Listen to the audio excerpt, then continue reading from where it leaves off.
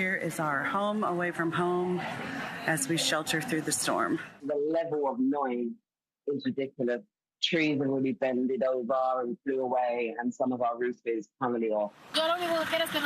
What I want is for nothing bad to happen, to find my home as I left it when I return. After making its way across Cuba, Melissa is expected to cross into the Bahamas before weakening. All right, back to D.C. now, and the government shutdown. It's now day 29. The Senate failing once again for the 13th time now to pass the Republican-backed funding bill to keep the government open. And while there appears to be no sign of a resolution, there is some renewed hope for furloughed workers under a threat of firing by the Trump administration. Yesterday, a federal judge blocked the Trump administration's move to fire federal workers amid the shutdown. Vice President J.D. Vance, meantime, up on the Hill, reaffirming that U.S. troops will receive paychecks on Friday, but no details have been shared about where that money will come from. Now to growing concerns for millions of Americans about to lose food assistance. SNAP benefits could stop at the end of the week because of the shutdown. In our region, state and local leaders are rushing to try to step in before that happens. Maureen is in Gaithersburg this morning with the latest on efforts there. Morning, Mo. Hey, good morning. So, yeah, I'm in Gaithersburg. This is the Manna Food Distribution Center, one of the biggest food distribution centers in the region. They open at 8 o'clock, and even before then, we know that lines have been forming because more and more people have been coming to get food. The need that great.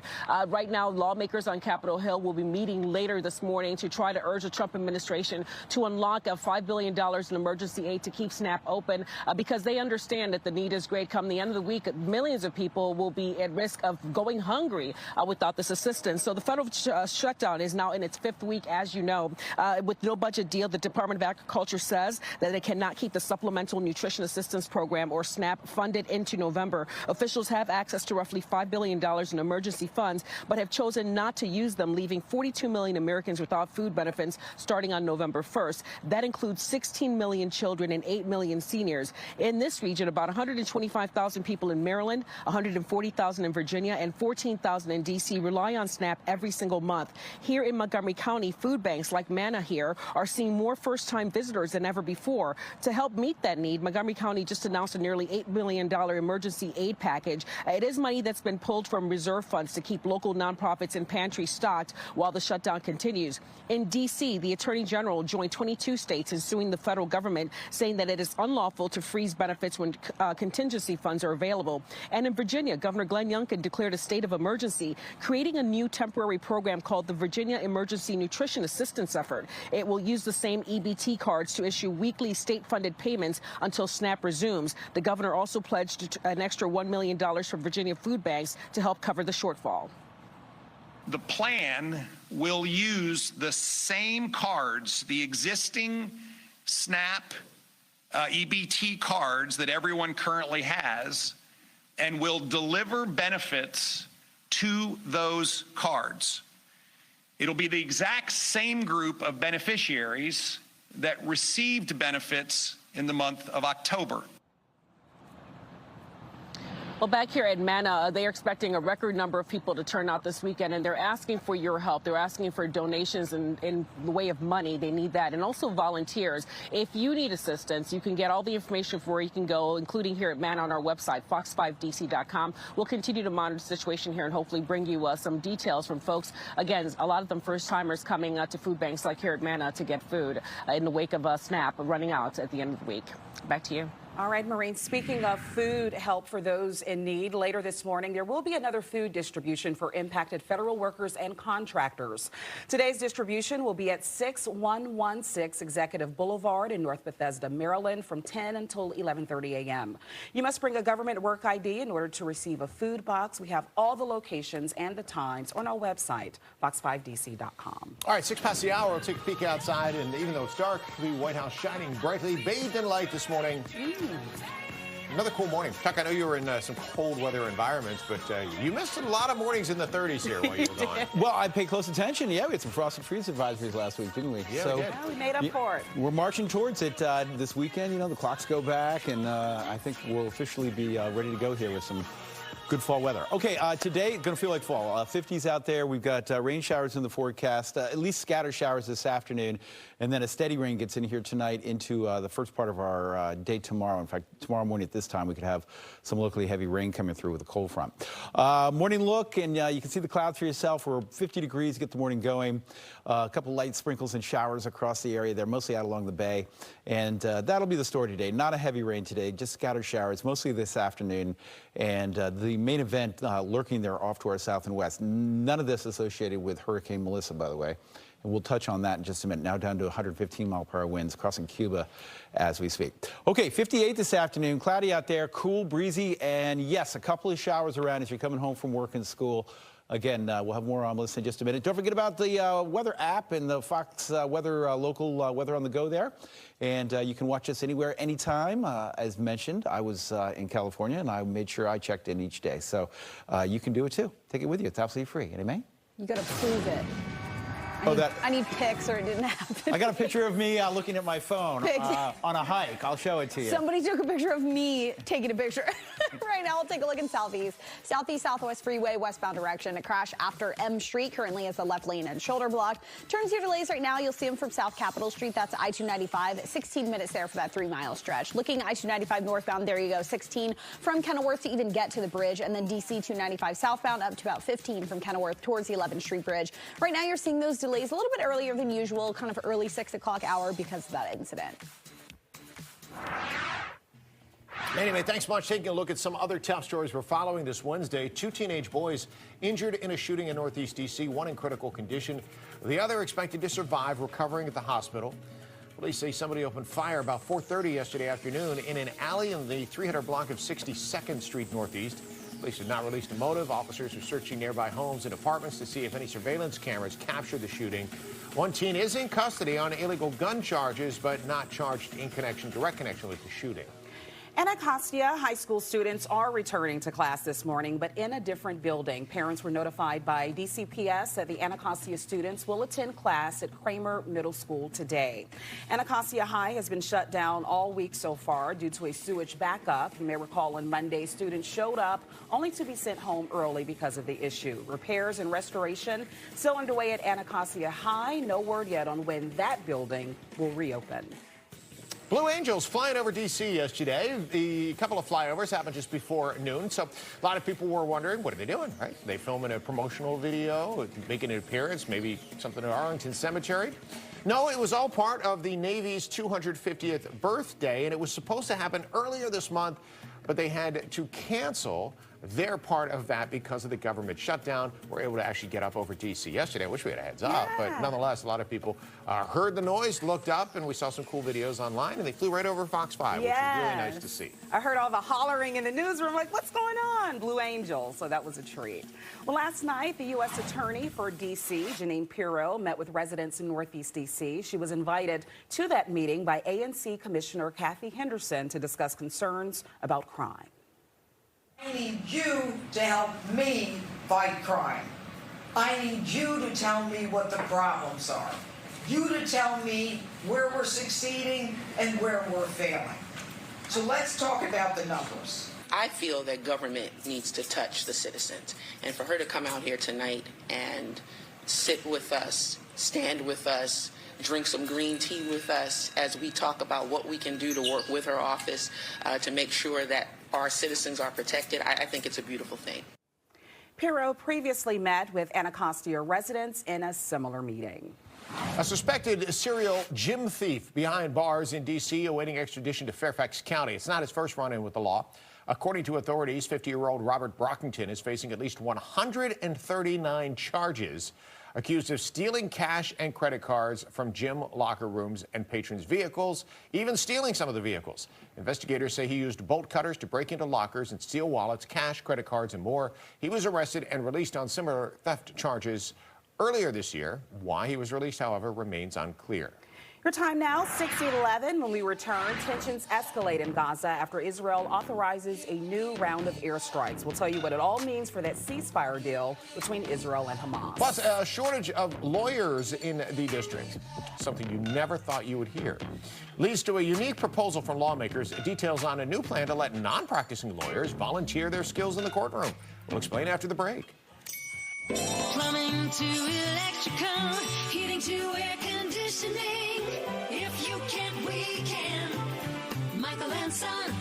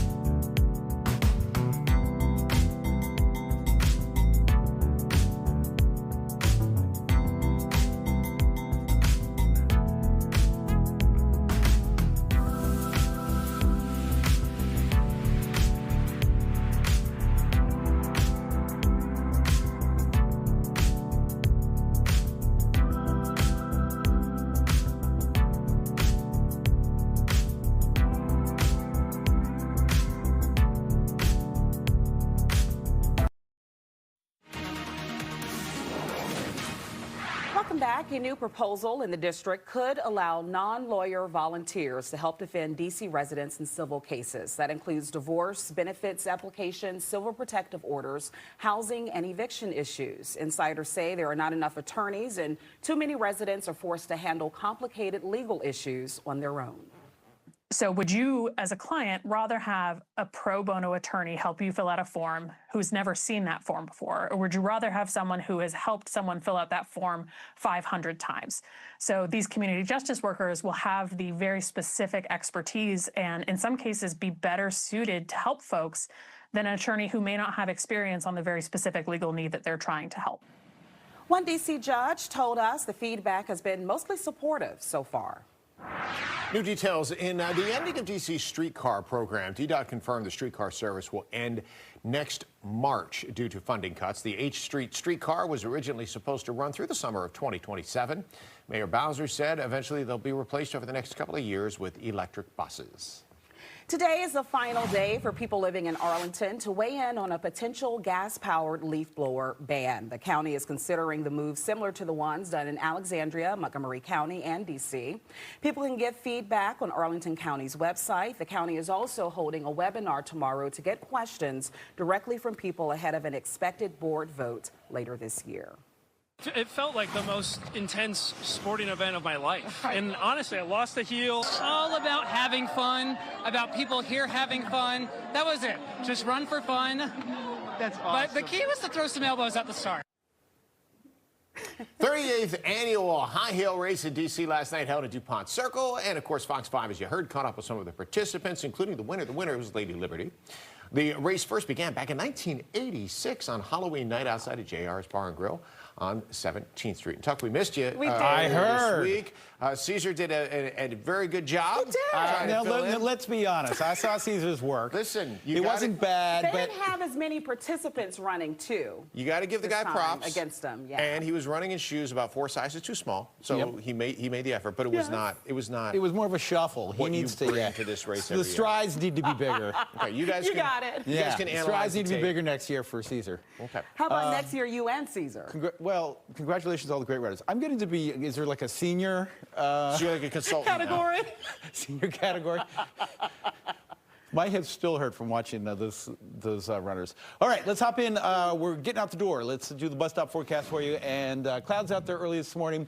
1 or 2 sprinkles or showers for getting off to school here. But coming home, sunset tonight, 6:11, and much better chance we'll have some showers around. Most of it will be scattered. It's not going to be heavy rain today. We're going to save that for later tonight and early tomorrow morning. But we will have rain for sure back in the forecast as we get into the overnight hours and early tomorrow morning. 50 cool degrees out there to kick off the morning.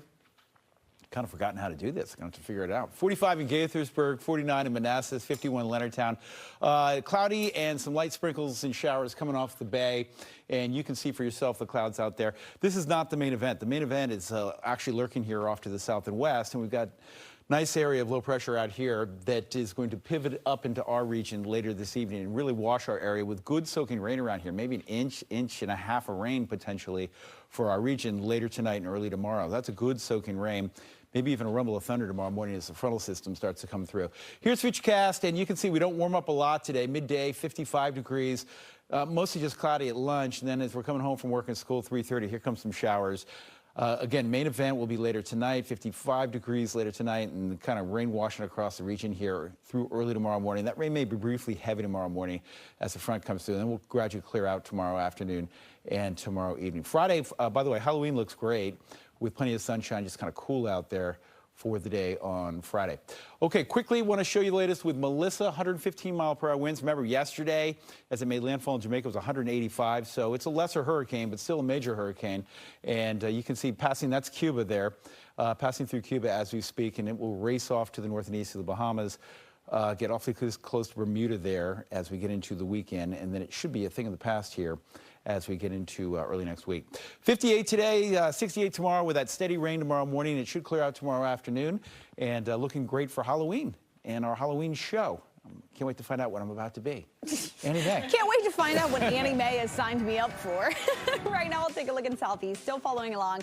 Southeast Southwest Freeway in the westbound direction. Multi-vehicle crash after M Street. Right now has the right lane and shoulder blocked. In terms of your delays right now, you're seeing from South Capitol Street. That's I-295. In the northbound direction, around 13 minutes right now. So definitely a red zone for you. We'll look DC-295 southbound as well. It's about 17 from Nanny Helen Burroughs Avenue towards the 11th Street Bridge. So you're seeing those delays in both directions as a result of that issue there, Southeast Southwest Freeway.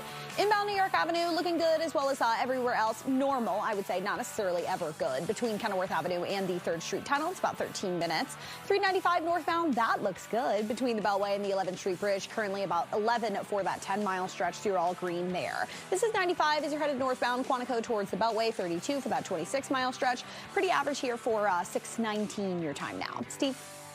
At least 81 people killed in Gaza after Israel authorized airstrikes. The first major Israeli airstrike since the Trump administration brokered the peace deal between Israel and Hamas. The latest military action now putting increased pressure on the fragile ceasefire deal. Israeli Prime Minister Benjamin Netanyahu ordered those strikes after Hamas handed over the partial remains of an Israeli hostage, and after Israeli forces said Hamas fired on troops in southern Gaza. Israel now says the ceasefire is back in effect and it will uphold the deal as long as there is no further provocation by Hamas. We're signing one trade deal after another to balance our relationships on the basis of reciprocity. Very important word. On this trip alone, I've signed groundbreaking agreements with Malaysia, Cambodia, Japan. Our deal with the Republic of Korea will be finalized very soon. And that's where the president is, in Korea this morning. Gave a speech at the Asia-Pacific Economic Cooperation Summit in South Korea yesterday, listing various achievements that his administration has made during his second term. This as the president makes the week-long trip through Asia while eyeing a major trade deal with China. That's on tomorrow's agenda, when he is set to meet with Chinese President Xi Jinping. It is 6:20, still to come this morning. The closing of several grocery stores in Prince George's County is raising concerns about a possible hunger crisis. We'll tell you how lawmakers are responding. Plus, burgundy and gold getting into the spooky spirit inside their second annual Commanders Trick-or-Treat event held yesterday for some special area students.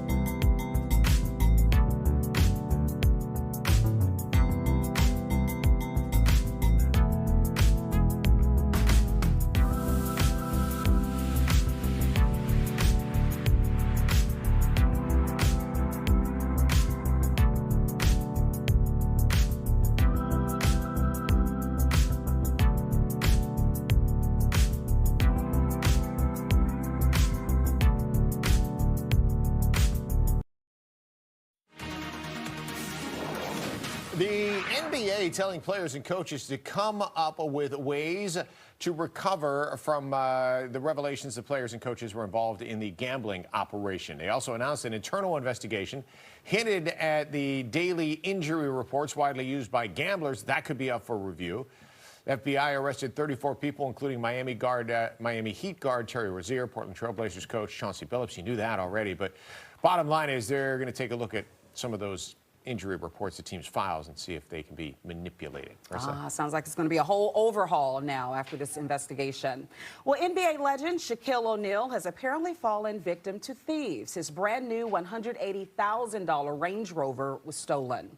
According to multiple reports, the luxury vehicle, which was customized for him, the driver's seat for the 7'1" NBA star, was being transported from Georgia to Louisiana by Effortless Motors when the theft happened. Authorities believe a digital hack of the car transport company's data helped thieves nab the vehicle. It's somewhere in the metro Atlanta area, did not make it to Louisiana. Competition is heating up for the 2025 World Series. Toronto Blue Jays won 6-2 over the Los Angeles Dodgers in Game 4, tying the series 2-2. The two teams will face off again tonight for Game 5, and of course you can catch that game right here, all of the action on Fox 5. Kids around D.C. coming to Northwest Stadium for a unique trick-or-treating experience. Hundreds of these students got a chance to meet with players, mascot Major Teddy, and more in the Halloween celebration. And amongst those kids, there seemed to be one standout favorite player. Yes, we saw, I forgot his name, but we did see a football player. Who's your favorite player? Jaden Daniels. Football player is Jaden Daniels. I think if you ask most people around D.C., you're going to get the same answer. 85. So the kids were loving it. Second year that they've done it at Northwest Stadium, transformed it into a trick-or-treating event. And that's awesome job by the Commanders and making a lot of kids super happy. Yeah, and lots of memories, too. It's one thing to meet your favorite star. It's another to get candy from them. Absolutely. You know? It just doubles down on the fun, right? It. Back to the Shaq story. He has that general guy for insurance, right? So he does. Cool. He does. Yeah. And you'll know when you get in the vehicle and the front seat is in the back seat, it's Shaq's car. Yeah, okay. So he'll be fine. General's got him. 50 in Washington. Cloudy skies start your morning. We do have scatter showers in the forecast, especially for this afternoon, and a cool afternoon, only in the mid-50s for you. So take the jacket here. And yeah, coming home from work and school, we got some scatter showers. Especially as we get into the evening hours. Good steady rain around here later tonight. There's your morning setup, and yes, lurking off to the south and west. This is what we'll be dealing with this evening and early tomorrow. So again, inch and a half of rain later tonight and early tomorrow. It's going to be a good soaker, especially tomorrow morning as the frontal system comes through. Looks great for Halloween, a little breezy Friday. And don't forget the clocks. They go back, Annie Mae, early Sunday morning. Oh, yes. Can't forget. Right now, 626, taking a look in Southeast once again here. The multi-vehicle crash we're looking at after M Street, Southeast Southwest Freeway in the westbound direction. Still has right lane and shoulder blocked, 12 minutes. As a result, you're seeing those delays. I-295 from around South Capitol Street. This is DC 295 southbound. We're seeing delays as well. That's your drive time currently from Danny Helen, Burroughs Avenue towards the 11th Street Bridge, up to about 20 for that 4-mile stretch as a result. Steve? Still to come, lawmakers setting aside their differences to try to help minors against the threat of artificial intelligence. The new bipartisan bill being proposed right now. And a popular restaurant in our region is closing its doors. We'll tell you which one and where next. But first, Stephanie, what are you working on for us this morning? Well, Marissa, you're talking about restaurants this morning. I'm in College Park talking about supermarkets also closing, a few of them very important for the community, and there are concerns this could cause a food desert. We'll have more coming up after the break.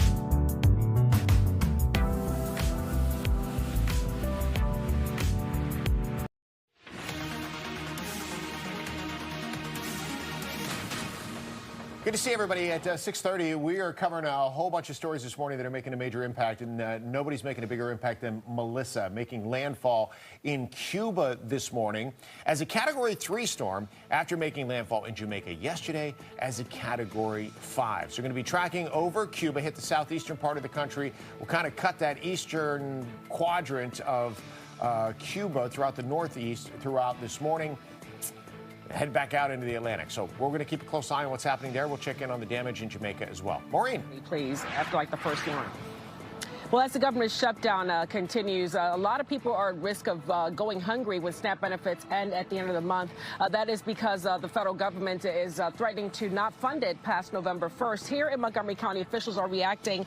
They have now announced a $7.75 million emergency aid package to help food banks and nonprofits keep shelves stacked. In D.C., the Attorney General has joined 22 other states suing the federal government, demanding that they release $5 billion in emergency aid that could help SNAP benefits. And in Virginia, Governor Glenn Youngkin launched a temporary state-funded program to replace SNAP and also pledged $1 million for local food banks. On Capitol Hill today, several senators will also join to ask that the federal funding be restored. And in places like Manna here in Montgomery County, one of the biggest food banks in the region, they have seen increased needs, and they're expecting more people to show up this weekend again when SNAP benefits end on Friday. Marissa? Well, Maureen, thanks. Along with the government shutdown, the World Central Kitchen is serving free meals to help federal workers and their families. The community lunches will happen today from 11 a.m. to 2 p.m. Lunches will be offered at Navy Memorial and Canal Park. All right, busy morning, as you can tell. We'll steer you through it as we're taking a peek at National Harbor, and we say good morning to Tucker and Annie Mae. Good Hi, guys. morning. So I was really happy when I came back. The Wizards are back. You know, I hadn't seen them. What happened last night, Steve? Well, you know, I made the fateful decision of saying, hey, they're up 19. I'm going to watch the end of this game. Yeah. Did not go so well. Yeah. You leave them alone. Still early. But they are back, so you're not wrong with that. Okay. You just need to get some Meanwhile, I saw my boy Tom Wilson had a big hit while I was gone. There you go. All right, let's go to the forecast. This is the kind of shade we miss. I've been talking with Steve up and down about this, okay? You've been lucky you haven't been here for the last week. We've had a secret weather it. traffic relationship while you're gone. Producer says I have to move on here. Sure, conveniently. All right, let's do it. Cloudy skies, 50s for daytime highs. Sprinkler shower early, and then a steadier rain as we're coming home from work and school. We'll get going. And a steady rain later tonight and early tomorrow morning. In fact, maybe a heavy rain at times later tonight. We'll have more on that in just a minute. We'll take a look at Melissa coming up. Anime? Oh, how I've missed this. Right now, 6:33. Taking a look here, Wednesday morning commute. This year overview. We'll take a closer look right now. Southeast Southwest Freeway westbound. You're only seeing about 10 minutes in delays. Multi-vehicle crash after M Street. That has the right lane and shoulder blocked. You'll see that I-295 in the northbound direction. Those delays, DC 295 southbound we'll look at as well. Steve? Concerns this morning that some people in the area could find themselves living in a so-called food desert. The company behind 4 Shoppers supermarkets in Maryland announced they're all going to close. 3 of those supermarkets are in Prince George's County. Fox 5's Stephanie Ramirez, she's live at the one in College Park. And Steph, I understand it just opened about a half an hour ago. Just open, but there's a big old sign inside saying that their time is coming to an end. Now, it's significant that for the apartment communities nearby, the next major chain supermarket is going to be a 20 to 30-minute walk away, 10 for a smaller supermarket. And so there are a lot of concerns. Now, the company behind Shoppers, this is United Foods, Natural Foods Incorporated. They confirmed for Fox 5 they're closing 3 store locations across Prince George's County, 1 in Montgomery County, all or on by November 8th. That's about a week and a half away. Customers at the different stores say some shelves are already bare. The company telling Fox 5 in an email they recognize the role their stores play in the lives of those who work and shop here, but as they work to strengthen their retail business for the future, they're taking steps to optimize their footprint, closing the 4 stores you see on your screen as part of that decision, which they call difficult. But I can tell you, at least 5 Prince George's County Council members are not happy about this. They wrote a letter to the company stating that since the company's acquisition of SuperValue in 2018, United Natural Foods, Inc. has closed more than 20 stores in the region. The letter saying, quote, your public comments have shown a lack of commitment to this market, your customers, and your employees. We are disappointed in your inability to be good stewards of the community. This decision will directly create a food desert. Our constituents and your customers deserve a stable food source and a real investment in the community in return for the hard-earned dollars they spend at your stores. The council members, guys, in that letter, they are calling for a meeting with the company. And coming up, we're going to have more from the customers who shop here as well. I'll send it back to you. And a longtime restaurant in Bethesda closing its doors. The restaurant, the Woodmont Grill, made the announcement on its website. It originally opened as Houston's, if you remember that, 15 years ago or so. Rebranded as Woodmont Grill in 2008, so even longer than that. The restaurant did not give a reason for its closure. It was one of my favorites, right behind her station here, and that was one reason why I liked it, because I like Houston's in other areas. So, end of an era. It's 6:35, though, the beginning of this start of our day, this Wednesday, as we take in this live view from our friends in Frederick, Maryland. I thought you got a little pep in your step this morning. Did you get some sleep on vacation? Steve, I got some great sleep. I you. did a visit with both my mother and father. Yeah, Fantastic. it was great. Beautiful skin, you're glowing. Thank you. Thank you. It's amazing. I'm going to remember this moment because by Friday, you'll be back to your own self. Well, yeah, right. It won't last. Grumpy Tuck will be back. Let's hop in and give you some weather. We are in the right around 50 degrees start the morning. We'll be mid-50s later this afternoon. Rain, good steady rain, especially later tonight, early tomorrow morning, with potentially maybe a few thunderstorms tomorrow morning as we're getting our morning going. 50 in Washington this morning. Cloudy skies out there. Waldorf, good morning. 50 for you. Leonardtown, 51 out in Virginia. The cloud cover holding the numbers up just a bit, so no 40s across the region here. Germantown is 45, 45 in Leesburg and Haymarket at 48 degrees. Clouds this morning, showers, yes. Most of this stuff is not touching the ground yet, but as we get into the afternoon and evening hours, look what's coming. Off to the south and west here, we've got a good soaking rain on the way. Nice area of low pressure here. This is going to kind of pivot up and roll into our region tonight. So coming home from work and school, the rain showers will start to pick up late this afternoon, and then a good steady rain around here tonight and early tomorrow morning. Again, maybe a couple rumbles of thunder tomorrow as the frontal system comes through. 58 today, 68 tomorrow. Looks great for Halloween. We'll talk weekend. We'll talk Melissa coming up. Annie Mae? All right, thank you. 6:37. We're taking a look again here in Southwest Freeway, westbound direction. Looking at a multi-vehicle crash after M Street that is the right lane and shoulder blocked. Your delays have you sitting for about 10 minutes if you're headed I-295 northbound. DC 295 southbound about 12 from Nanny Helen Burroughs Avenue towards the 11th Street Bridge. So some delays there, some minor delays as you're headed through all three of those roadways. 95 headed northbound up to 42 from Quantico towards the Beltway. Your drive time for about 26-mile stretch. Over on the inner loop of the Beltway between 95 and the Dulles Toll Road is about 15. Makia? All right, thanks so much, Annie Mae. I'm Makia Turner with what's coming up in the next 45 minutes for you. First, after the break, how Congress is looking to help protect minors online against AI chatbots. That's at 6:38, and then at 6:49, we're going to explain why experts say sweet treats could be good for your mental health. We're also breaking down the science behind candy and anxiety. And then at 6:54, runners, lace up your jogging shoes because there's a new Taco Bell marathon. It's looking to challenge both your endurance and your stomach. And then at 7 o'clock, we're going to be tracking the latest, of course, on Hurricane Melissa as the storm makes its way toward Cuba, where evacuations and shelter-in-place orders are underway. So we've got a full recap on the storm's impact in the Caribbean and much more. Stay with us. We're back with that and more after this.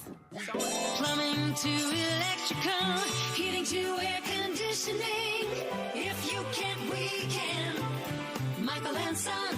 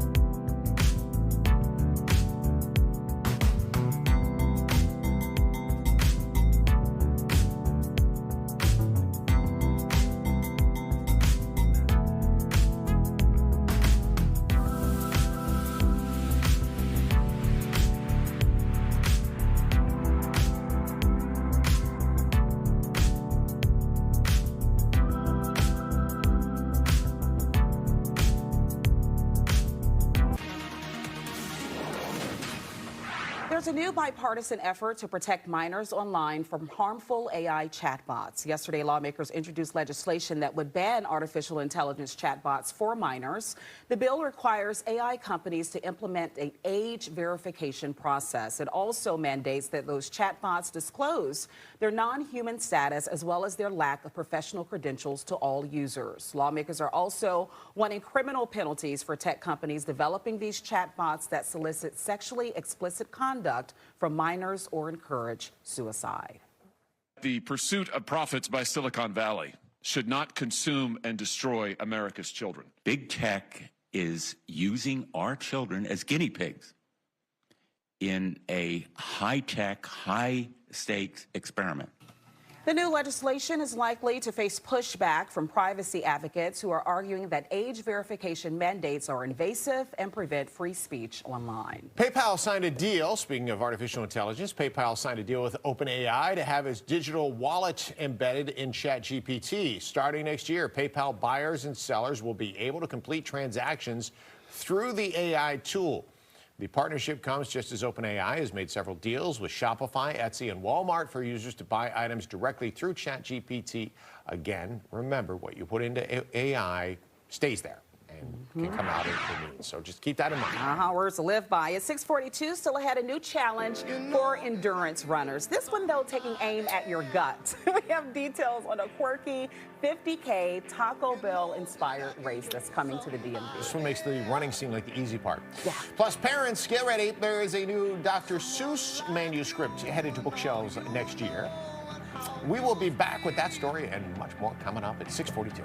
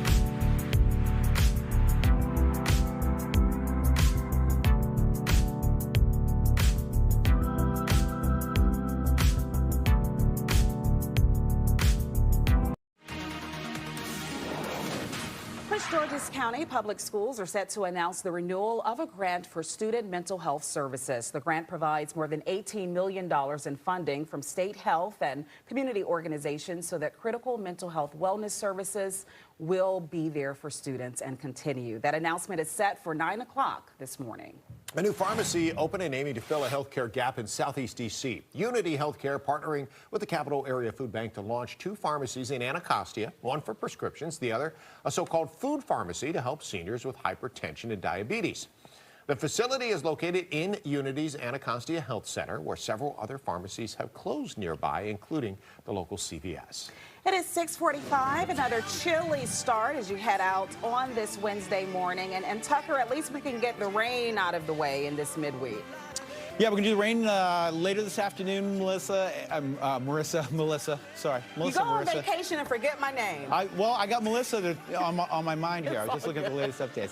Marissa, and yeah, rain showers late this afternoon and steady rain later tonight with perhaps even a rumble of thunder tomorrow morning as it all comes through. But we're talking pretty good soaking rain around here, maybe an inch and a half of rain later tonight and early tomorrow morning. Breezy and cool for Halloween, but we should get plenty of sunshine. So whatever you want to do that evening, it's going to be dry. Should be really nice for Halloween. And don't forget the clocks. They will go back this weekend. 50 in Washington, cloudy skies out there early. 48 Dallas, 49 Manassas. And let's take morning Culpeper, 45 degrees. So again, clouds get the morning going. Light sprinkles and showers first half today. This stuff is, much of this is not touching the ground, but as the day gets on here, we'll kind of moisten up the column, and that will encourage some more shower activity to develop this afternoon. So as you're coming home from work, coming home from school, some scattered showers around here, and then a steady rain develops this evening and overnight and early tomorrow morning. This whole mess here off to the south and west is tracking in our direction. And again, it'll be cool rain around here later this evening up ahead of a cold front. And when the front comes through tomorrow morning, there may be briefly a good steady rain around here, maybe even a couple rumbles of thunder as that front comes through. How much rain are we looking at? And again, we've been very dry around here, so no flooding concerns, but an inch to about an inch and a half through midday tomorrow. So again, rain will get going later this afternoon and really pick up in its intensity later tonight. Okay, we've been mentioning Melissa. There you go, Marissa and Melissa. 115 mile per hour winds, Cat 3. Looks like the eye is just about on the northeast side here of Cuba, and we'll be back out to sea shortly. That is still a major hurricane. That is not the Category 5 it was yesterday, but wind, waves, storm surge, unfortunately the whole arsenal of hurricane power being exerted in Cuba early this morning. Passes the Bahamas and then out to sea it goes, and it will eventually dissipate, but we're just starting to see some of the damage there in Jamaica from yesterday, and it's really, unfortunately, a tragic scene down there. 68 tomorrow with that morning rain. Halloween looks great. Don't forget the clocks. They go back. Extra hour to party late Saturday night, early Sunday morning, if you still got it in you after Halloween. I feel like it's a party weekend for sure. It's a huge weekend. I heard like half of our region was already dressed up last weekend for Halloween. Well, I feel like that's college coded for sure. Everybody celebrates for like 3 weeks leading up to Halloween. We'll take a look in Southeast Southwest Freeway, westbound direction. Still following along with a multi-vehicle crash after M Street that's affecting your roadways, right lane and shoulder blocked. 10 minutes that you're seeing from South Capitol Street if you're headed I-295 northbound. This is DC 295 southbound. Looking at better drive times there between Nanny Helen, Burroughs Avenue and the 11th Street Bridge. Still inflated there at about 10 minutes for that 4-mile stretch. Keeping an eye on those 3 roadways as you're headed into DC. This is your drive time between Gainesville and the Beltway. Elsewhere, 66 headed eastbound. Currently about 27 minutes for that 21-mile stretch. Quick look outside, show you what it looks like drive time-wise. Back to you. Anime, thanks so much. Research suggests that a significant number of stillbirths in the U.S. happen without warning. A study found that 30% happened with no clear medical cause or risk factor. There were nearly 19,000 stillbirths in our country between 2016 and 2022. Researchers say more than 70% involved at least one risk factor, including obesity, diabetes, or substance abuse, but nearly a third didn't have any. Stillbirth rates were even higher in areas with limited resources and disadvantaged groups. Well, some sweet news about sour candy. A new trend claims it can help calm anxiety, and experts say there might be some science behind it. Psychologists explain the strong flavor forces your mind to focus on the present, a technique known as grounding. Short-term tool, not a treatment, but it could certainly help to interrupt stressful thoughts in the moment. Doctors say lasting relief would come from therapy, mindfulness, and healthy daily habits. But if you got some of that sour candy lying around and you need a few seconds of mindfulness, it'll put the focus on the candy. Before you grab it, though, a new warning from health experts about trusting all the medical advice you see on social media. Growing number of dentists seeing more and more people trying trends they see on TikTok, and some of the DIY trends can wear away at your tooth enamel, and that is what protects your teeth from damage like cavities. It may have worked for this influencer, but you don't have the same problem they do, or you're coming from a different place, and you may be actually making your situation worse. There's talk about charcoal. Charcoal's very abrasive. So, can I whiten teeth by using an abrasive? Yes. In the same way that I can take my hardwood floors in the house and make them lighter by sanding them. Dentists say the best way to have good oral health is to brush twice a day, floss once a day, and of course have a healthy diet. Well, a newly discovered Dr. Seuss manuscript featuring the Cat in the Hat will be published next year just in time for America's 250th birthday. How about that? The book, titled Sing the 50 United States, was found in archives at the University of California, San Diego. It's the first new manuscript from the beloved author in a decade aimed at teaching children the names of every state. The book will hit store shelves June 2nd, 2026, with 500,000 copies planned for print. So take that in when you eat your green eggs and ham this morning. Okay. More Dr. Seuss. We got to amend it. Sing the 50 states in D.C. Yeah, you got it. Got to add us in there. On the other side of the break, runners, there's a new challenge for you. How about a 50K run with a side of Taco Bell? The keto Taco Bell? The question is, can you stomach it?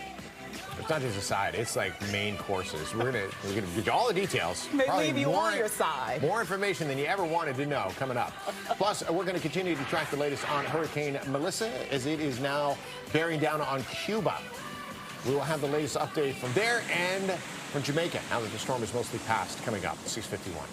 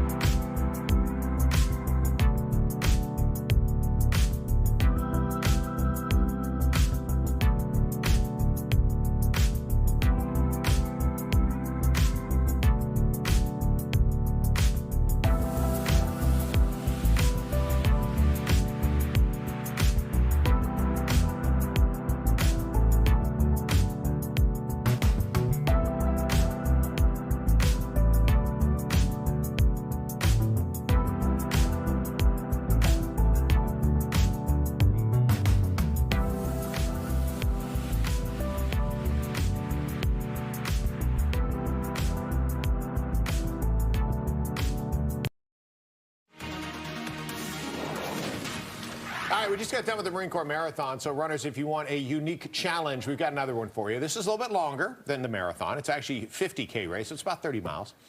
But the twist in this one is you must eat a lot of Taco Bell as you are running. The Taco Bell 50K is described as the ultimate mix of endurance and spice. Now, Taco Bell's not a sponsor of this. This is something that the running community has done across the country, and now they're bringing it to D.C. So you have to successfully complete the full 50 kilometers, it's 31 miles, in 11 hours. You must stop at 8 different Taco Bell locations across D.C. and Northern Virginia. You must eat something at each one of the Taco Bell locations. You must save your receipts, proving that you ate more than just like a packet of hot sauce. And there's various requirements, like you have to consume at least one burrito, you know, other things. If you throw up, you're disqualified. You cannot take like Tums on the way. Like, there's a lot of conditions involved. But if you want the ultimate challenge, you could sign up online, and you will be rewarded with a medal or some type of reward if you make it through the entire 50K. You know, for many people, it's hard to stomach Taco Bell standing still, let alone running. People already think that runners are crazy, yeah. and then you gotta do this, right? It sounds like a stinky race. Yeah, you want to have a lot of distance between you and the other runners in that race for sure. Look, I stick to the old-fashioned ones where you have a beer every time you go around the beer mile. You do is one fine. lap and all that exactly. stuff. Do like a beer and donut mile. Yeah, exactly. This one feels complicated. It really does. And you're running 30 miles. Yeah, that seems really complicated.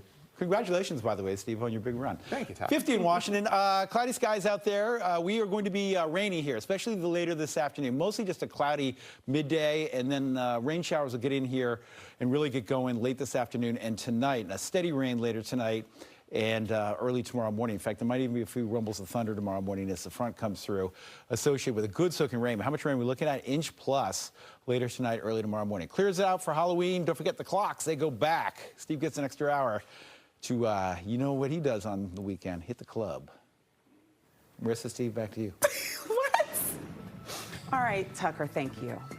It's 6:56. Checking 5 things to know here at the bottom of the hour. We now know when Sean Diddy Combs will get out of prison. The Federal Bureau of Prisons listed his release date as of May 8th of 2028. Diddy was recently sentenced to 50 months in prison after being convicted of transportation to engage in prostitution. He was acquitted on more serious charges of racketeering and sex trafficking. If you have a Capital One saving account, you could get some money in a $425 million settlement. The lawsuit claimed the bank kept interest rates low on 360 accounts while offering higher rates on similar accounts, costing customers billions of dollars. So if you have a 360 savings account and you had it between September of 2019 and June of this year, you're eligible. No claim filing is required. UPS is cutting 48,000 jobs in management and operations. The cuts were revealed after UPS released earnings showing that its profit declined over the summer. But UPS is upbeat about the holiday quarter, saying it is well positioned to handle demand. Lululemon and the NFL launched their official apparel collection collab covering all 32 teams, including Washington. There's some of the Commanders' gear. Price is raising some eyebrows, though. $48 for a belt bag. And the hoodie, $168 for that hooded sweatshirt.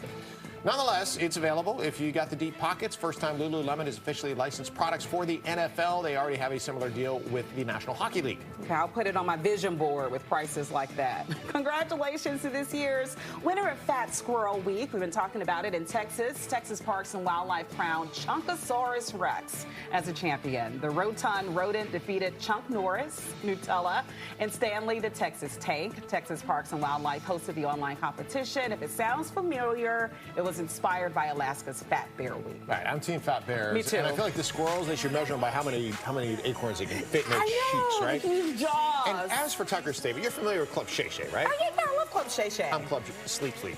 Got it, Club Sleep Sleep. My weekend. Where you're always VIP. That's my extra hour. A lot more news, weather, and traffic coming up. We'll see you in just 1 minute for Fox 5 Morning at 7.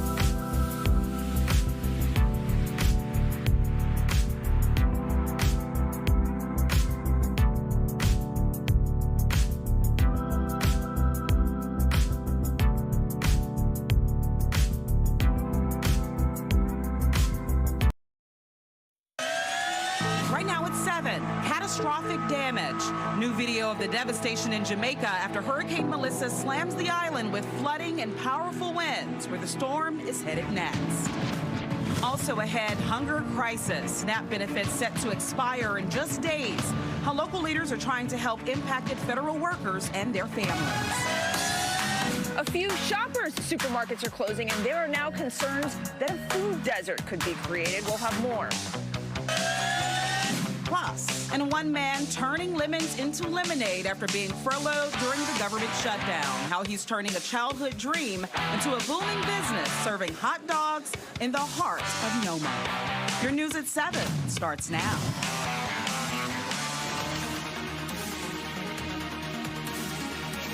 We are so back now that Tucker's here. It's 7 o'clock. Thanks for joining us here live on Fox 5 and streaming on Fox. Yeah, we're already halfway through the week, right? So we're just flying on by. Big Halloween show coming up on Friday. So we got a lot to get to this week. We'll start things off with a little rain in the forecast for later today. Tucker. Yeah, after first hour, now I'm ready. That was my warm-up. A little warm-up, a little pregame. Yeah. You've been killing it right out of the gate. Kind of forgot how to get in front of the green screen and point. Y'all being too nice. I'm gonna tell him what you said about him when he's gone. Not everything, just some. Not everything, just nothing, sweetie. Let's go to the forecast. Cloudy skies out there, about 50 degrees to kick off the morning. Yes, we got rain, steady rain on the way, mostly tonight, but I think by the time you're headed home from work and school, we'll have a few showers around. And again, steadier rain gets in here tonight for the overnight hours. First part of tomorrow could have some heavy rain as well. So we'll talk about that. And of course, Hurricane Melissa coming up in just a moment. Annie Mae? All right, thank you. We'll take a look here, 7:01. Starting off with your Wednesday morning commute. This is what it looks like for you. Overview-wise, we're looking at a lot of different colors in terms of your numbers as you're headed throughout the DMV area. Right now, we'll focus at 95 northbound, main lanes, and Lorton. A new crash there before Lorton Road as traffic getting by in the right lane only. That's why, as of right now, you're seeing just under an hour in terms of your delays from Prince William Parkway. We'll keep an eye on that number in the next 5 minutes. Marissa? Annie Mae, thank you so much. Now to the latest on Hurricane Melissa. The storm has been on the ground in Cuba for about 4 hours now after making landfall as a Category 3 hurricane around 3 this morning. This after being a very strong Category 5, strongest storm of the season when it hit Jamaica yesterday. Severe flooding already has hit some of the roadways in Cuba, and for the next few hours, Melissa expected to track across the southeastern part of the country to the northeastern part of Cuba. The monster storm slamming into Jamaica yesterday again as one of the strongest Atlantic hurricanes on record. For people in Jamaica, still very dangerous conditions across the island, a hurricane warning in effect. Our infrastructure has been severely compromised. St. Elizabeth is the breadbasket of the country, and that has taken a beating. After making its way across Cuba, Melissa is expected to cross into the southern Bahamas and then eventually start weakening as it hits some colder water heading north. It is now day 29 of the government shutdown here at home. The Senate failing once again for the 13th time to pass a Republican-backed funding bill to reopen the government. And while there appears to be no signs of a resolution, there is some renewed hope for furloughed workers under threat of firing by the Trump administration. Yesterday, a federal judge blocked the Trump administration's move to fire federal workers amid the shutdown. Meantime, Vice President J.D. Vance is reaffirming that U.S. troops will receive paychecks this Friday. No further details, however, have been shared. As the shutdown gets closer to the 1-month mark, food assistance for millions of families is now on the line. SNAP food benefits are set to stop this week, and that means that millions of families could lose help paying for groceries, including tens of thousands right here in the DMV. Fox 5's Maureen Ume is live in Gaithersburg this morning with more. Maureen. That's right. So I'm in Gaithersburg because this is Manna behind me. It's a place where people have been coming regionally for food. They've been helping a lot of people, and they are concerned about the monotony they're going to be seeing come this weekend when SNAP benefits do run out. Local officials are doing something about it. We'll talk a little bit about that in just a minute. But in the meantime, the need is growing as this program is set to expire on Friday. The federal shutdown has now stretched into its 5th week, and now the Department of Agriculture says that it will not use roughly $5 billion in emergency funds to keep the Supplemental Nutrition Assistance Program, otherwise known as SNAP, running through November. That means no new deposits for 42 million Americans, including 16 million children and 8 million seniors. In this region alone, roughly 125,000 people in Maryland, 140,000 in Virginia, and 14,000 in D.C. rely on SNAP. Here in Montgomery County, about 68,000 residents depend on that help, and food banks like Manna say that demand has jumped every week since the shutdown began. We know that there is work to be done. And today, we are actually being provided with the resources to do that work. We'll be introducing a $7.75 million public service support package for Montgomery County residents and our nonprofit partners impacted by the ongoing government shutdown. Now, that money will come from county reserve funds and will help groups expand food distribution through November. Meanwhile, in D.C., Attorney General Brian Schwab has joined 22 other states in suing the federal government, arguing that the USDA does have the legal authority to use contingency funds and must release them immediately. In Virginia, Governor Glenn Youngkin declaring a state of emergency there and launching a temporary replacement program called the Virginia Emergency Nutrition Assistance Effort. It will use the same EBT cards to deliver state-funded benefits weekly starting next month. Youngkin has also pledged an extra $1 million to Virginia food banks to help bridge the gap while the program launches. And later today on Capitol Hill, senators will band together to ask the federal government to release that $5 billion in emergency funding to keep the SNAP program going. As for here at Manna in Gaithersburg, they open at 8 o'clock, and they are preparing for a lot of people to show up, not just today, but throughout the weekend. They're asking for your help. If you can donate money, they desperately need that. And they also need volunteers. If you need information on where to go for assistance, go to fox5dt.com. We've got you covered there. That's the latest. I'll send it back to you guys in the studio. All right, Maureen, thank you very much. In the meantime, 7:06 as we take a peek at the Air Force Memorial. I want to get back to Tucker with a check on our forecast here. Did not, and I know this hey, is not. Wait, you guys are playing my theme song from my vacation. We are. Yeah. Had a lot of red wine there. It's not just vacation. It's just your theme song, I think. It really is, always. This will not come as a shocker to you in the world of weather. We had no rain while you were gone. We have... so you're saying the weather was perfect? Well, I was... We've extended our drought conditions, yeah. I do want to mention there was a Category 5 hurricane, so... No, well, here. I'm talking about locally. Here at home. I got here in D.C. Maybe I need to go away more often so you guys can have beautiful weather. All right, cloudy showers and perhaps a good soaking rain around here return later tonight, early tomorrow morning. And this day will feature, I think, mostly clouds for the first half of the day. And then as we're headed home late this afternoon, the showers will really pick up. And again, good soaking rain around here later tonight. We've been short of rain the last couple months, and this will be a good soaker, probably inch to an inch and a half. Over the next 24 hours. 50 degrees start your morning, just clouds out there this morning. Couple of light sprinkles and showers locally. But the main event as far as our soaking rain on the way here off to our south and west, kind of pinwheeling around down towards Tennessee, and it'll kind of pinwheel up into our region late this afternoon and tonight. And again, got plans this evening, soaking rain around here. Tomorrow morning, I think that morning commute will have a lot of rain around, maybe even a couple rumbles of thunder. All right, that's your Halloween forecast. It looks beautiful. But you probably don't care about that. You care about this. 58 today, 68 tomorrow. Again, good soaking rain around here for the next 24 hours. Plenty more in just a minute, Amy. Right now, we'll take a look at Lorton, 95 northbound. Still following along with that crash before Lorton Road. That is traffic getting by in the right lane only. 3 vehicles involved in that incident. You can see it in our camera here in terms of your delays, as well as what it looks like passing the scene. Just under an hour in terms of your delays from Prince William Parkways. Keep that in mind as you're headed out the door. Marissa? So much as the government shutdown nears the 1-month mark, concerns are growing about a possible hunger crisis in our region. We just heard from Maureen Ume about that. Leaders in Montgomery County have unveiled a multi-million-dollar plan to help impacted workers and their families. We want to bring in our guest right now, Heather Bruskin. She's the director for the Office of Food Systems Resilience in Montgomery County. Thank you so much for joining us, Heather. This uber important topic. Talk about how dire the need is. Thank you for the opportunity to be with you this morning. And so in Montgomery County, we have over 68,000 residents who depend on SNAP for putting food on their table for their families. And so that's about, on average, $180 per month for that family.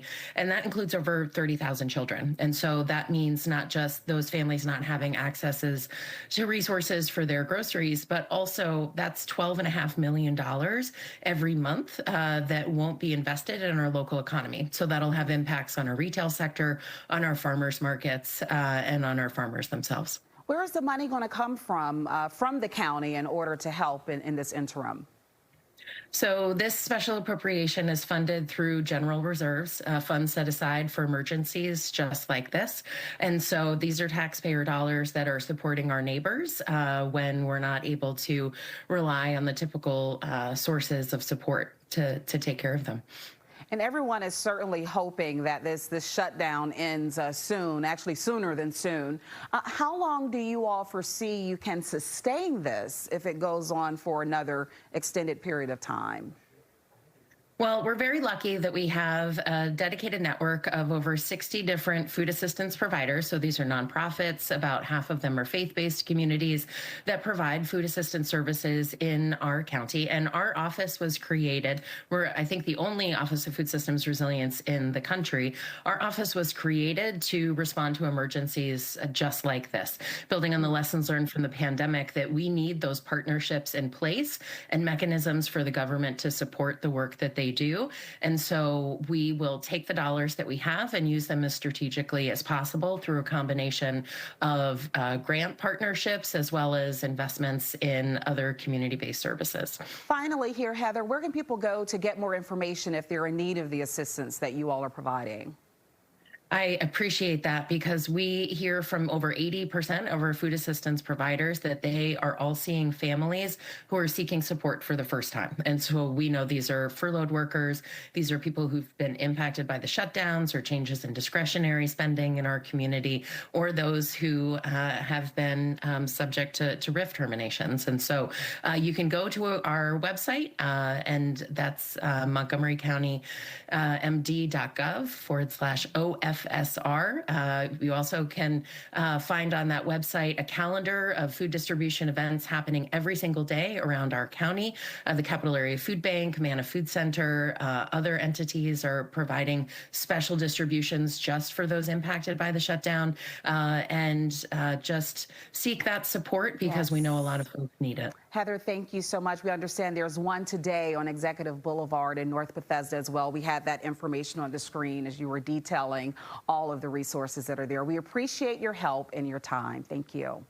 Thank you. It is 7:12. Still to come this morning, the closing of multiple grocery stores in Prince George's County, raising concerns there about a possible hunger crisis. We'll tell you how lawmakers are responding. Plus, a new Netflix documentary is putting a microscope on Florida's Stand Your Ground laws, after a mother of 4 is gunned down following a dispute with her neighbors. One of the most watched things on Netflix at the moment. So we'll have details on that and the laws itself when we return.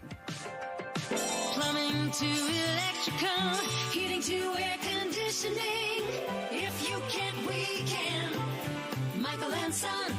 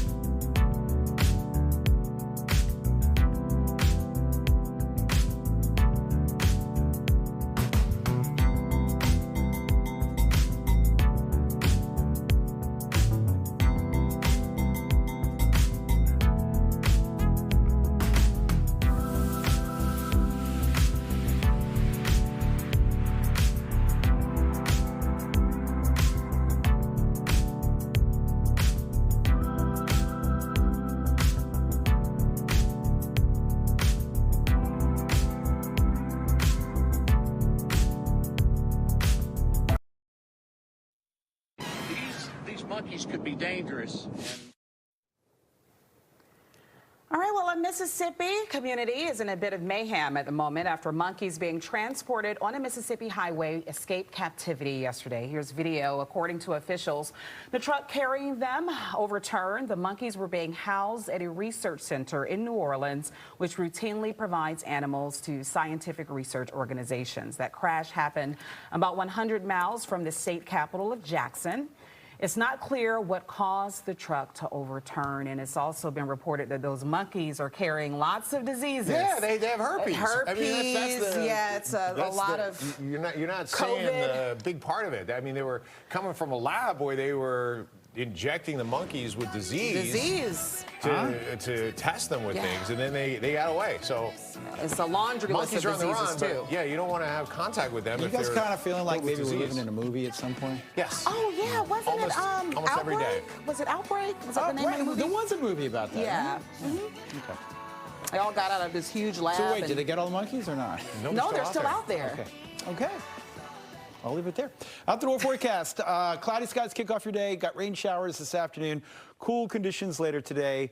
And again, the showers become steady at 5, 6 o'clock tonight, and a good steady rain around here later this evening. So probably through the noon hour, mostly just clouds, and then we'll start to really see showers picking up. 50 degrees kick off your morning.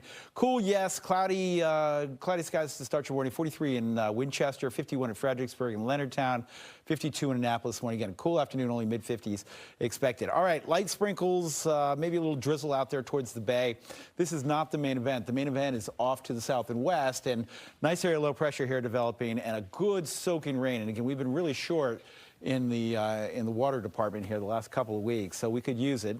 And no flooding threat here, but maybe an inch to an inch and a half of rain expected later tonight and early tomorrow morning. And I think for the morning commute, this time tomorrow morning, we will have a good steady rain around here, maybe even a rumble of thunder as our frontal system comes through and changes up our air mass. Okay, there we are at 1 o'clock. Notice showers starting to arrive, and again, steadier here as we're getting home from work and school. That's 4:30. And then the heaviest of the rain later this evening, 10:30 tonight. Tomorrow morning, good soaking rain around here. That's 9 a.m. Could be a rumble of thunder out there as well. And we'll get some clearing skies. Quickly, Friday looks good with windy conditions at times and dry conditions, and we'll keep that story going into the weekend as well, as it should be much nicer around here for Friday. 115 mile per hour winds, Cat 3, that's Hurricane Melissa. It will soon exit Cuba, across the Bahamas, and then out to sea it goes. Looks like it'll get close to Bermuda there. But the good news is Melissa should no longer be a threat to be a Category 5 hurricane. It should continue to weaken there over the next couple days. 58 today, 68 tomorrow with morning rain. Might be a little sun late tomorrow afternoon. Friday, some sunshine for Halloween. Clocks go back. Annie Mae? Thank you. Right now, 7:18. We're taking a look at your roads here in Lorton. We're looking at about 41 minutes in delays because of a crash before Lorton Road on 95 in the northbound direction. Left lane and shoulder blocked at the moment. 3 vehicles involved in this incident. That's why you're seeing that number in terms of your delays from around Dale Boulevard. But look, I-295 northbound as well. There's a crash after South Capitol Street, so just use caution as you're headed through southeast this morning. Delays from Laboratory Road have you sitting for about 14 minutes as of right now. Inner loop of the Beltway, this is what it looks like between Branch Avenue and I-295. A pretty typical volume of traffic in this area. A little bit of a red zone as you get towards Branch Avenue, as well as a little bit further out, you're going to see a little bit of a yellow zone. So it's 20 minutes, your magic number right now. Steve?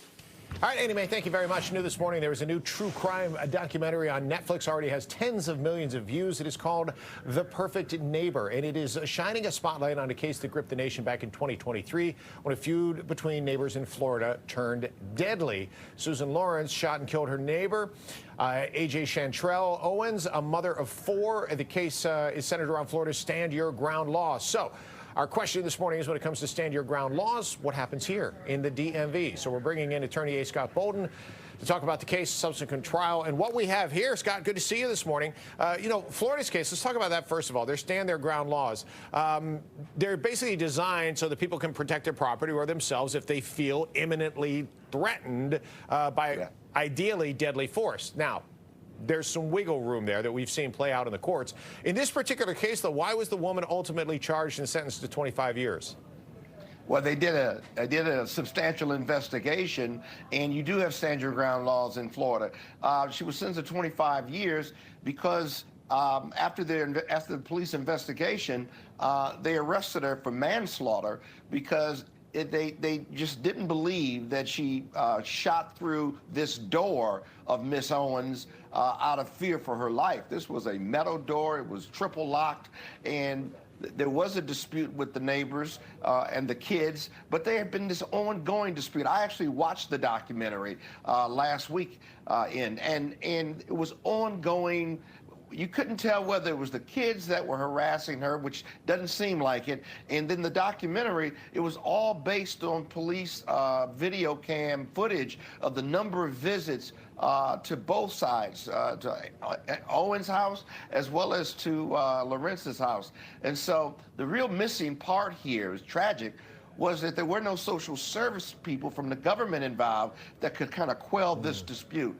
But that door being closed and her shooting through the door minimally was reckless endangerment, because there was going to be a dispute coming, because there was going to be an argument over an iPad as well as some skates being thrown at her children. But just tragic all around. Yeah, no doubt about it. And according to the documentary and the police reports, police, called about a dozen times over a 2-year period for these two that had been feuding. So, Scott, what that does is it brings us to the question of, here in D.C., Maryland, or Virginia, do similar laws exist, and if so, to what point?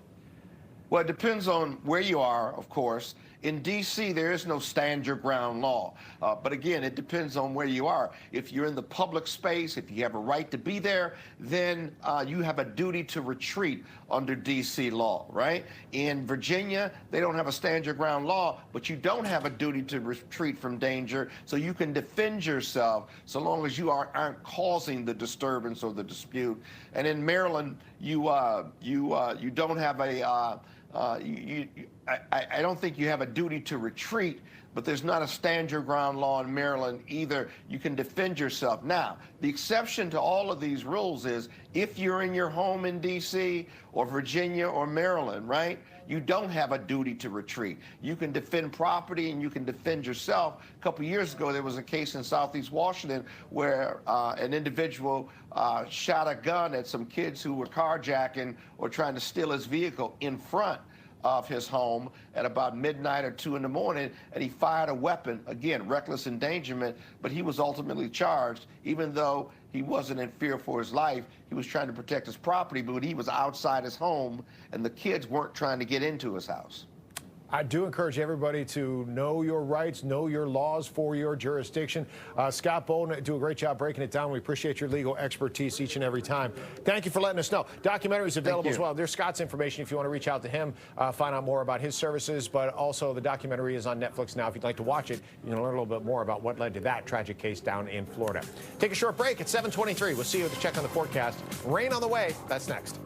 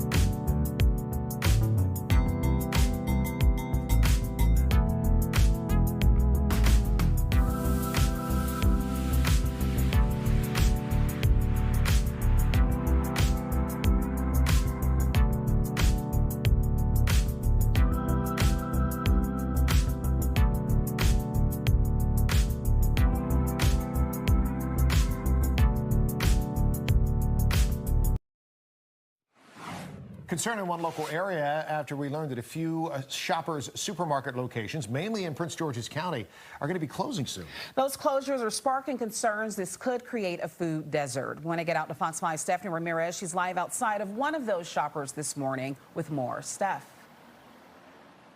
Good morning, guys. We're at the College Park store, and we got a note for those who live in the apartment communities nearby, including a lot of senior residents.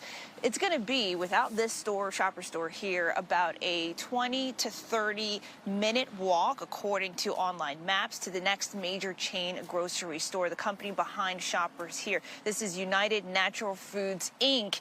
They are the ones that confirmed for Fox 5 they're closing 3 store locations across Prince George's County and 1 in Montgomery County, all on or by November 8th. That's about a week and a half away. Many shelves already bare inside the stores, including the Capitol Heights store.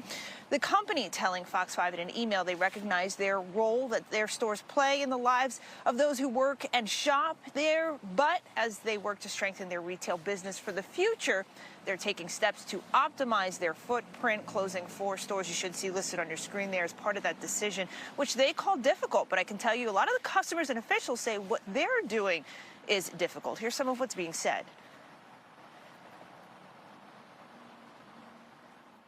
We don't really want it to close because it's very convenient for the neighborhood. The reality is that this is going to leave a lot of communities without resources at probably the worst time.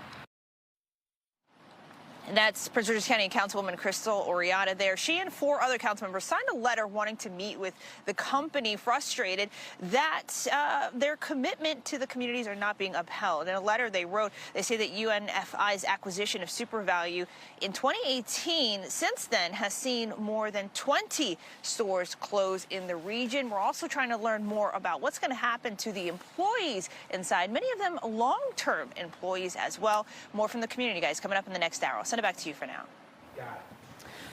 All right, Stephanie, thank you very much. Well, there you go. That's what we're dealing with right now. We got everything we need except for Tucker. That's right. Oh, right here. Oh, there he is. Waiting patiently for my turn. And 50 Tucker, degrees, we have guys. more colors now, too, that you're back. Fall colors. You know what? I noticed that yesterday. Yeah, we'll talk about the trees coming up here. 50 degrees kick off the morning, 48 Dallas. Clouds early, rain showers this afternoon, and the rain will kind of pick up and at times tonight, could even be a heavy rain overnight tonight and early tomorrow morning. You can see the cloud cover out there, mid-50s for daytime highs, so cool afternoon. And yeah, all that rain you see off to the south and west down into Tennessee, headed in our direction for later this evening. So good steady rain late tonight, early tomorrow morning, maybe a rumble of thunder.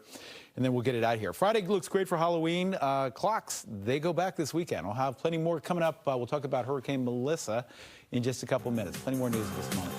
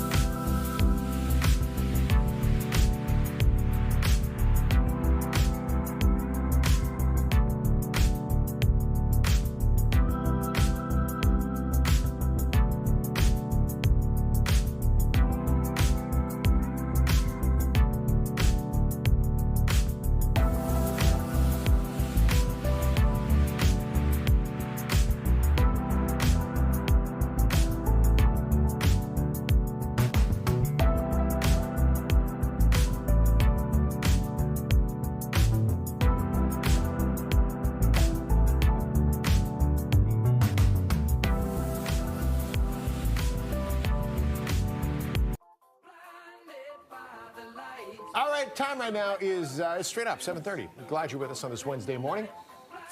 We lost our sunshine, Marissa. I know we did. The clouds are in the way. Clouds decided they were going to take over the day today, but we got a front moving through. We're going to get rain later. Tucker's talking about it. We'll get full details from him coming up in just a little bit. But we need the rain, but we might get like more than an inch of rain, so it might be some heavy stuff. This is time for our rain tax. It is what it is. All right, it's 7:31 first. We got to get you caught up in the headlines with this morning's top stories. Major Israeli airstrikes in Gaza killed at least 81 people yesterday. The fragile ceasefire deal is at risk. Israeli Prime Minister Benjamin Netanyahu says he ordered the strikes after Hamas fired on forces in southern Gaza. Hamas has delayed handing over another hostage's body in response to the escalation. U.S. officials say they were notified of those strikes ahead of time. President Trump continuing his war on the drug cartel with another round of strikes yesterday. The U.S. military hitting multiple boats in the Pacific, killing at least 14 people. Yesterday is now the single deadliest day since the Trump administration started its campaign against those alleged drug traffickers. The White House has since, though, faced bipartisan pushback against those strikes. Trump ally Lindsey Graham says the president will brief lawmakers on the strikes when he returns from his trip to Asia. Well, there's a lot to talk about today, including a public hearing about a possible Buc-ee's in Stafford County. So, that got us wondering about, gas stations and convenience stores. And, when we think gas stations, convenience stores, we think WMAL host Larry O'Connor because he is one with the people this morning. Larry, I wanted to talk to you about this. Why did I not know that you were doing the marathon? I would have looked for you. Oh, what, this old thing? Yes. I'm sorry. I wear this all the time. Congratulations, my friend. This is amazing. Thank you. It was my first marathon and quite possibly my last. And Steve, the reason you didn't run into me is because I believe you were well ahead of me. It doesn't matter, Larry. It doesn't matter. I saw this after the fact that you did this, and I was so proud of you. I think, and you might have heard. No, not that at all. Because as you know, there are people like in their 80s that are still running the marathon. It's incredible. Oh, yes. But I think they said something like 9,000 first-time marathon runners who finished the race. That's incredible. I'm so happy for you. Thank you. My bucket list got shorter. I don't think I'll do it again, but it really that feeling of crossing that line with the Iwo Jima statue in front of you, it can't be matched. If anybody is even thinking about doing a marathon, we've got the best one right here in our town. I could not agree with you more. Oh my gosh, you don't Larry. need to do it again. You proved to yourself that you could do it, and you're absolutely right. When a member of the Marine Corps puts that medal around your neck, it's just the greatest moment. All right, let's get back to I went right to Royal Farms and got fried chicken. So that's what I was going to ask you. Celebrate? So when we talk about these convenience stores, we are upping the ante more and more all the time. Have you been to a Buc-ee's in person? I haven't, and that's why I'm excited about the Stafford one, because you got to drive 2 hours to get to a Buc-ee's right now. So this is my only complaint. Okay, the first time that I went to a Buc-ee's, I was driving from Dallas to Austin, and it's supposed to be a couple-hour drive. It added an extra hour to my drive because once I got there, I was just walking around like this, and I had to look at like everything that. It's literally like going to a Walmart on the side of the highway. Now, my only complaint with that is when I'm driving, I want to get from point A to point B as quickly as I can, and this was like going to the Disney World of convenience stores. That's what they call it, and everyone raves about the beaver nuggets. I have to try those. When it comes to your favorite, though, Larry, your favorite convenience store, what do you look for? What does it have to have? Yeah, I look for speed. This is a problem with Buc-ee's that I have as well, Steve. You look for speed, and you look for something that's easy to eat while you're driving, right? And that is the problem with Royal Farms. The food, I think, at Royal Farms is superior, but it's not as easy to eat fried chicken and, mac and cheese and all these other things that require two hands. So I got to lean for Wawa, I think, is my favorite, because their hoagies are one-handed hoagies, but it's super fast to get in and out, all the touchscreen action. That's my go-to here on the East Coast. Now, if I'm on the West Coast, obviously, it's In-N-Out Burger. Yeah, obviously. No doubt about it. And I agree with you on all fronts. You walk into a Royal Farms, the smell is what is going to keep you there, right? And it's so clean, too. I got to get some of the chicken, but you can't. The one at BWI. You land at BWI, and then there's a Royal Farms right there, about a mile before you get onto the expressway. It's a go-to. So, Larry, I want to get back to the marathon. I'm so happy for you. How do you feel? How did you feel afterward? Emotionally and physically. Everybody prepared me for the 20-mile mark, which is, the bridge going back to Virginia. Crystal City. I was ready for that, and I didn't do too bad on the bridge. once I hit Crystal City, there's something about your brain where you come down the bridge and the Pentagon is right there to your right, and that's where you started. So it's like, oh, I'm done. And then they make you turn left into Crystal City. And it's like, no, that's not where I'm supposed to go. And Crystal City, if you saw me at Crystal City, you saw a corpse from The Walking Dead barely making it through. When we started in Rosslyn at like mile 4, mile 5, hitting the Key Bridge, I was Superman. It was bad at the end there. I would say right around 21, 22 is when I just felt so destroyed. But I also knew at that point that I was going to survive. I was going to make it, even if I had to crawl across the line, which I almost did. Yeah, you caught the second win. Crystal City is like the Buc-ee's of the marathon. You're like at the Pentagon. You're like, it's so much easier if I just go straight from here to the finish line. Exactly. There's no escaping. I was like, guys, we can just go over there. But no, you got to follow the route. Apparently, to do a marathon, you have to run 26 miles. No one told me. Yeah, right? Mary, way to go. I'm so glad you proved to yourself you could do it. And Thank you, man. Such great self-satisfaction. Next time we'll do it together. Oh, that would be awesome. No, I did not say that, did I? Let's sleep on that one for a little bit and see what happens. Because I think you finished, in the top 30 percentile or somewhere in there? I've done it a few times. But every year I say I'm done too. We'll see what happens, Larry. The problem is he hasn't gotten up from that chair in 3 days. No, I haven't. I'm stuck here for a while. Larry, thank you, my friend. Congratulations. Congrats, proud of you. Work. We got to get Tucker out there now, right? That's right. Let's put the pressure on. Let me be honest with you guys. I'm at a point in my life where I don't want to drive 26 miles. Listen, Tucker had the best revelation. So Tuck's done a bunch of half marathons, and he was like, after the half marathon, everybody's smiling and having a beer, and then you see the folks that do the full one. Yeah. Just completely different. Half marathon's a party. Full marathon, that's that's exercise and torture. 50 in Washington this morning. We are cloudy. We're going to get rainy mostly later this afternoon and tonight, although there could be a couple scattered showers around at lunch. And then a good steady rain overnight, early tomorrow morning, maybe even a rumble of thunder as our frontal system comes through. But we're talking about, again, a good soaking inch and a half of rain here later tonight and early tomorrow morning. So just be prepared for that. We'll start to see those showers move in as we're getting home from work and school here. 58 today, a little warmer behind the front tomorrow before the cooler air filters back in for Halloween, which, by the way, looks great. We'll talk Halloween forecast, latest on Hurricane Melissa coming up in just a couple minutes. All right, plenty more coming up right after break. Plumbing to electrical, heating to air conditioning. If you can't, we can. Michael and Son.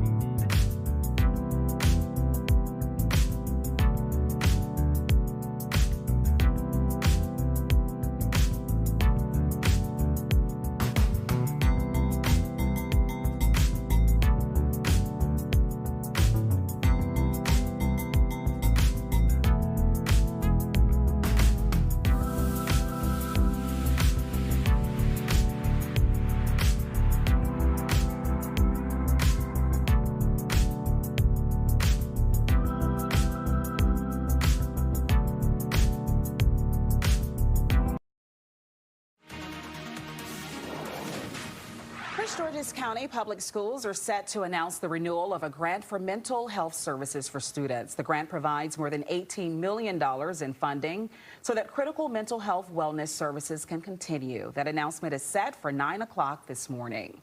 A new pharmacy is open and aiming to fill a healthcare gap in Southeast D.C. Unity Healthcare is partnering with the Capital Area Food Bank to launch 2 pharmacies at Anacostia, one for prescriptions, the other is for a so-called food pharmacy to help seniors with hypertension and diabetes. That facility is located in Unity's Anacostia's Health Center, where several other pharmacies have closed nearby, including a CVS. Today's the final day for folks living in Arlington to weigh in on a potential gas-powered leaf blower ban. The county considering that move similar to ones that have already been made in Alexandria, Montgomery County, and in D.C. You can give feedback on the Arlington County website. County will also hold a final webinar tomorrow to get questions directly from people ahead of the expected board vote later this year. In Bethesda, a longtime restaurant, Woodmont Grill, now closing its doors. It's been around for a long time. The restaurant made the announcement on its website. It originally opened as a Houston's restaurant, and then it rebranded in 2008 as Woodmont Grill, and it's been that way for the last 17 years. Restaurant did not give a reason for the immediate closure. Still ahead, it is a Wednesday, and on Wednesdays we explore historic towns and landmarks and moments all around the area. It's our In Your Hometown segment with Taylor as we get closer to America's 250th birthday. Yeah, I can't wait to see where she takes us next. Also, a new survey revealing just how quickly your paycheck leaves your account after payday. Do not need that. I know, I call it pay moment, not payday. It's that quick.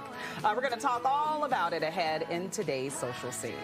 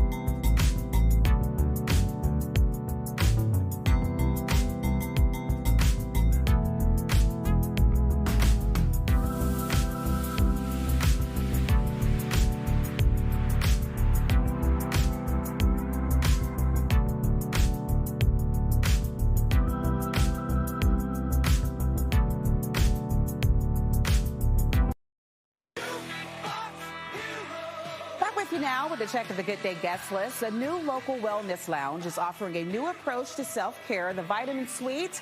It uses IV vitamin therapy to recharge your body and mind, and today you're going to learn all about it. Plus, putting a healthy twist on Halloween, check out some good-for-you treats that both kids and parents will love. Then later on the Lion Lunch Hour, Chef Ivy Rose Cooper is back, serving up a cozy rendition of her menu. On the menu today, grilled cheese waffles with roasted tomato soup, oven roasted honey jerk chicken, and so much more. All of it starts with Good Day at 9 a.m. I've never had grilled cheese waffles before. That sounds good. Yeah, so good. They're everything, actually. Oh, all right, sounds tasty. All right, let's get underway at 9 o'clock, all the way through Lion Lunch Hour. So we're only getting about halfway through the morning. But it's going fast, and it always goes faster when you're along with us, so we do appreciate it. There is a peek to the north from Frederick. I've been out there at Sugarloaf. Those leaves are just probably so pretty right now. You get a chance to go out and hike. Tucker's done that hike before. He'll join us in just 10 seconds.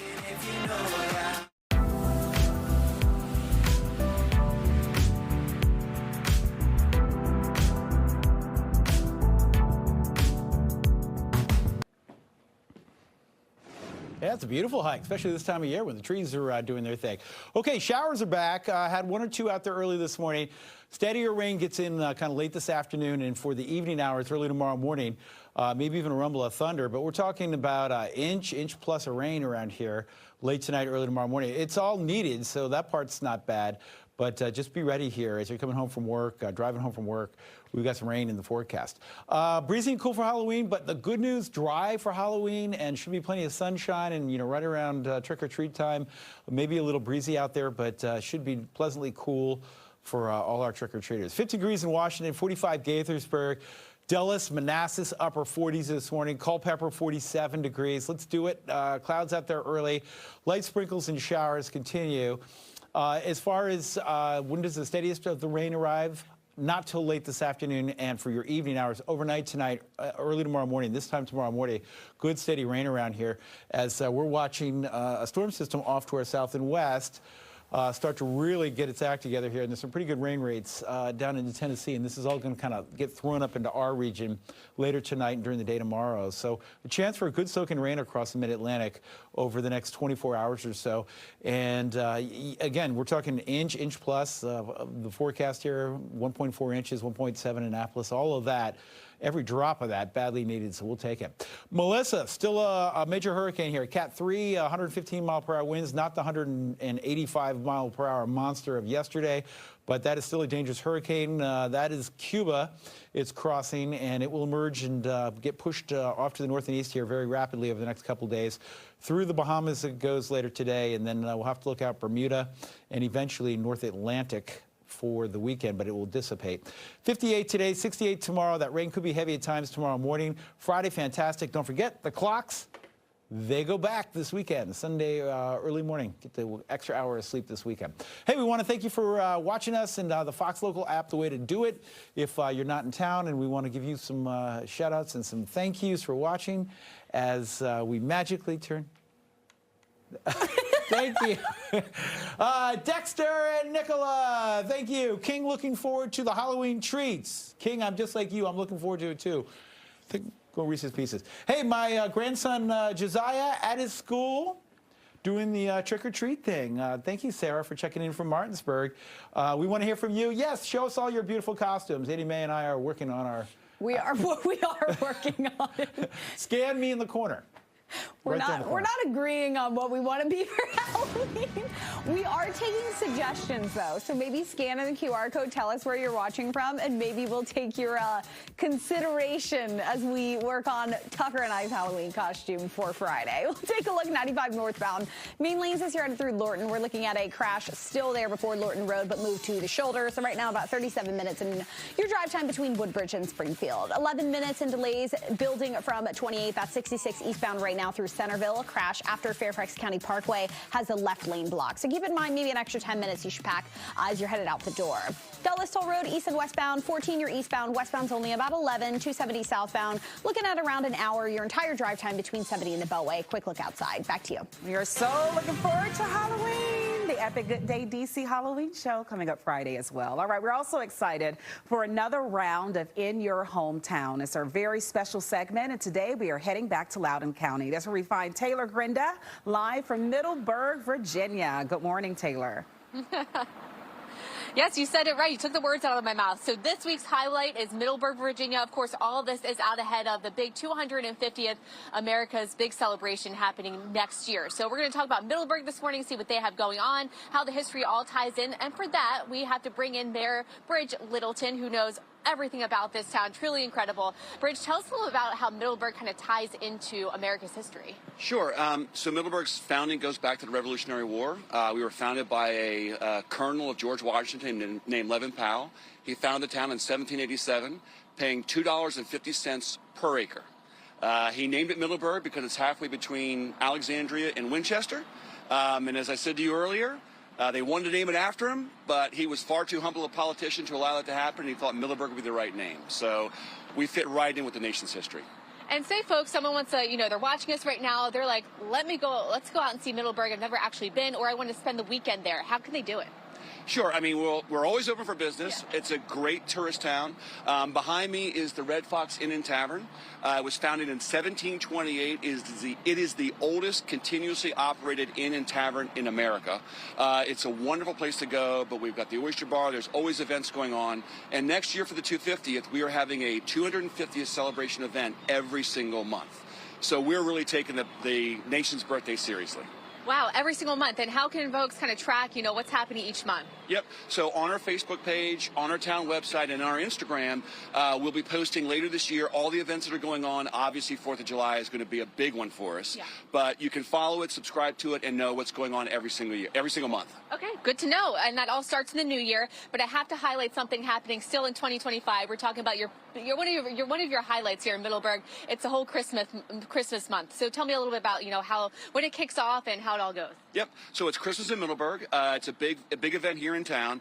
The night before, which is Friday, December 5th, we have the lighting of the town Christmas tree. And then on December 6th, starting at 11 a.m., is the hunt parade where all the horses and hounds come down Main Street. And then the regular parade at 2 p.m., but there is activities all day long. 8 o'clock in the morning, breakfast with Santa at the charter school, and stuff all the way to the end of the day. We usually get about 8,000 to 10,000 people who come out. It's a great event. It's really family friendly. So anybody who wants to come, just go check out christmasinmiddleburg.com and you can find out how to participate. Awesome. Thank you so much. And I can vouch for that because I came out and previewed it last year. So hopefully, fingers crossed, everything, whether everything goes smoothly this year. Anyway, we're highlighting Middleburg all morning long. So we're going to have much more coming up at 8:48 and at 9:23. We're going to head into that restaurant that is an old bank. So yeah, just to preview that, we'll send things back into the studio for now. And that's the same spot where we did our zip trip. Not this summer, but the summer before. It's absolutely gorgeous out there. And Christmas at Middleburg sounds like a Hallmark movie, right? Still ahead, 2 letters dating back more than 100 years just found on a beach in Australia. Pretty amazing story. We'll share it coming up at 7:52.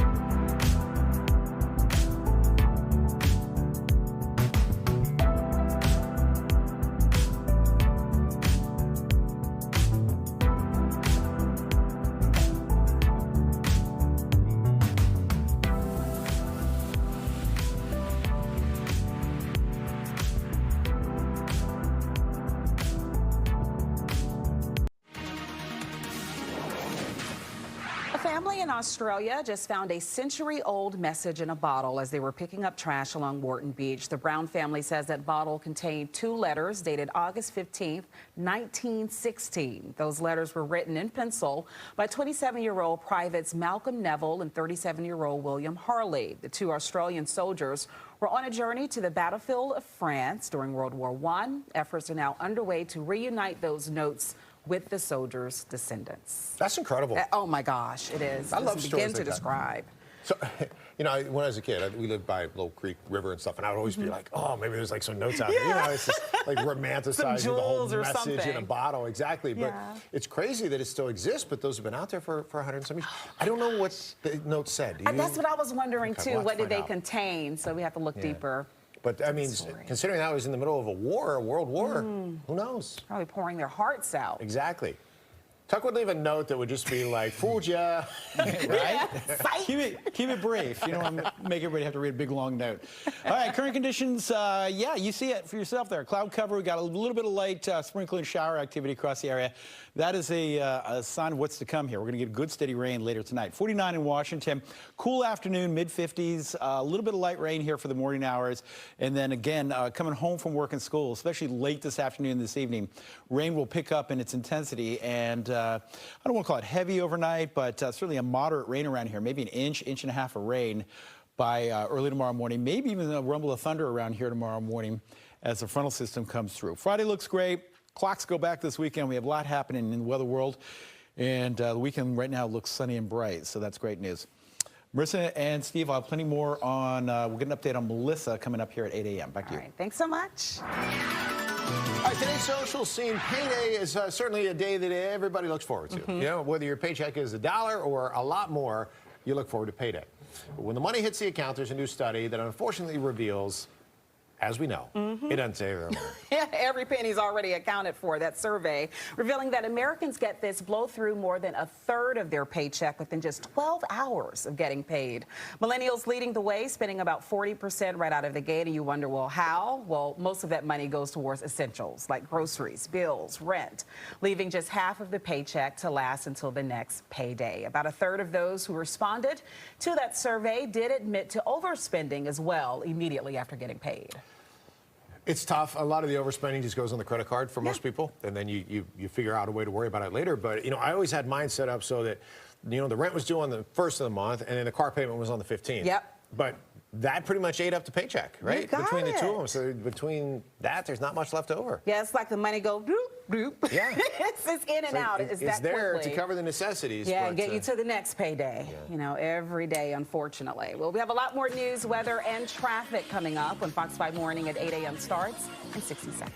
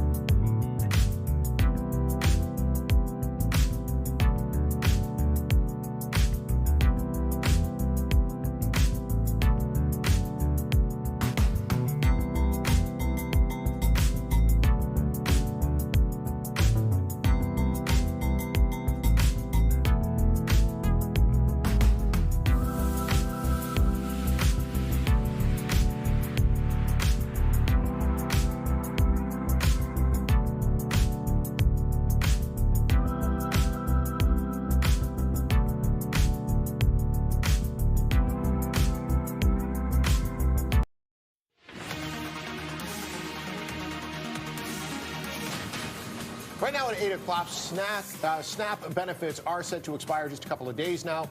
Local and national leaders obviously scrambling to try to find the money and provide relief for those in need. We'll have details on where you can find assistance and the latest on the funding negotiations as the shutdown continues. And Hurricane Melissa making history as it slammed into Jamaica yesterday as a Category 5 storm. We have the latest on the destruction and its current track now. Plus, efforts to save grocery stores underway across Prince George's County as word comes out that Several are closing, and they're trying to prevent a food desert. We'll have a live report coming up in a few minutes. All right, thank you so much for joining us here on Fox 5 and streaming on Fox Local as we hit midweek here on this Wednesday. You know, Annie Mae, I think the best part about Tucker being away for like 10 days now is that he was able to put so much thought into what we're going to be doing on Friday for Halloween. Yeah, he's got it all. He's Annie Mae. So, he's got it all planned out. A lot of time to think, sir. Whatever it is, it's going to be something sexy for me. Oh, so, you practice your dancing? Something tight. Yeah, I'm ready to go. Okay. Something tight. Fair enough. Question is, are we ready? No. Stay tuned. Friday morning. Never know what's Every gonna come out of year your we do a mouth. little better. Steve and I get a year older and we play the same characters, but yeah, it gets better and better. Annie Mae, you're going to have to teach me what's hot on TikTok so I can figure out what I'm going to be this year. Oh, don't you worry. 57 this afternoon. Showers will become steadier as the day gets on here with rain overnight and early tomorrow morning as well. Maybe an inch to an inch and a half of rain. I'll have plenty more on the forecast coming up. And yes, an update on Hurricane Melissa in just a moment. Over to you. Right now, we'll take a look at 8:01 here at your Wednesday morning commute. This is what it looks like for you overview-wise. You're seeing a lot of pretty normal numbers as you're headed out for the 8 o'clock hour. This is a look 66 eastbound in Centerville. Main lanes have a crash after Fairfax County Parkway moved over to the shoulder. About 20 minutes in delays right now from Virginia 28. So keep that in mind as you're headed out. Back to you. All right, Annie Mae, thank you very much. Time right now is 8:01. Government shutdown now in day 29, so almost a month in now. Another failed vote yesterday in the Senate that would have reopened the government. That was the 13th vote, and while there appears to be no signs of a resolution, a federal judge is extending an order preventing the Trump administration from firing feds during the shutdown. The judge says those mass firings were done illegally and without authority. Growing concern for millions of Americans, though, about to lose food assistance. The SNAP benefits could stop at the end of this week because of the ongoing shutdown. In our region, states and local leaders are rushing to step in before that happens. Fox 5's Maureen Ume is live in Gaithersburg with the latest and some resources, Mo, that are available.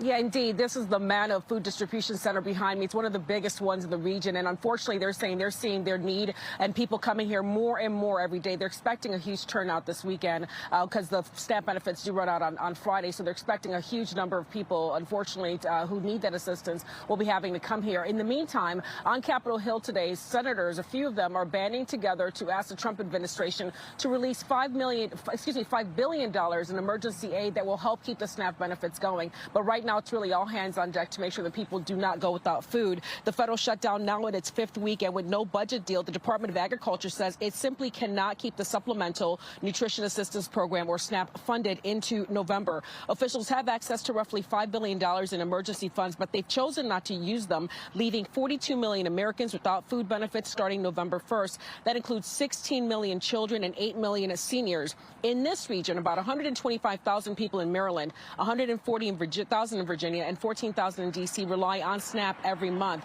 And here in Montgomery County, food banks like Manna, they are seeing more first-time visitors than ever before. And so to help the demand, Montgomery County just announced an nearly $8 million emergency aid package. It's money that's been pulled from reserve funds to keep local nonprofit pantries stacked while the shutdown continues. In D.C., the Attorney General, he has joined 22 states in suing the federal government, saying that it is unlawful to freeze benefits when contingency plans are available. In Virginia, Governor Glenn Youngkin has declared a state of emergency, creating a new temporary program called the Virginia Emergency Nutrition Assistance Effort. Take a listen to what he said about that.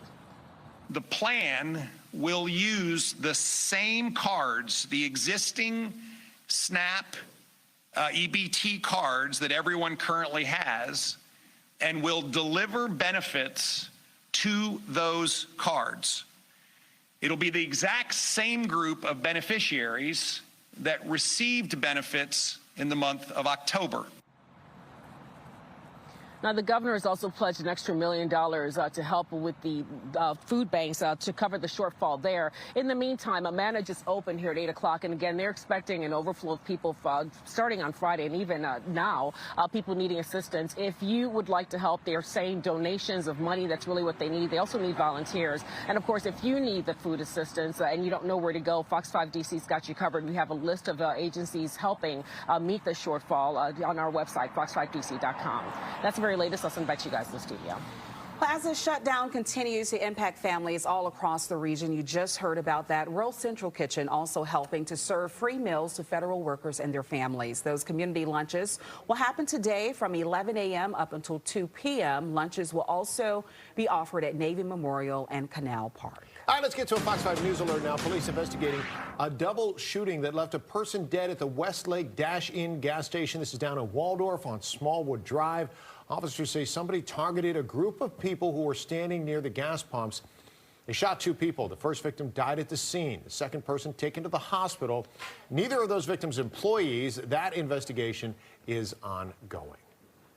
8:05 is the time. That means it's time for your weather and traffic on the 5s. Live view out at Stacks. And we see those clouds, Tucker, getting in the way of our sunshine. You got it. We got a couple light showers at this hour, but steadier rain arrives kind of late this afternoon and tonight. The good news is the rain will be mostly tonight and early tomorrow morning. We'll have it out of here in time for Halloween. Good. Perfect. No complaints. Back in the old days when we did Halloween, we had those plastic little outfits. Remember those? Did you just throw a sheet on and say, I'm a ghost? If the temperature was over like 65, you'd be sweating in this thing. I had one little elastic band that broke on the third house. You had to walk around and hold it on your face. And it was terrible. You guys missed it. Paper bags is your I'm Spider-Man. Now you're not. My mother would give me like $5, and that would, your outfit would have to make it. Okay, let's go to the forecast. Now they're much better. By the way, send us your Halloween pictures. Yeah, we want to see how you guys are dressing up this year. 49 in Washington, cloudy skies out there. Again, light sprinkles and showers this morning. Cool day in front of us. And mid-50s out there for daytime highs this afternoon.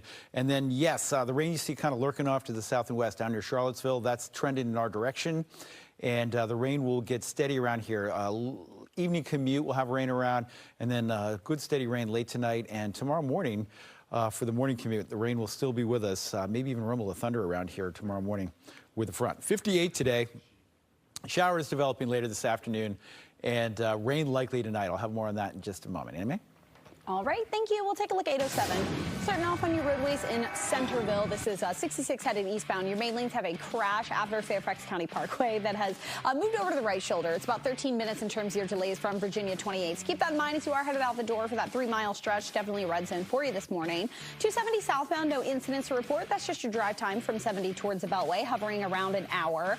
21 from 95 towards Georgia Avenue. This is on the outer loop, top side of the Beltway. Pretty typical area. You're going to see that red zone. You continue to see it today here at 8 o'clock. BW Parkway, north and southbound, you're seeing a bit of an increase there northbound from the Beltway towards 195, while southbound right now is looking to be only about 26 minutes from 195 towards the Beltway. Bay Bridge, keep in mind there's wind warnings going on, of course, as you're headed over the bridge. Basically, box trailers, house trailers, things like motorcycles. Use caution as you're headed over the area main bridges this morning. Steve? Tucker's been telling us about Hurricane Melissa, which obviously made history as one of the strongest storms that has been in the Atlantic waters. There's only so much that we can tell you based on the news reports and the social media videos and everything else that you might be seeing online. We wanted to talk to somebody who is actually there now. So joining us from Kingston, senior reporter for the Jamaica Gleaner, Erica Virtue. Erica, thank you so much for joining us. How are you, and how is your neighborhood? How's your city? How's your island? Well, the island largely has been devastated. The areas where the hurricane came on came aground. The damage has been widespread. Infrastructural damage, agricultural damage, housing stock, the road network. It is just awful, and the anxiety levels for many persons, it was just an awful and torrid time. I have no doubt about any of that. Where you are, Erica, what is it like? Are people okay? Were people hurt? Were there casualties? Did buildings fall down? We're just trying to get an idea what this situation looks like. Well, I'm in Kingston and St. Andrew. We've been largely spared, except for areas where it flooded. But in the south central part of the island, there's widespread infrastructural damage to buildings, health facilities, security facilities, schools. It's like nothing that I've seen, and I was around when Hurricane Gilbert struck in 1988. But what I've seen from the videos from my colleagues and from other persons who were on the ground before much of the island went out of electricity, and right now they're about 70% of the island without connectivity. It's just multiples of times worse. I know that you're fortunate where you are. You do have the electricity and the connectivity now. And you said that your neighborhood at least was spared the brunt of the damage. But walk us through what that was like, though. You still had 170-mile-an-hour winds coming through. What is that experience like to be a part of that? Well, let me tell you something. If you know Jamaicans, we are not quiet about anything. And I tell you, from Friday last week, Jamaicans were so quiet. They were so fearful. They were watching. They were waiting. And I tell you, the sentiment in Jamaica right now is that everybody hates anyone with the name Melissa. Listen, Erica, I'm glad that you can keep a sense of humor in light of everything there. You have such a beautiful island. I know that it's going to be some time to get the extent of the damage and to be able to get back to tourism season and all of that. But I want you to know that our thoughts are with you and everybody. As far as what you have heard so far, though, are people, now that the storm has passed, is it hope, or right now is it still shock from what happened? There is still a lot of shock from what happened. But there is still so much hope in Jamaica. Our government has been leading from in front, government officials, the Prime Minister, Dr. Andrew Holness, the Minister of Local Government, Desmond McKenzie, and all of the officials have coalesced around the Office of Disaster Preparedness and Emergency Management. That is where the reconstruction effort is being, that's where it starts from. And it starts today. The last press conference was last night before much of the island went out of electricity. So I'm waiting this morning to get more details, and perhaps I can give you some more details at another time. Well, Erica, the people of Jamaica have a wonderful spirit, and we wish you the absolute best. We hope to keep in touch, but we send obviously our thoughts and our best wishes to everybody on the island. Thank you so much. Appreciate you joining us this morning. That is senior reporter for the Jamaica Gleaner, Erica Virtue, joining us from Kingston this morning. Yeah, to check in again with her as they look to recover. Yeah, you're going to see a lot more videos, obviously, coming out today as people start to get their power back. Like she said, 70% of the island right now with no internet. Wow. It's 8:12 as the government shutdown here at home drags on. Thousands of military families are turning to food banks for help. So up next, we'll tell you what one nonprofit is doing to help. Plus, there is a push in the district to allow volunteers to help represent certain clients in court, even if they don't have their law degree. We'll explain that interesting situation coming up. Plumbing to electrical, heating to air conditioning. If you can, we can. Michael and Son.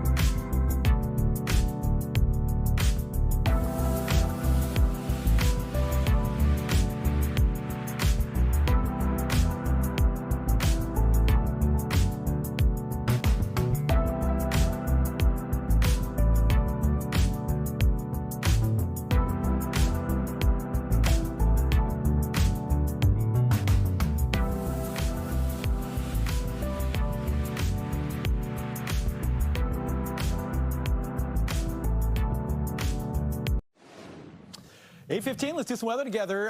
Cloudy skies, got a couple light sprinkles and showers kick off your morning. But the story going forward here is a good steady rain moving in, mostly late this afternoon and this evening. The steadiest to the rains into tomorrow morning's commute. 49 degrees to get the morning going in Washington. A cool day for us, mid-50s this afternoon. And again, cloudy skies, I think, here will win the day. There might be a peak of sunshine the next hour or two. Okay, most of that stuff is real light. This is not even the main event. Main event as far as rain is off to our south and west, and developing area low pressure here will kind of pivot and then move up right across our region overnight and early tomorrow morning. And all this rain you see off to the south and west, guess what? Headed in our direction. It's mostly good news in that we've been so dry around here. The forecast of an inch, maybe an inch and a half of rain is badly needed across the region. So that part's not bad news at all. Although if you're out late this afternoon, tomorrow morning, I think that morning commute may have some rain around, and there might even be a rumble of thunder around here for the morning hours tomorrow. So just make sure you're ready for the rain as it moves in. There we are at 2 o'clock. So some showers starting to break out this afternoon, and steadier rain around here this evening, 5:30. Notice it's cool, 54 degrees. And then the heaviest of the rain later tonight and during the morning hours tomorrow. And again, I want to mention there are some suggestions we could get a rumble of thunder around here as our frontal system kind of pinwheels through and off to the north and east tomorrow morning. So maybe a rumble of thunder. We should clear out briefly tomorrow afternoon. Friday looks good, a little on the windy side, but as far as trick-or-treating, we look good. And then the weekend looks great as well, with temperatures expected to be in the pleasant department, about 60 both days. Okay, latest 8 a.m. advisory, Category 2 now, 105-mile-per-hour winds. The good news is Melissa's lost a little more energy there as it's crossed Cuba. It will push out across the Bahamas later this afternoon and tonight as a Category 2 hurricane, and then gradually fall apart across the North Atlantic. Good riddance to what was one of the strongest hurricanes in Atlantic Basin history there 24 hours ago. Friday looks great, a little breezy. Saturday and Sunday look great. Don't forget the clocks, they go back. If you're young like Annie Mae, you can get an extra hour to stay out partying. Hey, some of us could use an extra hour of sleep, okay? I know, I was thinking Steve has those bags under his eyes. Right? I was thinking the same thing. Yeah. Tucker's gotten a good sleep the last week or so. We'll take a look at Centerville right now. 66 eastbound, a crash after Fairfax County Parkway moved to the right shoulder. So right now, in terms of your what it looks like in the area, you're looking at 2 vehicles involved in that incident. Gainesville towards the Beltway, that's your drive time, hovering around 40 minutes now. Interloop of the Beltway, this is between 95 and the Dulles Toll Road. About 28 minutes there, no incidents to report. 95 northbound, this is pretty normal drive time from Quantico towards the Beltway. You can see a few brake lights in our camera there at the mixing bowl, as well as what it looks like at Prince William Parkway. 41, the magic number for that 26-mile stretch. Marissa. Well, Annie Mae, I won't be at a club, but I will be at a concert when the time changes. All right, it's 8:18. When it comes to food insecurity, it has long been a problem for active duty military families. And now with the government shutdown, that situation is making matters even worse. So joining us now is Shannon Residence from the Military Family Advisory Network. Shannon, thank you so much for joining us. I know that you've been working in this space for a long time. Before we get to the resources that you help to make available, talk about how dire the need is to help our military family and members. Absolutely, Marissa. Thank you so much for having me this morning. So, like you mentioned, 1 in 4 military family before the shutdown was experiencing food insecurity. And so for many, they're living on this bubble of just getting by, just getting by, just getting by. And then something happens, it can throw their financial situation out of whack. And that's what we're seeing right now. We're seeing military families panic. They're not sure if the November 1st pay is going to hit. And for many in the Guard and Reserve community, they did not get that mid-month pay. And so they're already stretched thin. And so we're leaning in to do everything that we can to meet this moment. But as you mentioned, this was a problem before the shutdown even started. So what are some of the ways that you all are responding to this crisis? So we are providing a week's worth of groceries for military families. So far, we've deployed around 5,000 grocery kits that provides meals for a family of 4 for a week. But we had over 50,000 military families applied in the first 72 hours. And so the need is great, and we're leaning into this moment, but we really can't do that alone. And so we're counting on people to join us and to meet this moment and to donate so that we can really respond to what families are needing. Now, we had a food bank here locally last week that ran out of food within the first hour. So we know that people are certainly in need of that help. So for all of us watching, how can we help you help others? If you go to combatmilitaryhunger.org, you can make a donation. We are ready to deploy more grocery support. What people might not realize is we have service members who are deployed downrange right now, and they're not sure if their spouses and their kiddos are going to have that paycheck hit so that they can put food on the table. So this is a real readiness issue, and we're leaning in, but we're counting on Americans who share our belief that military families shouldn't have to worry about food to really meet this moment. And so if you go to combatmilitaryhunger.org, we're standing by and we're ready to get groceries in the right hands. We often say we're grateful for our military members, but we have to stand up and show that generosity as well. Shannon, thank you so much for joining us, and thank you for all of the work that you continue to do on behalf of the Military Family Advisor Network. We appreciate you. Thank you for having me this morning. Absolutely. Steve. We're going to celebrate more members of the military coming up in just a few minutes. The Armed Services YMCA recognizing service members who go above and beyond the call of duty. They had a big event, and we're going to hear their stories coming up in just a few minutes at 8:30. If you do not have legal representation in D.C. courts, you soon would have the option of choosing a volunteer to help you through the process who may not be a lawyer. We're going to check out that push and the details behind it next.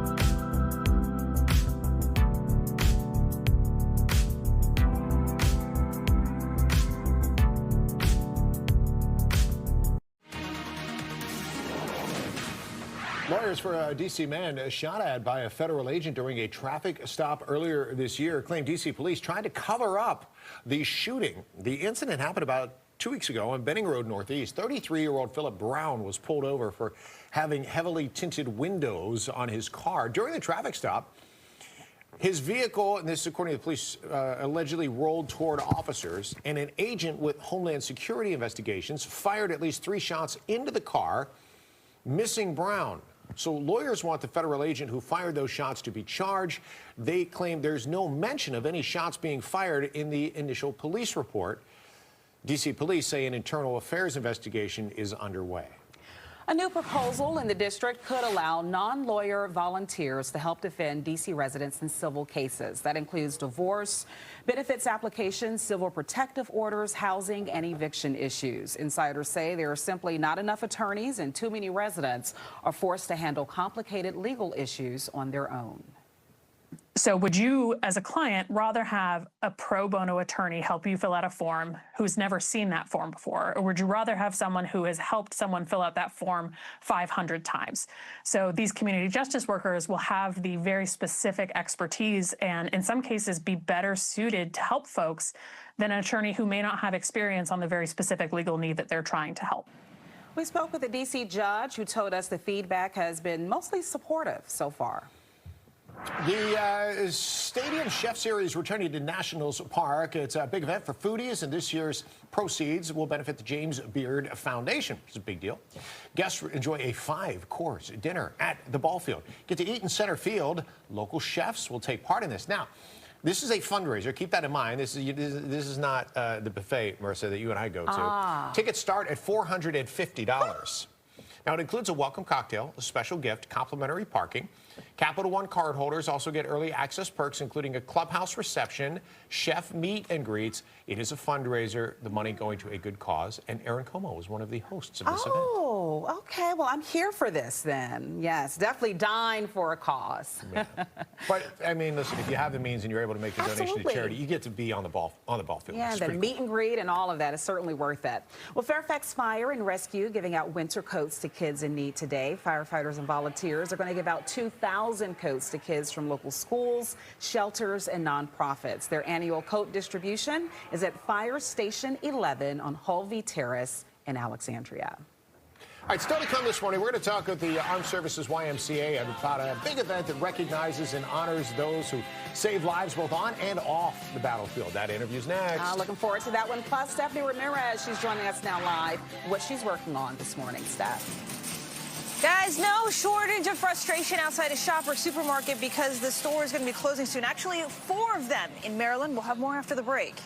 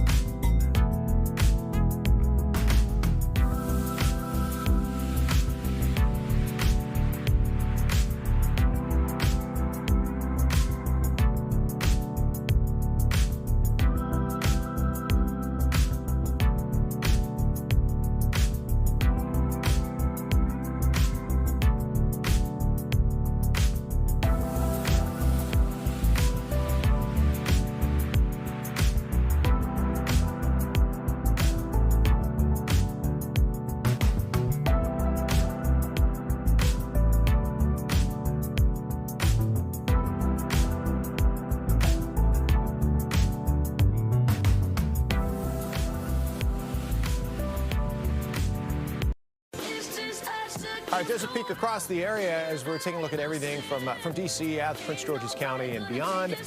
clouds kind of took over. We had a nice sunrise this morning, and then it all went away. Cold front moving in, rain moving in later today and into tomorrow. Could be pretty significant rain. Haven't had that in a while. As far as the timing, Marissa, we'll check in with Tucker in just a couple of minutes. All right, sounds good. For now, though, it is 8:30. Leaders in Prince George's County are warning about potential food deserts following the closures of several Shoppers supermarket stores. Fox 5 Stephanie Ramirez, she's been live at the College Park location all morning long. And Stephanie, you've been speaking with customers as well. How are they dealing with this news? Yeah, Marissa, a lot of the customers coming here to this College Park location had no idea that this store is on the list to be closed soon. And they did say, though, it is going to hit the community in different ways, especially impacting those who live in the apartments nearby because they walk to this store. And I can tell you now, a lot of the shelves inside are bare. Dystopian to me, like going in there and seeing all the shelves empty. Yeah, this has been the grocery store that I went to since I was a kid. So luckily today, all I needed was ice and they've got plenty of that, but not much else. Wow. So yeah, it's been a staple of the community. I don't know what they'll replace it with, hopefully another grocery store. This is going to impact the community a lot because a lot of people come here because the other stores, they're so expensive. And this store here, this is where we go to save money. Tammy Burns there saying she's always able to buy quality food at affordable prices. Other customers also noting food prices keep going up. SNAP benefits could possibly end. The company behind Shoppers, United Natural Foods, Inc., they confirmed to Fox 5 they are closing 3 store locations across Prince George's County and 1 in Montgomery County, all on or by November 8th. That's about a week and a half away. A spokesperson for the company saying in a statement that they recognize their role that the stores play in the lives of those who work and shop here, but that they work to strengthen their retail business for the future, and in that they're taking steps to optimize their footprint. Closing the 4 store locations you should be seeing on your screen there are part of that decision. 5 Prince George's County lawmakers, they wrote a letter requesting to meet with the company, frustrated at the company's, quote, inability to be good stewards to the community. The council members also noting in their letter that since this company took over in 2018, they've closed at least 20, that is, or more than 20 stores in the region. So a lot of concern there. We're still trying to find out what's going to happen with the longtime employees inside these stores as well, guys. More coming up in the next hour. I'll send it back to you.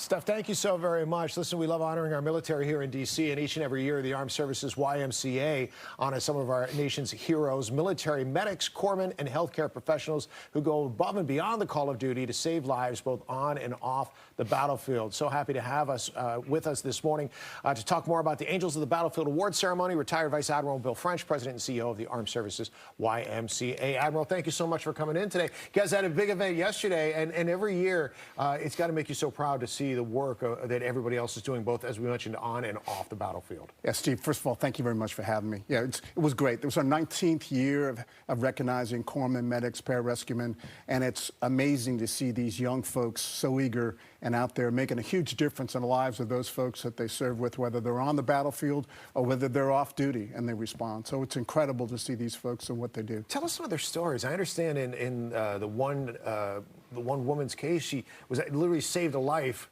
Yeah. Outside of the military duties, right? Exactly right. This was a Petty Officer Eckenboy. She was actually sleeping in her apartment in Portsmouth, Virginia, and she heard gunshots at 2:30 in the morning. And I don't know about you, but if I heard gunshots at 2:30 in the morning, I would stay in my apartment. She said, no, I think I need to get out and see if somebody needs help. So she's got a little bag, a little corpsman bag, and she went out not knowing where the shooter was, not knowing much of anything, in the middle of darkness, finds the person that was hit 3 different times, 3 gunshot wounds in the chest, and that lady saved that person's life. It's just an incredible story. You're probably not surprised by these stories because you get to hear about them each and every year. Tell us a little bit about the organization and why it's so important to honor these members of the military. Well, I think we're the only nonprofit that I'm aware of that recognizes corpsmen, medics, and pararescuemen. Our history goes back to 1861 when we were on the Civil War battlefields. And in fact, one of the things we did, because we didn't have corpsmen and medics back then, was kind of be that type of support to those young soldiers on the battlefields in the Civil War.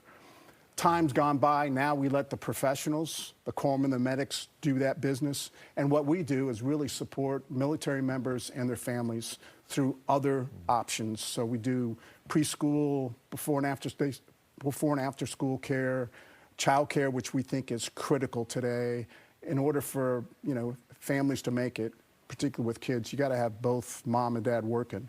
And now with affordable, quality child care, you can do that. It's one of the things that a lot of people don't realize, and we certainly celebrate all the members of the military. You grew up in a military family. I have members in my family who, have young kids, and it's a struggle sometimes, right? When you have everybody, the parents are both serving, the kids are there, you need that help. Sometimes it's those little things that make the big difference. 100%. And so a lot of what we do, we have enrichment programs for kids in school.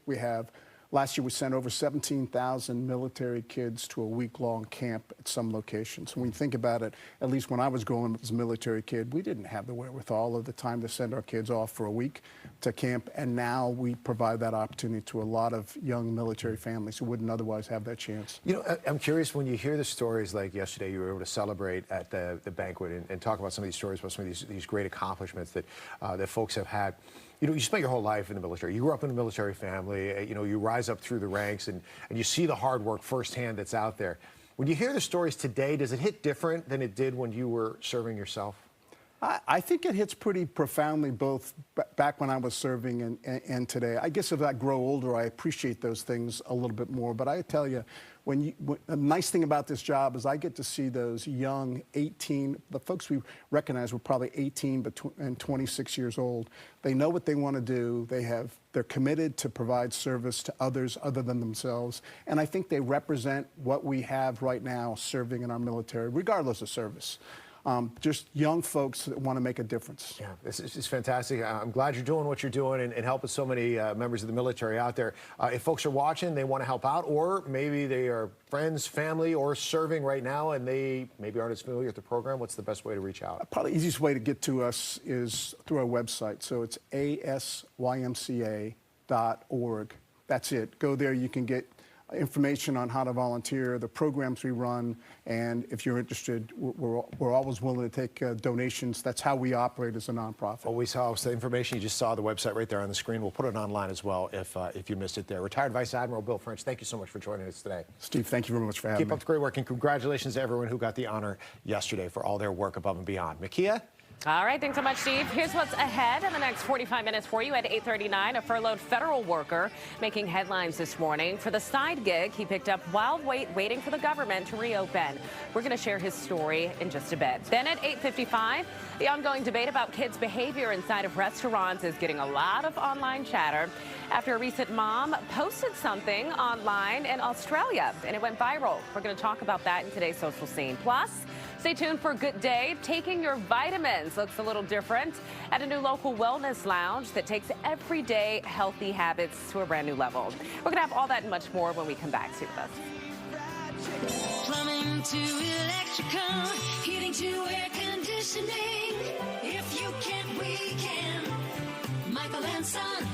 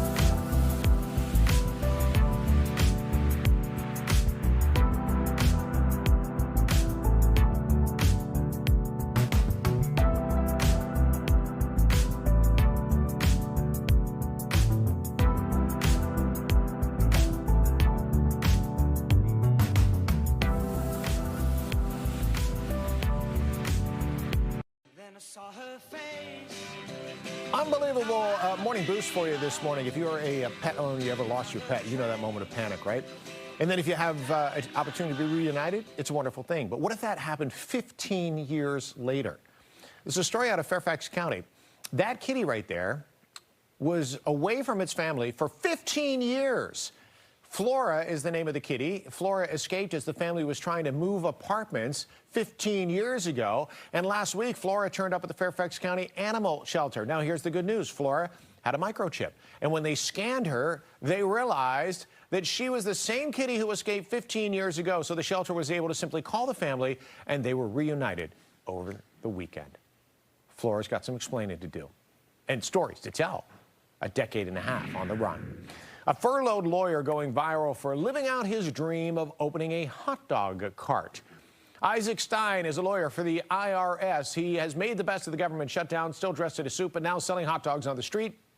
He says it's a job that calls for people skills and a sense of humor, both of which he has in abundance. This was the culmination of a long-standing dream and passion. Before I was furloughed, I was out Friday night or two and Saturday and Sunday. And then now I can do this most days of the week. I know that lots of people just want to get back to work. When that becomes possible, I look forward to it. But for now, it's hot dogs. When the shutdown ends, he says he's going to return to his job with the IRS. He says he loves his job. But he said he's going to continue to operate the hot dog cart on the weekends. Loves that job, too. We are celebrating the history behind our local hometowns, and coming up, we are heading out to the very quaint and beautiful Middleburg, Virginia, where one popular restaurant pays homage to a historic building, part of our U.S. history. And we'll have that for you coming up after a short break. It's 8:43.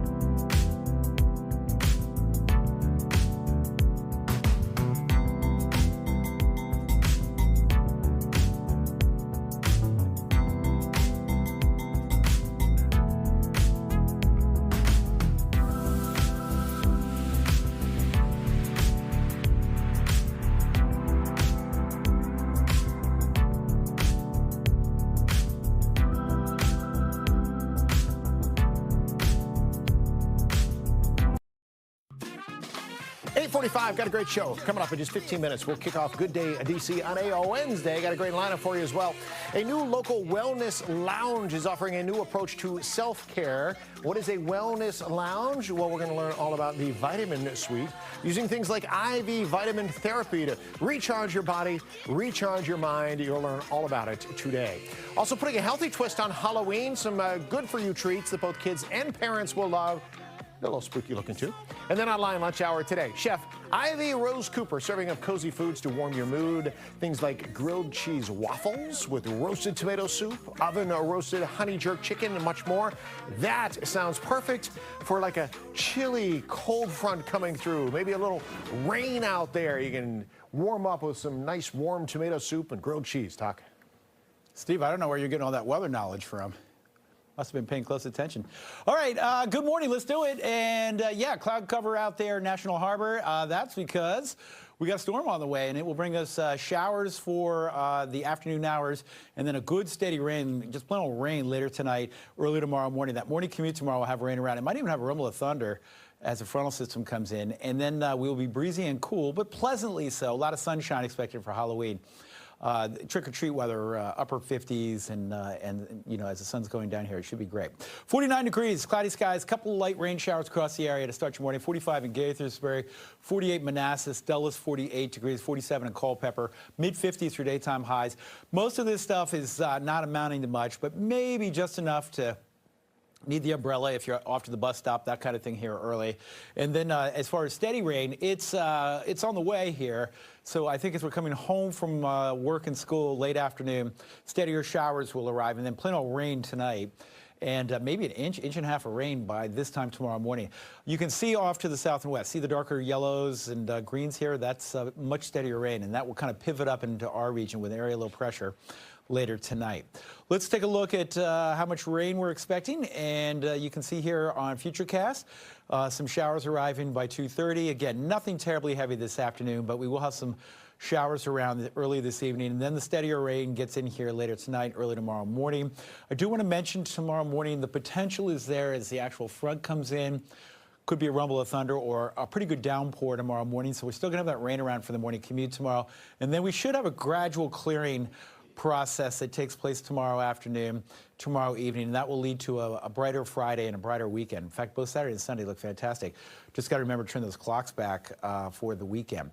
This is your 7-day forecast, and again, steady rain tonight. Friday looks great for Halloween, and weekend looks great as well, around 60 both days, with clocks going back. Extra hour of sleep for Andy May, early Sunday morning. Woohoo! We love it. Right now, we'll take a look here, 8:48. You can see the scan to download the Fox Local app there, as well as the Weather on the Go app. If you want to do so this morning, we'd love to see where you're watching from. Always send us in where you are from the DMV or beyond. We'll take a look at 66 eastbound right now here at your main lanes on your roadways through Centerville. A crash after Fairfax County Parkway at the moment moved over to the right shoulder. 37 minutes your drive time between Gainesville and the Beltway. That's what it looks like right now outside, so nothing for you to worry about. That's for the majority. Move to the right shoulder, and we're seeing that come back up to speed. Inner loop of the Beltway between 95 and the Dulles Toll Road. This is what you're looking at right here, that 28 minutes there for that 12-mile stretch. Keep in mind, 95 northbound, 33 from Quantico towards the Beltway. A little bit of a yellow zone, but nothing out of the ordinary as you're headed northbound. 95. We'll look 23 minutes between the Beltway and the 14th Street Bridge. 395 for the most part, looking good here as we approach 9 o'clock. Back to you.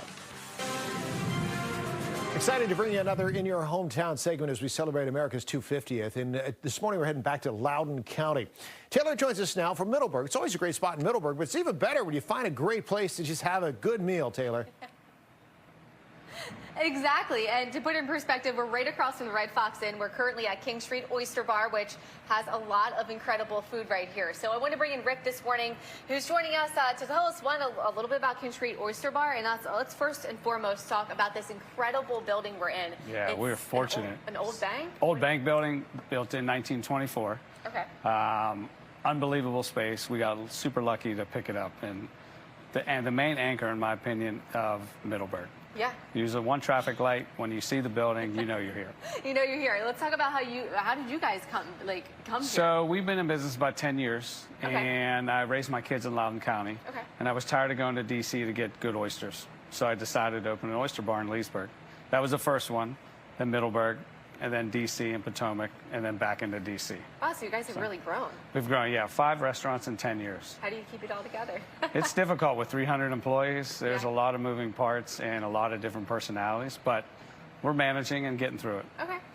Let's talk about, your spread right here. What can folks, if they Yes. come out, what can we expect? So we have the biggest oyster menu, in my opinion, in the country. Wow. No one has more than 12 oysters on their menu. We have anywhere from Virginia to Prince Edward Island in Canada, on the East Coast, from the West Coast, California to British Columbia. Wow. Every day, 12 different raw oysters. We do a happy hour in all the locations. Okay. $1.25 oysters to $1.50 oysters in each location for happy hour. And we also have other stuff other than seafood. We got burgers, steaks, different type of salads. So Okay. mix for everything. All right, so I see a ceviche over there too? Ceviche, yes. That's probably one of my favorite. Okay. We make everything in-house. Okay. all of our sauces, dressings, cocktails, everything you see that we make in-house. Lobster salad? Lobster salad, raw oysters. We get these out of Chickateague, Virginia, local. Okay. Really great. This is our happy hour oyster, super salty, plump, good medium texture.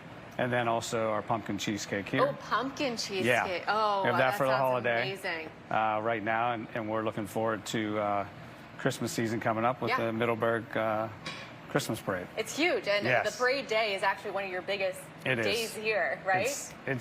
We never knew what to expect, but when you get 15 to 20,000 people that come in this one little town with one red light, it's pretty special. Real quick, I see a Bloody Mary right in front of me. Yes. Do you have brunch? We do have brunch every day or every Sunday, Okay. 11 to 2. Good to know. So definitely come by and check us out in all of our locations. Okay. And we'd love to have you guys. Awesome. So again, just tying into America's big 250th celebration. You know, they have a lot of events coming up each month in the upcoming New Year. So King Street Oyster Bar will be a great place to stop if you come out to any of those events. So thank you so much this morning, Rick, for joining us. Hopefully you can come out and enjoy this. For now, we're going to send things back into the studio. Everything looks great, Taylor. Thank you very much. Just eating some history there in Middleburg this morning. Same debate about kids' behavior in restaurants, picking up a little steam online again. We'll talk about a recent post. This one came from down under, so this is not what U.S. people were upset about. We'll head down to Australia next for a little spirited conversation.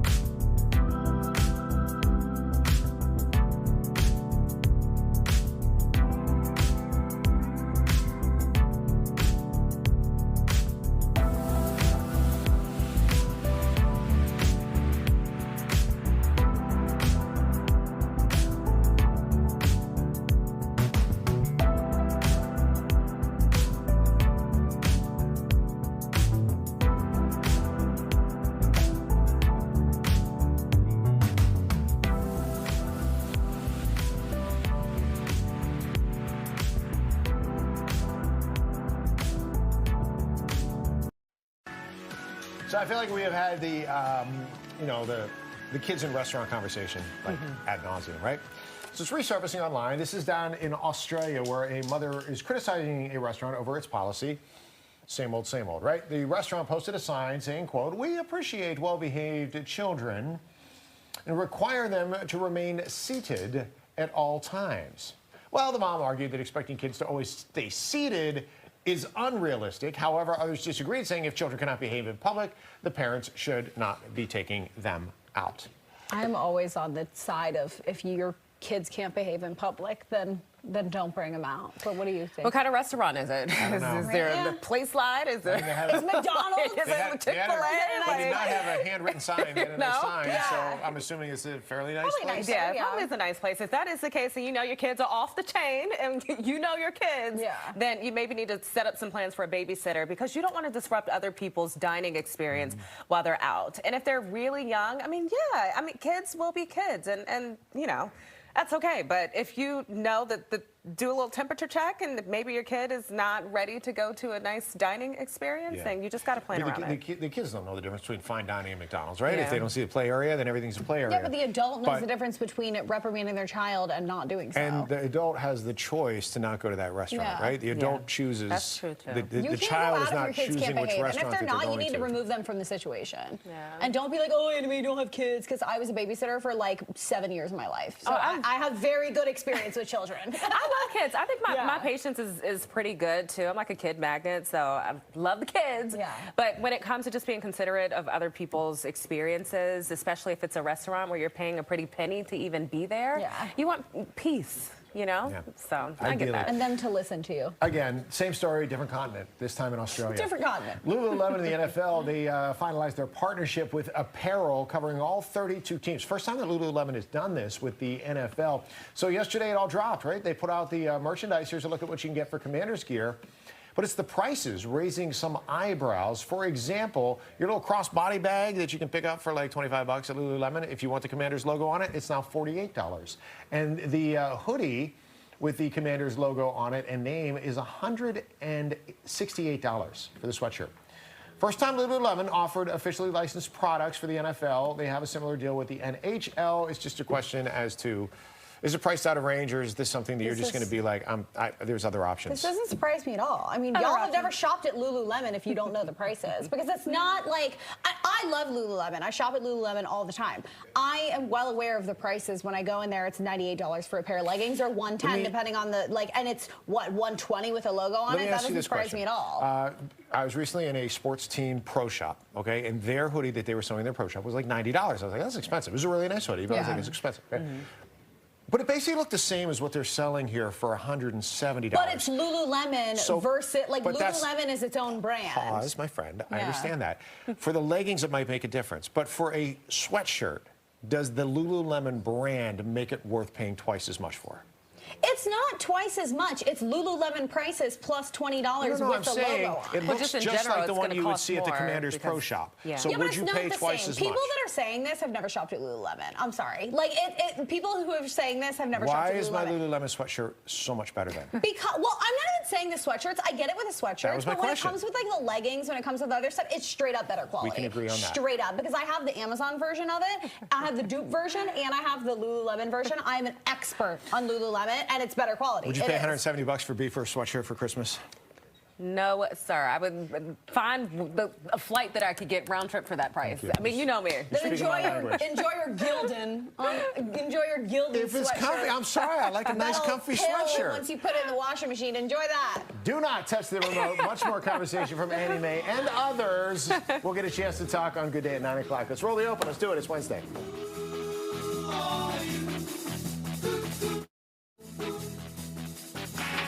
Breaking at 9/8, historic hurricane. Monster Melissa destroys parts of Jamaica. A catastrophic Category 5 hurricane when it hit the island, and it's still not over yet. We have live team coverage. Also developing, TikTok. The shutdown standoff could mean millions of Americans could lose their food benefits. We're live with how local leaders are trying to help. Then, concerned communities. People in Prince George's County worried the closing of several grocery stores will leave them in a food desert. We're live with what you need to know. Plus, healthy Halloween. We're live in the Good Day Cafe with local chefs who will show us tasty treats that won't give your kids sugar overload. Let's do this. Roll that open. Good DDC is here for you, and it starts right now. I'll be your shotgun rider till the day I die.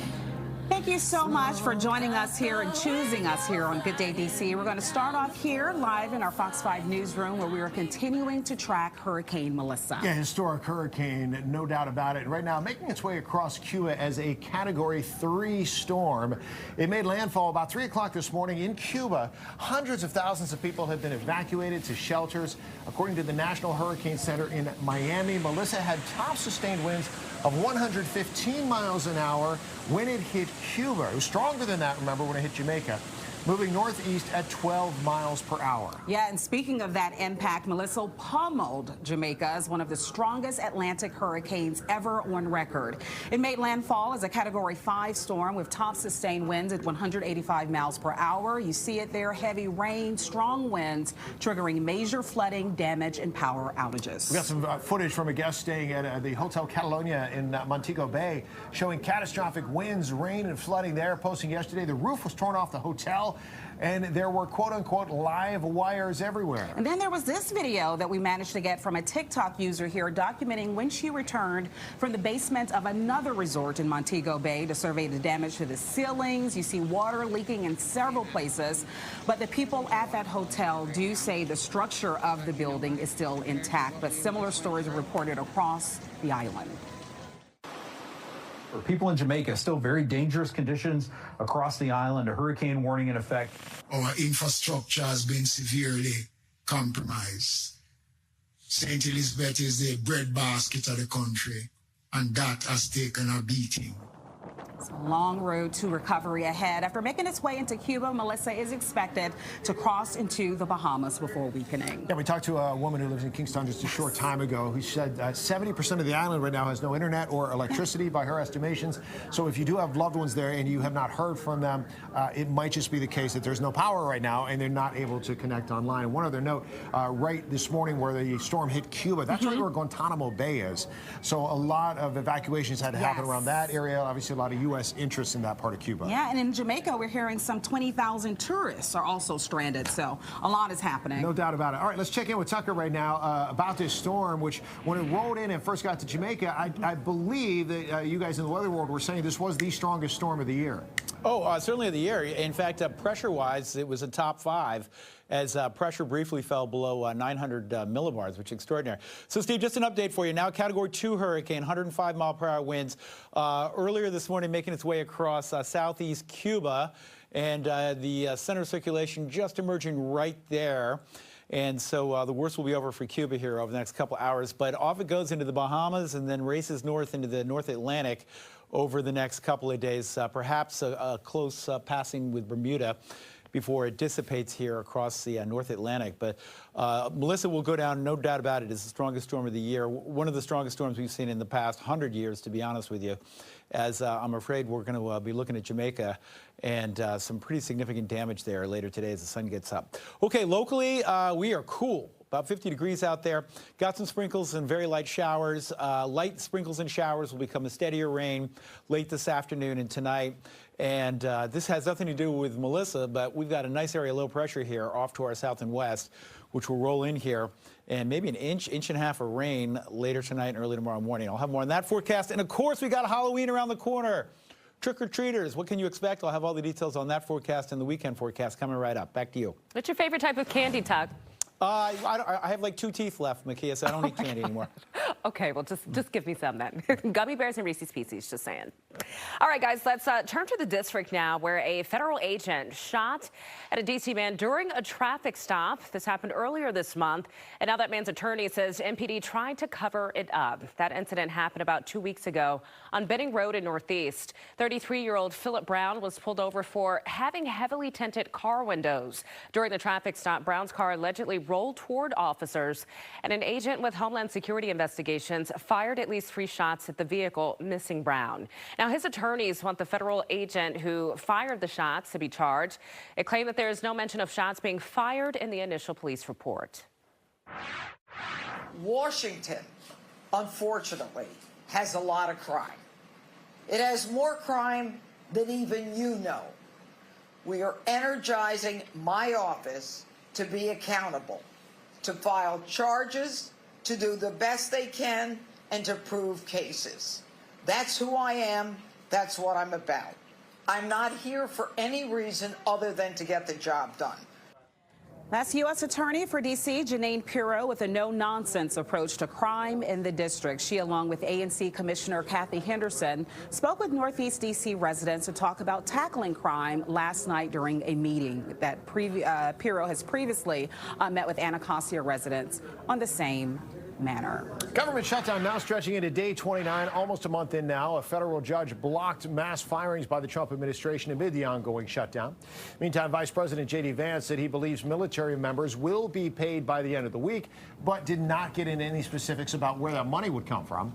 All of this happening as a Republican funding bill failed in the Senate for a 13th time yesterday. And this morning, millions of families are bracing for the end of SNAP food benefits this Friday. While across the DMV, the uncertainty is fueling anxiety, frustration, and, of course, calls for action. Let's get to Maureen Ume. She's live in Gaithersburg with the latest for us this morning. Mo?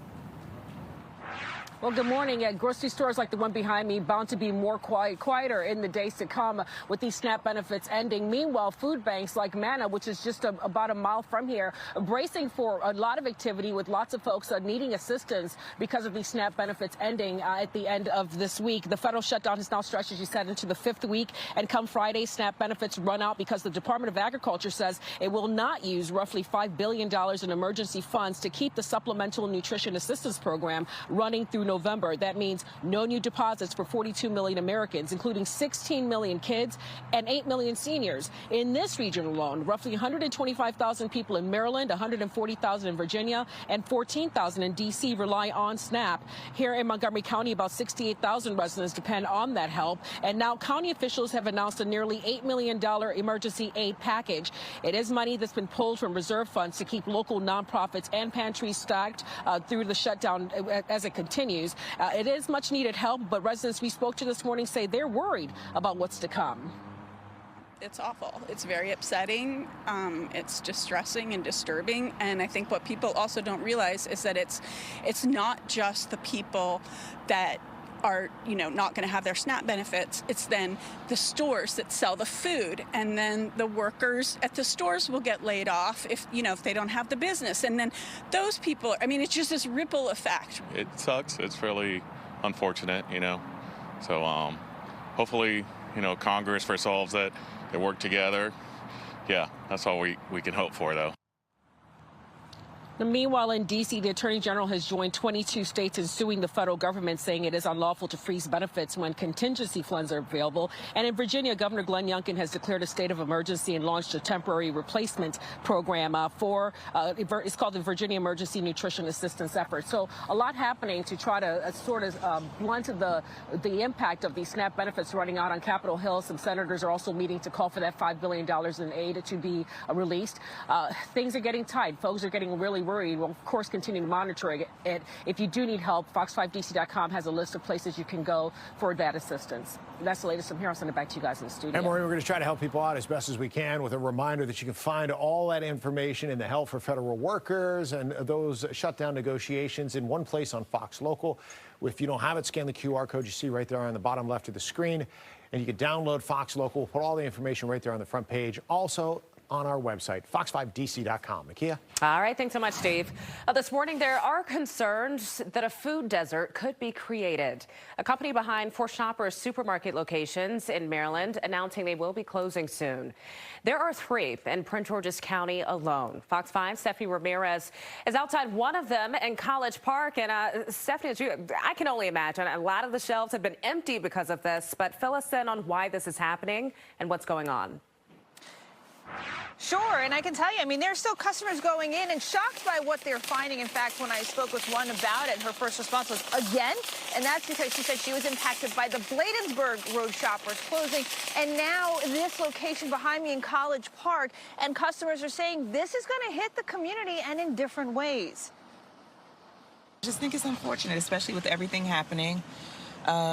Shoppers is one of the few chains where groceries tend to be on the affordable side. And as we all know, groceries are only getting more costly. And, with the SNAP cuts coming, I think we expect the cost to go up everywhere astronomically. So that's really sad.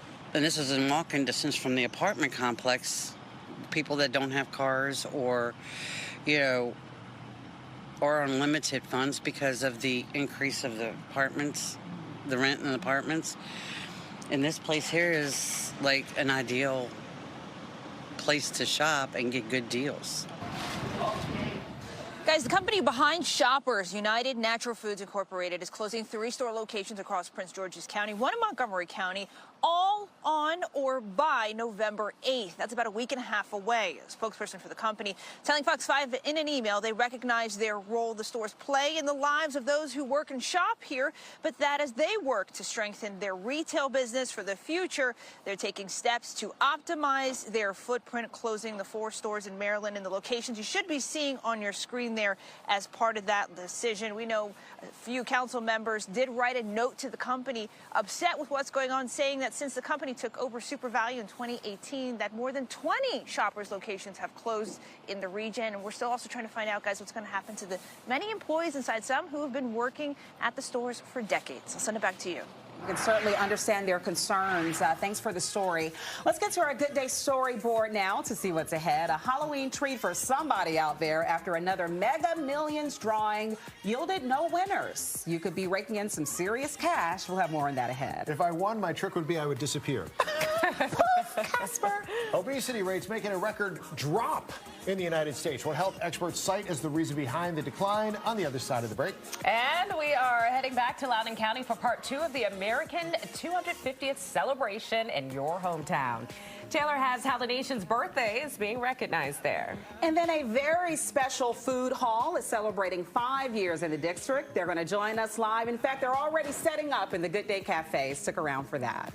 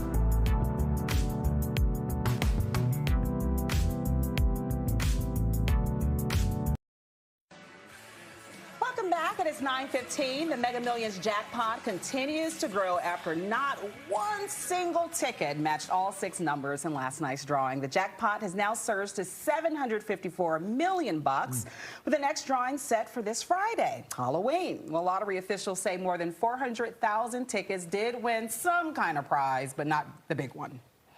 Not the mega one. Quite the Halloween gift if it comes through for somebody. Yeah. All treat, no tricks. All right, let's get to a health alert this morning. A new survey is actually shedding some light on why obesity rates are declining across the U.S. A Gallup report says that obesity rates had an all-time high of 39.9% back in 2022. That rate has dropped to 37% this year. It also suggests the rise of GLP-1 injectables for weight loss that may be the reason behind it. Now, the drugs have more than doubled since February of last year. The biggest decline in obesity was among those 40 to 64 years old. That makes sense. Yeah, right? it does. A lot of people have been using the medication trying to lose some of the weight. Now, I did hear that in the future that they might change the parameters as to what is by definition obese, that would also bring those rates down. Doesn't mean that we're getting healthier as a society, but it just means less people would be categorized that as way. obese. Yeah, and I think too, so many people are more conscious about carbs, and we talk about mocktails. So, right? So many things have changed in how we consume what we eat too. So you get that. And hopefully the good weather, too, always attributes to people wanting to get out and get some walking in, some running. So, yeah, hopefully that continues. All right. Hope for the best. Keep doing what you're doing, folks, and, we'll get there, right, collectively. Yeah. Annie Mae, what you got? So much for you, Steve. Right now, we're going to grab one of these bad boys. If you've been feeling low on energy or just want to give your body a little bit of a boost, there is a wellness lounge taking a nurse-led approach to health and self-care. The Vitamin Suite combines IV vitamin therapy and personalized wellness to help clients restore balance from the inside out. So joining us are both the founder and the entire team to share how IV vitamin therapy works and why more people are turning to this proactive form of wellness. So that was a mouthful. Give us the overview of what you guys do at your place. So, hi, my name's Laquel. I'm the founder and owner of the Vitamin Suite. We're located in Bowie, Maryland. And so what we do is IV vitamin infusions. We also have IM injections for your quick shots to get your vitamins quickly, intramuscular. We also do red light therapy and as well as holistic weight loss programs. Okay, so what types of vitamins, I think there were 5 that we were going to talk about. Yes. That would maybe help you on a daily basis, something you think that people need a little bit more of that you can basically do the IV therapy with. Yeah. So 5 essential vitamins, especially because we're in flu season. We have the glutathione, which is a liver detox, and it gives you that natural glow. The glow. Yes, we love the glow for autumn. We have biotin, which is for your hair, skin, and nails, which is very important for us girlies. We also have the ascorbic acid, which is also another name for vitamin C, which we need for immunity, to boost our immunity. Okay. And then we have the Vita Complex, which contains all the B vitamins, which will support your overall health and wellness and energy levels as well. Okay, and so then, one more? Go for it. Vitamin D. Vitamin D. 80% of the population is vitamin D deficient and don't even know it. And so this supports your immunity, bone health, and overall your mood as well. So these are a lot of things, of course, that people need to have in their body, but you guys go and basically do that. So can you show us on our little dummy what essentially the process is behind it? So let's talk our way through it. So I already placed an IV here. Generally, when someone comes into the Vitamin Suite, everyone has a comprehensive assessment with our nurse practitioner, just so we can go through. I like to say, we get all in your business. As nurses, I need to know what's going on health-wise before we can give you any type of infusion. And so we do that assessment, and if you're eligible with your Vita signs and everything, no contraindications as relates to current medications, then you're good to go. So we'll go ahead, we'll place the IV, and then you can select. We give you a menu. You select your choice of drips depending on what's going on with you. Okay. And so a lot of the ladies or young population come in for the hangover drip. Right. Or right.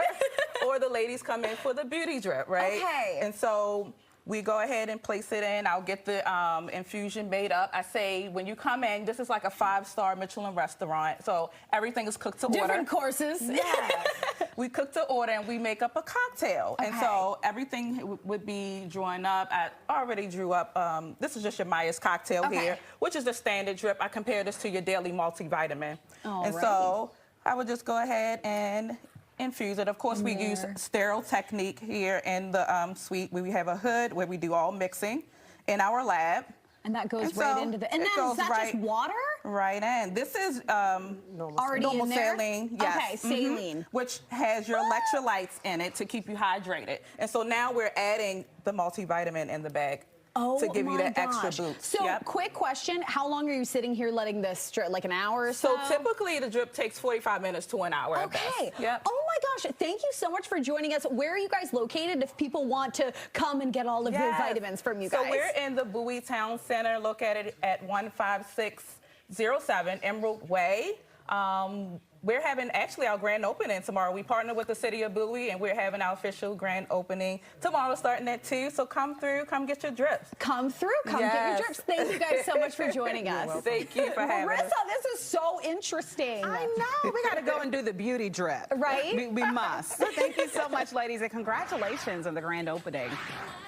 Speaking of celebrations, we are celebrating the birth of our great nation in Loudoun County. We're going to go on a Fox 5 field trip to Middleburg for some part 2. They're celebrating America 250. Nakia. And when you think of trick-or-treating, you typically don't think of healthy. Well, coming up, the founder of Healthy Fresh Meals is joining us with how to keep Halloween fun and fit.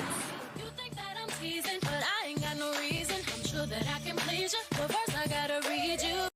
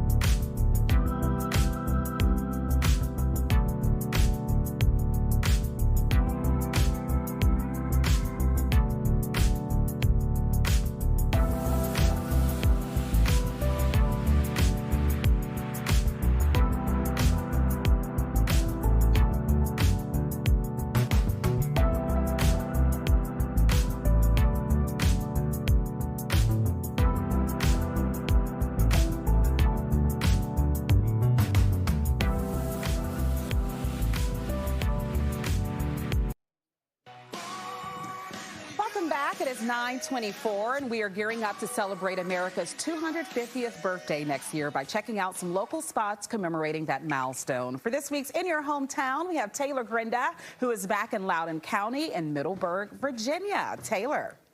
All year long, we're continuing to highlight every single Wednesday a unique place in a unique town across the DMV that is helping to celebrate America's big 250th bash happening next year. So this morning we are in Middleburg, Virginia, and we have a lot to get to. So right now we are at Journeyman currently, which is an equestrian store that kind of repairs a lot of equestrian equipment. For that, we're going to bring in Pumpkin this morning, who kind of got this all started nearly 50 years ago, if you can't believe that. So good morning to you, Pumpkin. Tell us a little about how you got Journeyman started. Actually, the repair shop was part of the Tack Box, which is our store in town that sells new equestrian goods. My uncle started that. My cousin still runs it. And then I took over the repair part 48 years ago. Tack box is right across the street, so we're all together. All together, and we'll give you a good glimpse of the tack box too, which is literally right out this window and across the street. So tell us a little about what you do here. We primarily work on saddles, bridles, a lot of boots for riders, anything related to the horse, all the equipment, because they do use a lot of equipment. Because Middleburg's such a big capital for horses. It is the industry here. Yeah. Back in the 20s, the people came from Long Island because they were losing their land, so fox hunting became a big thing here. If you use it, you break it, so we have a steady flow of customers. We're very lucky. Yeah. We live in the Middleburg bubble. But not only that, you have Middleburg, you have your clients here, but you also do stuff outside of here. You have a lot of clients elsewhere. We're very fortunate that this is a dying art, and tech stores across the country don't have a repair shop. So we do get a lot of stuff shipped in for all disciplines: hunting, dressage, eventing, showing. Wow, a truly unique store that is in high demand. Let's talk about, let's get more focused on you. You're also a president of an association, right, here in Middleburg? Yes, the Middleburg Business and Professional Association. We have over 100 members, and every month a different business in town hosts. So if you're really good about marking your calendar, you will get around town, meet everybody. We have a very relaxed gathering every month, but it's a meet and greet, catch up on your neighbors, find out what's happening. So, and we do a lot of good. We work with the local police department and for events and with the town council. And events, and you mentioned events, I heard a little someone, the mayor more or less, tell me that there's a lot of events looking ahead to the new year to help celebrate America's big 250th celebration. Do you have anything going on that you have planned in the books, anything like that? We have a committee formed in town that is already laying some groundwork. There is nothing definite yet, but there will be a recognition every month. For us, the Business Association, we're going to highlight Black History Month in town, which will be interesting for everybody, I think. Yeah, great to hear. And in terms of Journeyman, where can folks find you? We're at 2 West Federal Street in downtown Middleburg. Awesome. We're only 700 people, so we're easy to find. Thank you so much, Pumpkin. We're going to send it back to you in the studio for now. Ooh, sounds like a hidden gem for sure. That was our Taylor Grinder reporting live from Loudoun County. She's been live all morning long and left behind that story. Now, we want to turn things over now to Makia for what's happening on Good Day in the next 30 minutes. All right, here's what's coming up, Marissa, in the next 30 minutes. Halloween is quickly approaching, and for some parents, that means their little ones are really excited about sugar. But what if you could keep it fun, but also make it healthy? Yes, the two can go hand in hand. And then at 9:32, we're going to have the founder of Healthy Fresh Meals joining us to share some healthy Halloween treats. At 9:45, we're whipping up some more tasty treats with Chef Sandy Patterson and Chef Tawanda Boyd. At 9:52, wedding season is still underway for many couples across the region. Find out how millennials and Gen Zers are breaking tradition. So stick around for all of that and much more when Good Day DC returns. But first, let's check in with Tucker. Yes, and we got a cloudy morning, even some light sprinkles and showers across the area. Guess what? We got a steady rain on the way. One of our most significant rains we've seen in quite some time. Let you know how long the rain lasts and what to expect for our all-important Halloween Day forecast coming up right after the break.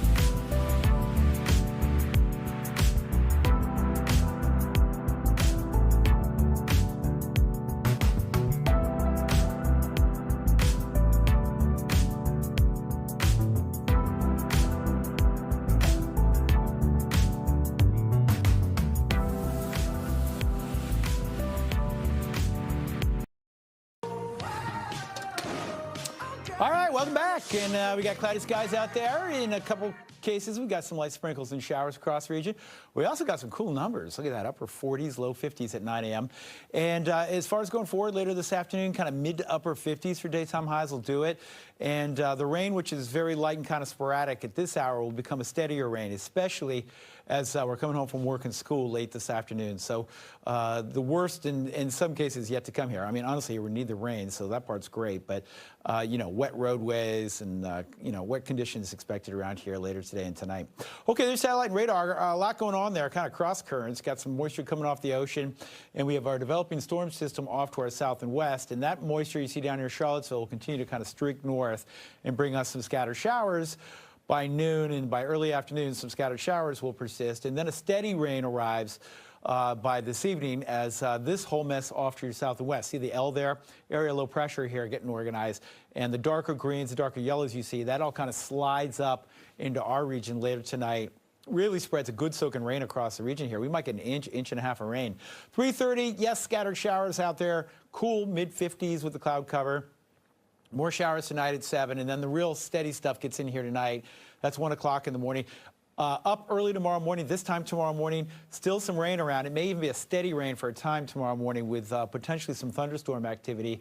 And then we'll clear it out and be in for a mild Thursday afternoon before cooler conditions arrive just in time for for Halloween. Sorry, I jumped a month there. And we are talking about a Halloween forecast. Yes, nothing too spooky there, 61 degrees. With some breezes out of the north and west, but should be dry conditions. Great weekend. Don't forget the clocks. They go back early Sunday morning. Yes, see, it says right there. Clock's back, clock's back. Okay, Jacqueline, back to you.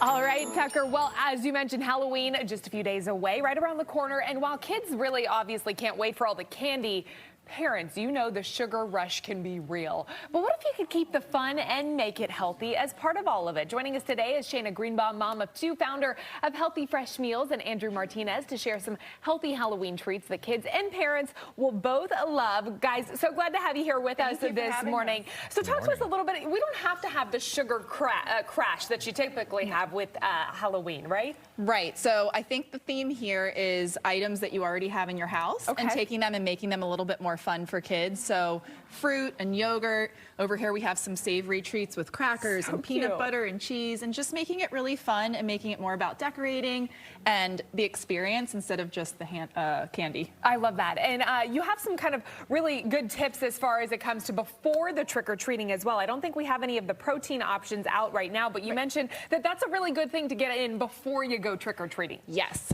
Peanut butter is a great snack that kids love. It's high in protein. And so I try to fill them up when they get home from school, get them ready in the costume, give them like a quick dinner before so that they're not looking forward to all the healthy sugary snacks after. And then some of these items you can make ahead of time and then give them a little treat before they go out so they feel like they've still gotten something and they're not looking forward to, you know, all the chocolate they're going to get in the that gummy comes bears. with it, and the nerd candies, all that kind of stuff. I mean, even as an adult, I saw these and I was like, oh my gosh, these are so cute to have a little tray like this put out. Let's talk a little bit about the banana ghosties. Is that what we have over here? They're so cute. Talk to me about how you make these. Yeah, so my kids love bananas and they love yogurt. So this is a really fun way. You probably have the stuff at home. I just bought the skewers online from Amazon.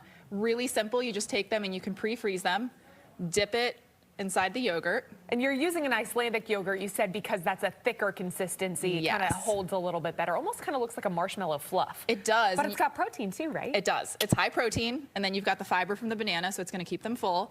And they think they're eating ice cream, so these go in the freezer. You can do them the night before, and then it's fun for them to decorate. Like, literally the only thing I bought were the little Halloween sprinkles.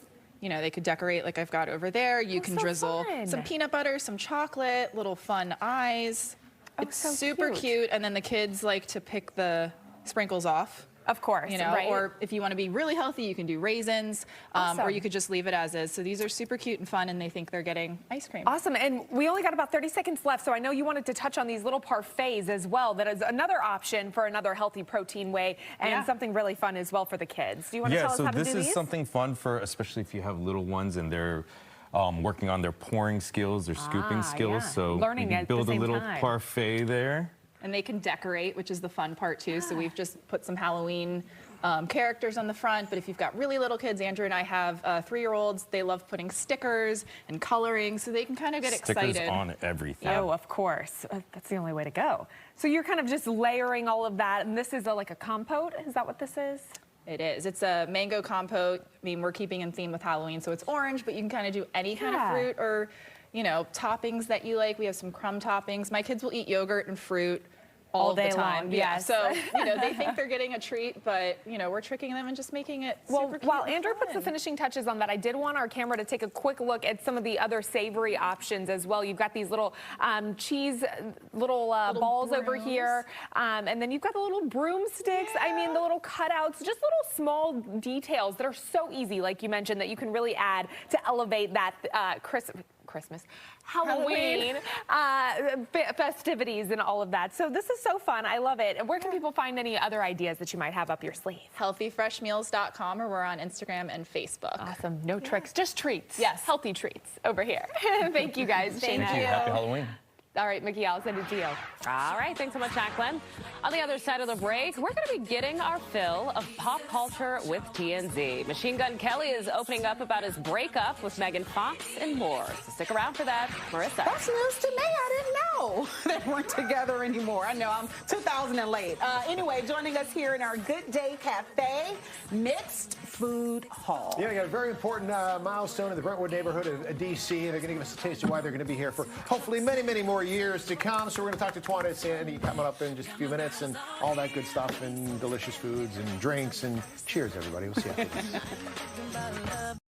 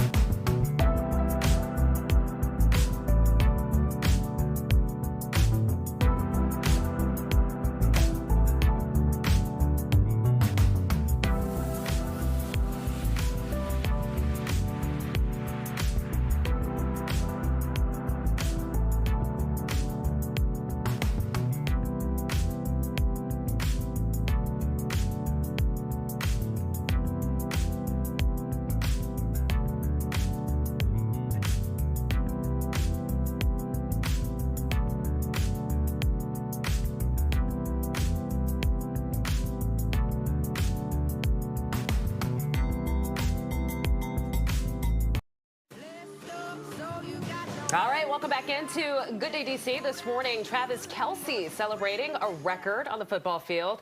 He's also being celebrated this morning by the one who did it first. Yeah, let's check in with TMZ's Charles Ladaboudier joining us with what Priest Holmes had to say about it all. Okay, what is this one on? Right. Hey, Charles. Good morning, Mickey and Jacqueline. You guys remember? Put my pinky up. Yeah, exactly. I like that. It rolls off the tongue.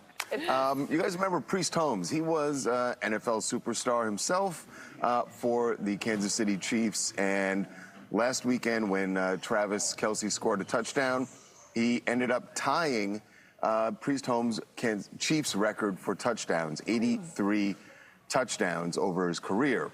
And he said, you know, we talked to him about it. He goes, he actually congratulated Travis. There was no jealousy. It wasn't like, I can't believe this guy broke my record. He said actually he's looking forward to the next game or two where he fully expects that Travis will break his record. And he had a little shout out, which I think had to sting a little bit. He said he actually talked about the fact that Travis's fiance, Taylor Swift, has made his kids bigger fans of the NFL now, which I was like, wait a second. I'm their dad, and I was a star in the NFL. I mean, maybe they were just too young back then. Maybe they were too young.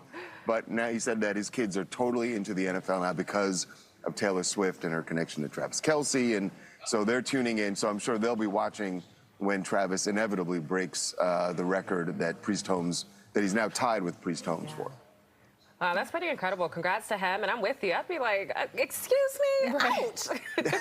Well, right, it's not as cool when your dad or your mom does it. That's always the thing, right? Like, how many times you know somebody and they're like, oh, yeah, the kids don't care that I am that person. They think it's only cool when somebody else does it. Right. Exactly, because you're mom and dad. Exactly. Well, they'll grow up to realize both are just as cool. Exactly. All right, guys. Well, okay, so let's talk about Machine Gun Kelly. Apparently, he's talking about the breakup with Megan Fox. I remember this one. It seemed like they were on cloud 9 for some time, and then it just all went downhill when some things happened. Yeah, you remember, it seemed like they were so public about their relationship, and then they weren't, and then they broke up, and then they ended up getting pregnant. And look, they're not together now. They are very happily co-parenting. Okay. But MGK was on the Dumb Blonde podcast when he said that he admitted that that's what went wrong, that they were so public about their love, and he was trying to be an inspiration to other people because when he was growing up, he didn't have that. And he said what ended up happening is that they just had a bunch of haters come out, that being that public made people sort of turn on them. And he says that's what really hurt their relationship. So he still speaks very glowingly about her, says that they are twin flames, but they are not together. And he has learned a lesson that he is no longer going to be that open about any relationships. Yeah, hey, Charles, by the way, I'm looking behind you and I see some candy corn over there. What I think Makia has a bone to pick about candy corn over here. I love candy corn. So if that's yours, I appreciate it. Well, listen, Jacqueline, I had the candy corn on my desk yesterday, and everyone who walked by, it caused controversy. Yeah. Either they're like, oh, let me get some of them, or another people like, you're disgusting. Why does everybody got to hate on candy corn? What did it ever do to you? What did it ever do to you? It's awful. Well, then just don't eat it. You don't got to hate on it. I don't understand. Okay, Charles is about, other than Taylor, now you have someone else who loves candy corn. Everyone else around here, we don't like it. Charles, I'll share a bag of candy corn with you. Marissa said she liked it. I'm proud. I don't care. I'm going to eat it. Perfect. You know what? Send some my way if you can. I need to go find some at the grocery store. You to enjoy. Yep. Happy Halloween if we don't see you, by the way. Now, if he has some Reese's Pieces on his desk, hey. Oh, I mean, I'm not going to just, I'll eat those all day, too. Yeah. Hand them over here. I'll eat all the candy. Yes.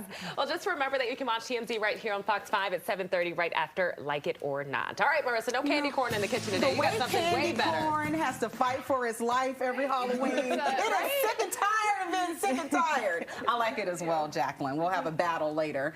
Also like this, our guest here for a fantastic food haul that has been 5 years in the making. This is pretty incredible. We're talking mixed food hall right now. This is Sandy Patterson. This is Tawanda. And first of all, disagreeing on candy corn as well, just like we are. We'll save that one for another day because we want to celebrate you guys right on Rhode Island Avenue in the Brentwood neighborhood of D.C. For folks who know it, it's amazing. For folks who don't, it's a hidden treasure we hope you check out. But Sandy, I want to ask you first, the business model is incredible. You're not charging an arm and leg for people to come set up shop there. You really just want to be an incubator when it comes to people's businesses, right? Yeah, it's hard to get a small food business started. So our model is different. We give less expensive for them to get started. It's a percentage of sales, not a flat rate. We want them to grow their business, and then we want them to launch out. So we don't want them to stay permanently with us. We want them to do well enough to get their own brick and mortar. Sounds like we have a success story in the building with us, don't we? Tawanda! Talk about your experience and how it's been so far. I started doing pop-ups with Mix. Like she said, the vendor fees was $0 at the time, so she was able to help me expand my business that way. And I also do wholesale for them. I make the desserts and the treats. So you've had an opportunity to kind of grow with the food hall itself. Yes. Yeah, we started hiring her to do the pastries for our coffee bar. So she does all those doughs for us, and we bake them every day in the hall. Just fantastic. Both of them trained chefs, so they know what they're doing. Clearly, by what you're seeing there, Tawanda, you know what you're doing. You're going to mix something up in a second, but first, give us a quick overhaul as to what we have here. What'd you bring today? We have apple crisp Danish. We have a chocolate peanut butter cup croissant. We have a collared sweet potato and goat cheese Danish, turkey and cheese croissant, chocolate croissant, butter croissant, mumbo chicken hand pie. Ooh. Now, you can't just go over that fast. Tell us more about that one. Okay, so the mumbo chicken hand pie has roasted chicken, peppers, Gouda cheese, and my house-made mumbo sauce. And we also have here a pear cranberry pie. That's my husband's favorite pie.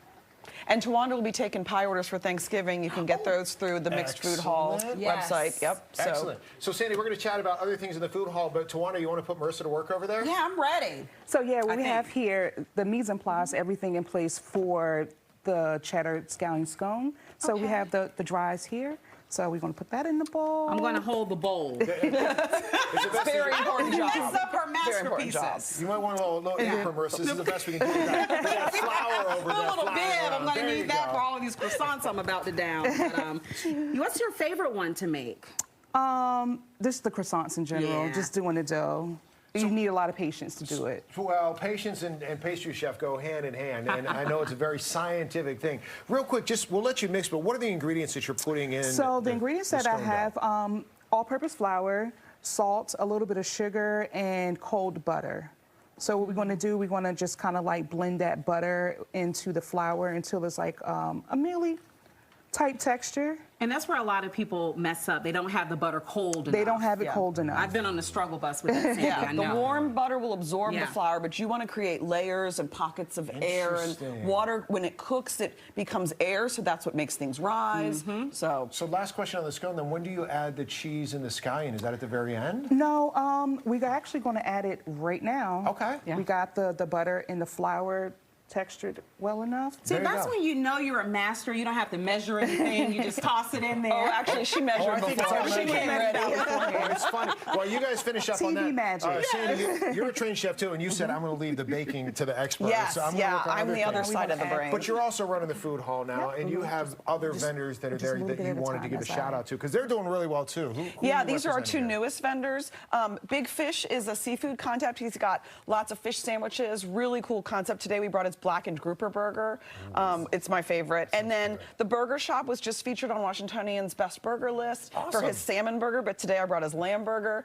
And then we have, what's cool about a food hall these days is they always have a bar in the middle, and we are a coffee bar in the morning and an alcohol bar somewhat later in the day. You know, I like a bar that can adapt to the time of day or the event that's going on. And we make everything from scratch. Today I brought a ginger turmeric lemonade, which we juice the ginger and the turmeric for that.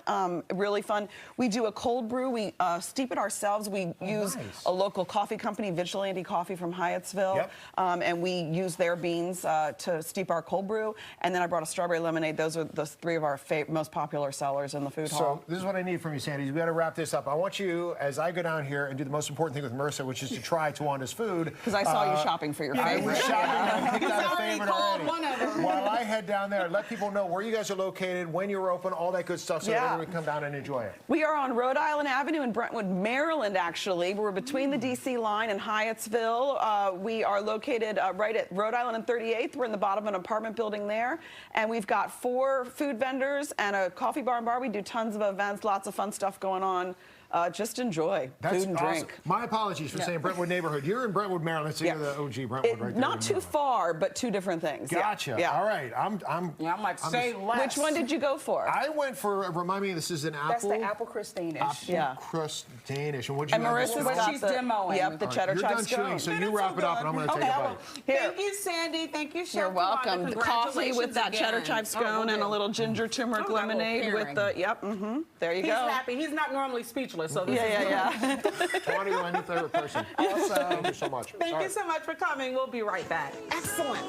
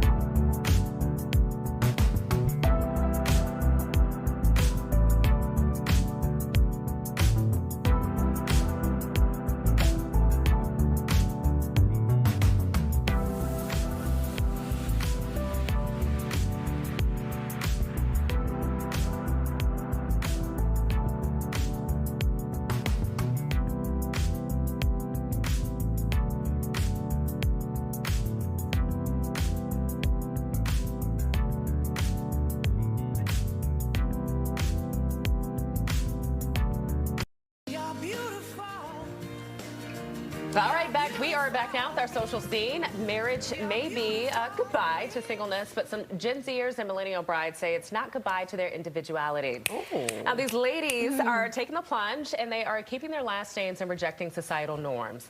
They'd rather stick with what's on their birth certificates than conform. Now, that isn't the only way that these non-conforming brides are pushing back.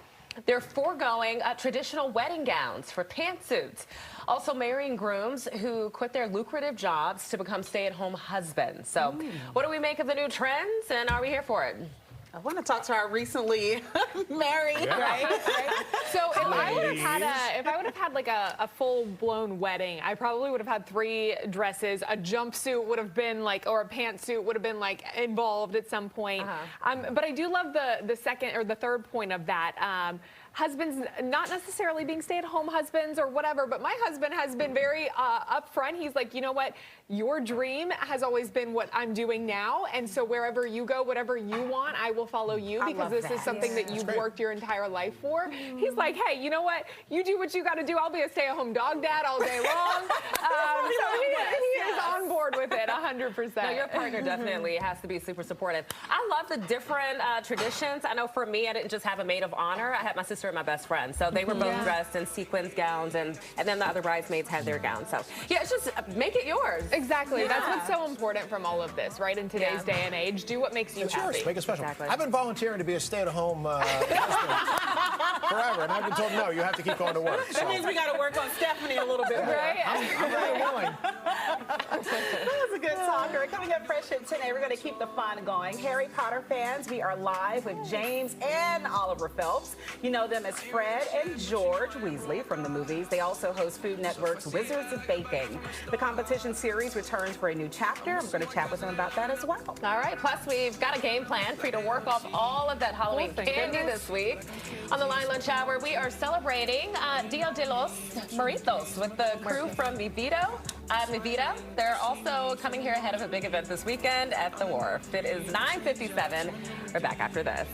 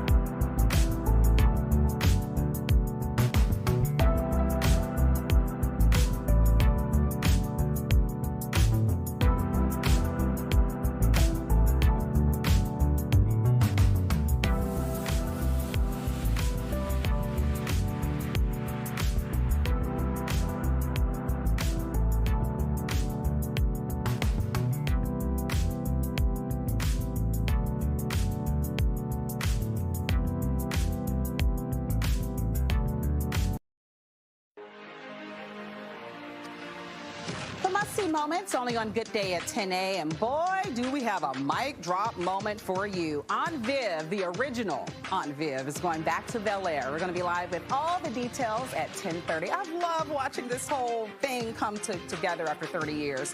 Also ahead is called the world's toughest test. I'm talking about Fox's Special Forces. We're going to be live with superstar couple Eric Decker and Jesse James Decker, who are trying to win it all. They're strong, too.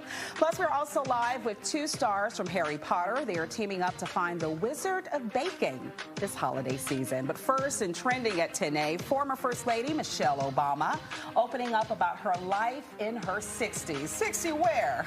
She has some words of wisdom for all of us to live by. So let's do this, DMV. Roll that open. Good Day at 10A starts now. She hasn't aged a day. It's 10:01. Good day, D.C., Maryland, Northern Virginia. It's Wednesday, October 29th. Thank you so much for joining us. Isn't that the rule? If nobody else is aging, that means we're not aging, right? Perfect. Let's go with that. Come on. Let's keep it there. Let's get right into it. She's trending here at 10A. Former First Lady Michelle Obama is gearing up for the release of her brand new book, The Look, which is all about her First Lady fashion. In a recent interview with People magazine, she revealed that she feels more vibrant in her 60s than at any other time. Mrs. Obama went on to say in this season of her life, she cares less about what other people think. Instead, she's focused on health, family, and enjoying her life. Let's get two snaps on that. Yeah. You just reach an age where, you know what, it's about me.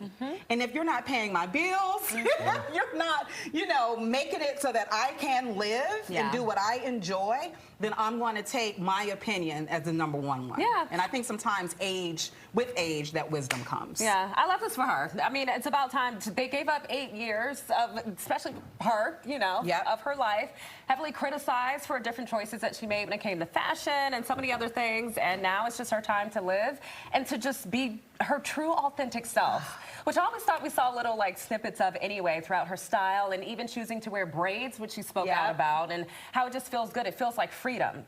Especially, literally, what she said about braids. But yeah, I love this for her. I'm happy for her. Yeah, it's interesting. I had the opportunity years ago when she was at the White House to get on and talk to her, and one of the things that she said she missed so much was not being able to just go do shopping on her own. Once you're in that high level and at the White House, you can't just get in the car and go to the store and go pick out a few things that you wanted. And she said she missed that. So I'm sure that story will come out at 6 to 9 when she gives the whole conversation to folks here at DC when she does her book tour. But it is interesting. People of any level of fame and accomplishment, when they get to a certain point, their life changes in ways that they never expected because you don't have those freedoms anymore to just be like, I want to let me go out to Tyson's and go pick up a few things that I wanted to grab. You can't do it anymore. Yeah, when I think about Mrs. Obama, I think too about the song Frank Sinatra's I Did It My Way. I did it my way. When it comes to the sleeveless dresses and everything else that she brought to First Lady fashion. And also, if you all remember, when she first started, she used to wear kitten heels all the time because she's so tall. Yeah. But now you see her in high heels. And as a tall woman, that's something that I picked up on, to be confident in your size and in your shape, because she was criticized for that as well. Well, and I think that's what I appreciate a lot about her, is that so many people have, over the years, tried to offer their own opinions and their own 2 cents on what she does, what she wears, how she acts, and she's always just remained authentic in whatever it is that she's done. And sometimes that also means not saying anything, and sometimes saying nothing is better than saying something at all, because, it's okay. Let people say what they want. Let them judge however they want, and in your heart how you really are. And I think she teaches a master class in that. Yeah, no one needs permission to be themselves, and she's proving that each and every day. All right, from the First Lady to the First Lady of the Navy, Rihanna.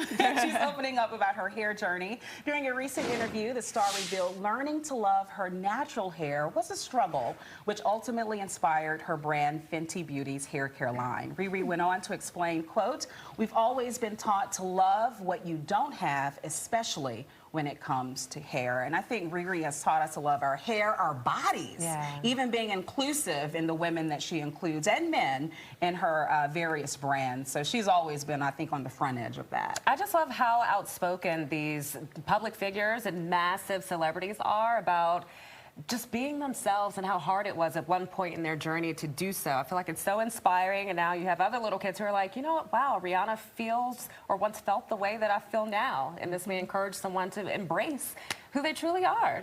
And to double down on that. Yeah, double down on that. I appreciate when celebrities are forthcoming with that, because let's be honest, J-Lo, we know it's not olive oil. Yeah.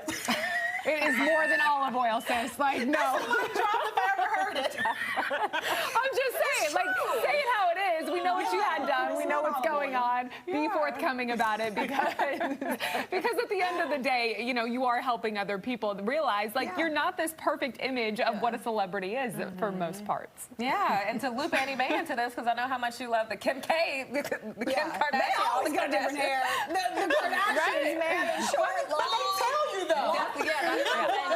The funny thing is, like, at the beginning, a lot of them, like, were kind of hiding of a lot of the things that they were doing. Not even necessarily when it comes to hair, right? Just about all the things that they've all done, right? Yeah. And I think that people just appreciate somebody who, like, isn't pretending or isn't straight up lying. Because, like, let's be honest, like, some of them were straight up lying. Like, Kylie Jenner literally was out there, like, I didn't get my lips done. Everybody's like, yes, you did. You did. That's what I'm saying. She literally, she came back out and said, hey, this is what I was doing. And then she started taking some of it out. Yeah, I think it comes from, like, a comfort level, too. I think once you get a little bit more comfortable in your skin, because, like, let's be honest, like, being that big of a star is crazy. Oh, yeah, it's hard. And so, like, for you to be comfortable in your skin now, even maybe though that it is, what, 10 years later, 7 years later for her, for you to come out and be a little bit more honest about it, I think is all that people want to see, that you're in touch with reality. Yeah, that authenticity. Yeah.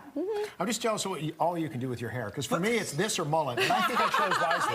Wait, I like the mullet idea. I'm here for a mullet. That's happened. Don't have it so easy. Okay, let's do the mullet then. If it happens again, it's just going to be for Halloween. But not this year.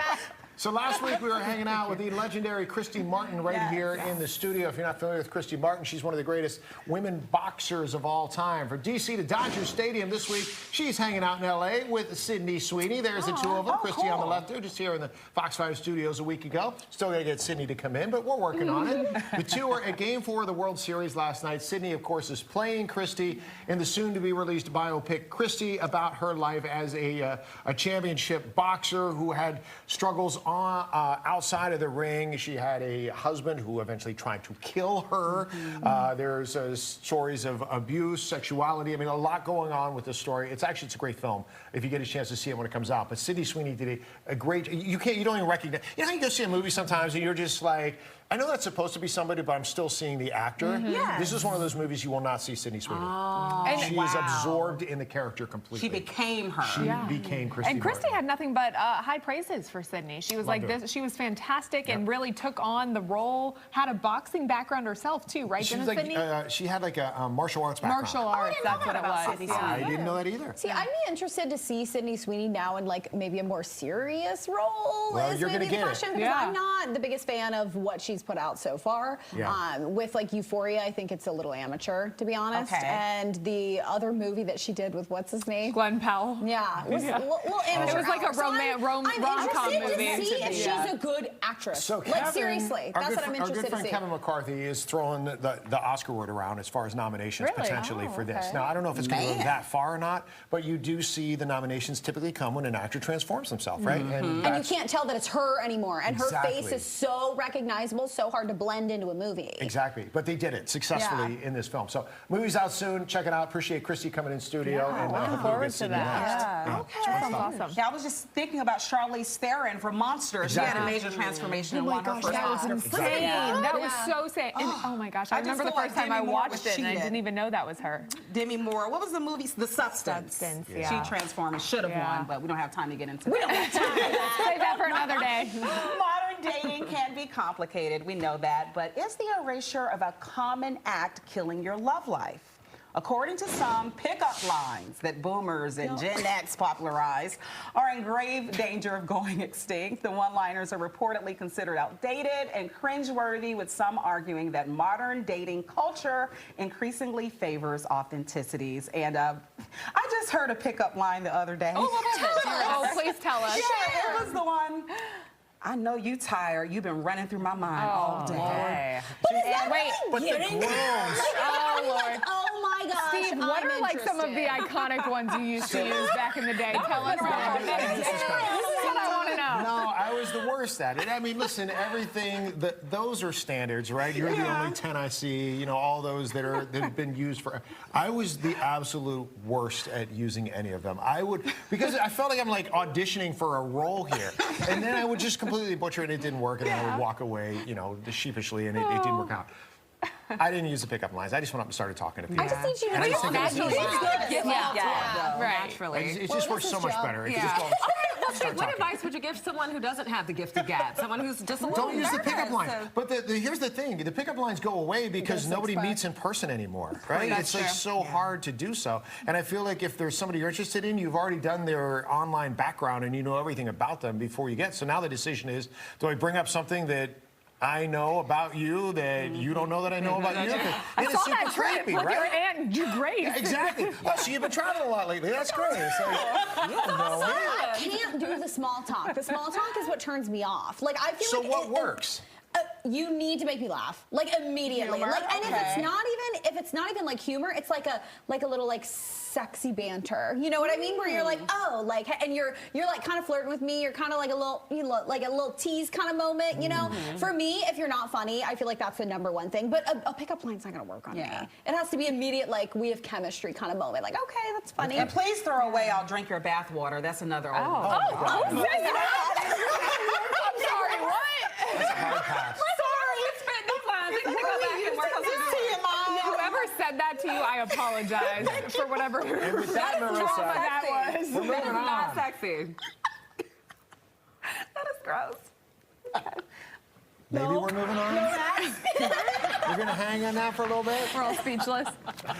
Blast of adrenaline headed your way. A new episode of Special Forces World's Toughest Test drops tomorrow right here on Fox 5. We're going to talk with the show's power couple coming up after the break. NFL star Eric Decker, country singer Jesse James Decker are going to join us live. All right, plus fall is in full swing, and that means it is cuffing season. But is your latest romance a real deal or just seasonal snugging? So ahead on the Lion Lunch Hour, the signs of your relationship will last into the spring. I can tell you, throw out those pickup lines like "I'll drink your bath water." That's terrible. Don't use Throw that one out. Throw that one out. I'm big scared.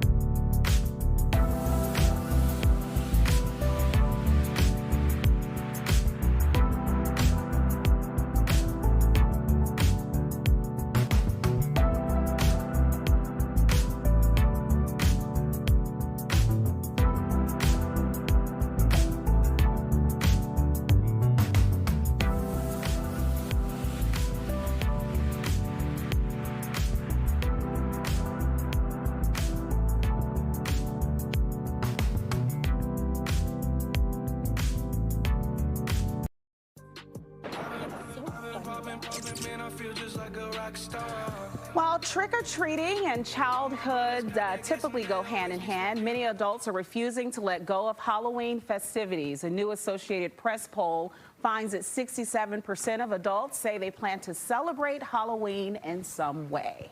Yeah, that's right. Analysts found parents and guardians of children under the age of 18 are more likely to take part in Halloween activities when compared to adults without kids. Also, by the way, more parents reported planning to carve pumpkins, decorate their property, wear a costume, and attend a party than non-parents. You know, Halloween is for the grown-ups nowadays. You know what? They're having just as much fun as the kids. And you know what? There's nothing wrong with that. And multiple costumes. I mean, I have friends, they have one costume for the party, one for work if they're celebrating. One for the trick-or-treating. Yeah. If they do go out with the kids or the nieces or something. It's the whole thing. How many do you have? Now that we're putting everybody else's, but I have 2 costumes. One for work and then one for later. Okay, so starting right now, I think I have about 3. See? Yeah. 2 including work, though. You'll see. I got a super creative one this year, but I'm not sharing it. You got to wait until after Halloween. I'll show you on Monday. Oh! All right, great show on Fox right now. Here's a preview. Watch in the yard! Get up, 6! Number 11! If you want to push yourself, then Special Forces World's Toughest Test is for you. And as far as our next guest, they've already tackled the football field, the music industry, and now one of the toughest challenges on TV. Let's bring in former NFL star Eric Decker and country music sensation Jesse James Decker, put to the test on Fox's Special Forces World's Toughest Tests. Good morning, guys. Good morning. Good morning. So I'm just going to cut right to it. We can watch the show and be like, you know what, this all looks dreadful and yet satisfying at the same time. But for the two of you, what was the toughest test? What's been the toughest part so far? I think one of the very first challenges is when they threw us underwater in a broken plane and we were strapped into our seatbelts and we had to stay underwater for 20 seconds. That was like my worst nightmare out of everything. Everything else was extremely hard, extremely challenging, but it was like they took my worst nightmare and formed it from heights to plane crashes to being underwater stuck. They formed it all together. That was by far the worst for me. So it hit you personally then. They, like you said, it's almost like they knew your biggest fear. Eric, you've tackled literally and figuratively a lot of fears in your lifetime as well. What was some of the toughest parts of being on the show? I think, last episode was the tunnel, and just going through tight corners, being claustrophobic, and being dark and getting stuck in some of the corners, getting around. It was overwhelming for sure, and I think just the panic started to set in, and that was for me the hardest mental and physical challenge that we face so far of what you see. So for the two of you, individually, but as a team, because you guys are a team, right? So you have to tackle life's obstacles every day. How do you get through it? What did you find worked the best for the two of you to work your way through these challenges? I think we just leaned on each other through this experience. We have such gratitude for our military. I'm a military brat myself. And so I think I kind of went into it with, obviously having such respect, but being able to experience in that way and sharing in those moments together, I don't know. We walked away being like, man, if we thought life was tough, what these men and women have gone through, we were just beyond grateful, and it put things into perspective, and it was great to do that together, going through that together to kind of share in that. So, that being said, and obviously we're in Washington, right? So we have such a strong military presence here and so many veterans. I know, growing up in a military family, the work you do with the military, that on the surface, right? But Eric, when you're there and you're surrounded by it and you're in the middle of it, does it take on a different meaning and feeling for you? Yeah, I think you're just kind of immersed in kind of the present and getting through really whatever our experience it is, kind of getting to the next meal is kind of the idea. But the camaraderie that we have with the cast members was awesome. That's what I love about team sports and with military. I mean, you kind of have each other's backs, and that's all you got, right? And we're kind of in a desolate area, and we're going through stuff that's hard. And so you kind of have that trauma bonding, and it was just fun, again, to see kind of my wife in a different way, just the grit and determination, but to get just a little bit of a taste of, what kind of our military go through on a daily basis. I'm glad that you guys got the experience together, like you said, to see how each other works through it, but how you work through it collectively as well. Congratulations on the show. We're not going to spoil everything. We want everybody to watch, obviously, to see the rest of the struggle, which it is, but the satisfaction that comes out on the other end. In the meantime, I know you guys got the business in Nashville. I wish you both the best on and off the show, and I appreciate you joining us this morning. Thank you so much. You're very welcome. All right, check it out. It's on Fox, and it's a great new episode. Marissa, there you go. We got to take some inspiration from them. We must. Oh, they put the power in Power Couple. Love them so much. Well, when it comes to the rain, grab your rain gear because we're heading into a wet day. Up next, find out if the soggy weather will dry out in time for our Halloween plans. That's next.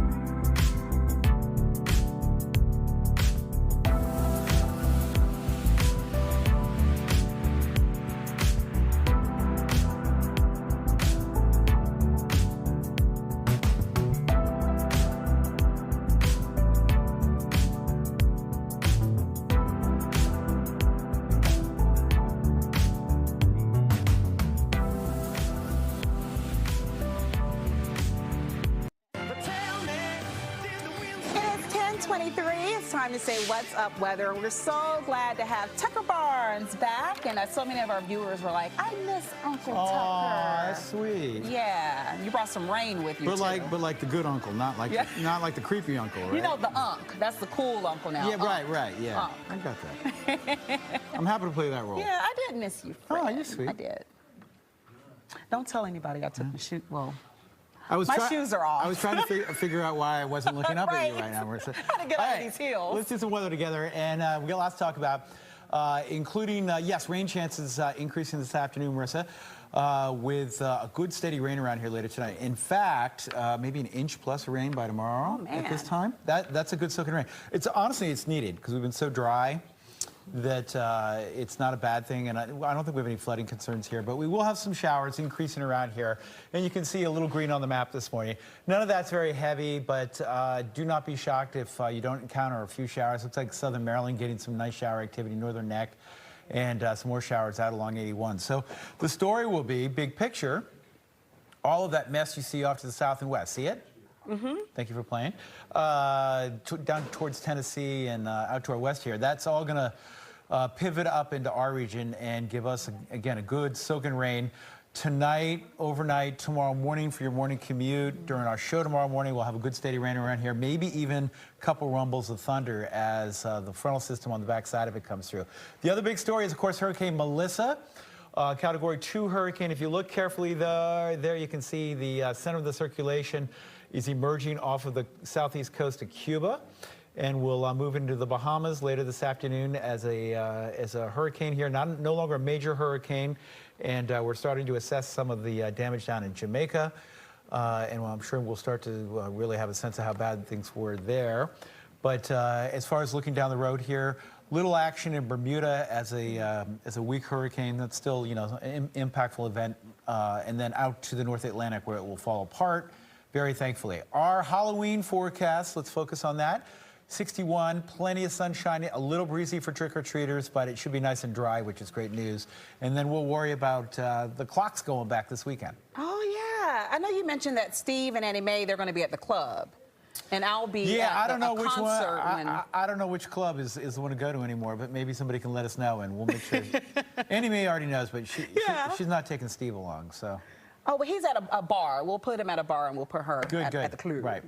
Thanks, Tuck. Yep. It's 10:26. We have a full celebrity dish ahead after the break. Cardi B's wildest pregnancy cravings. She's always has something off the chain to say. We'll get to that.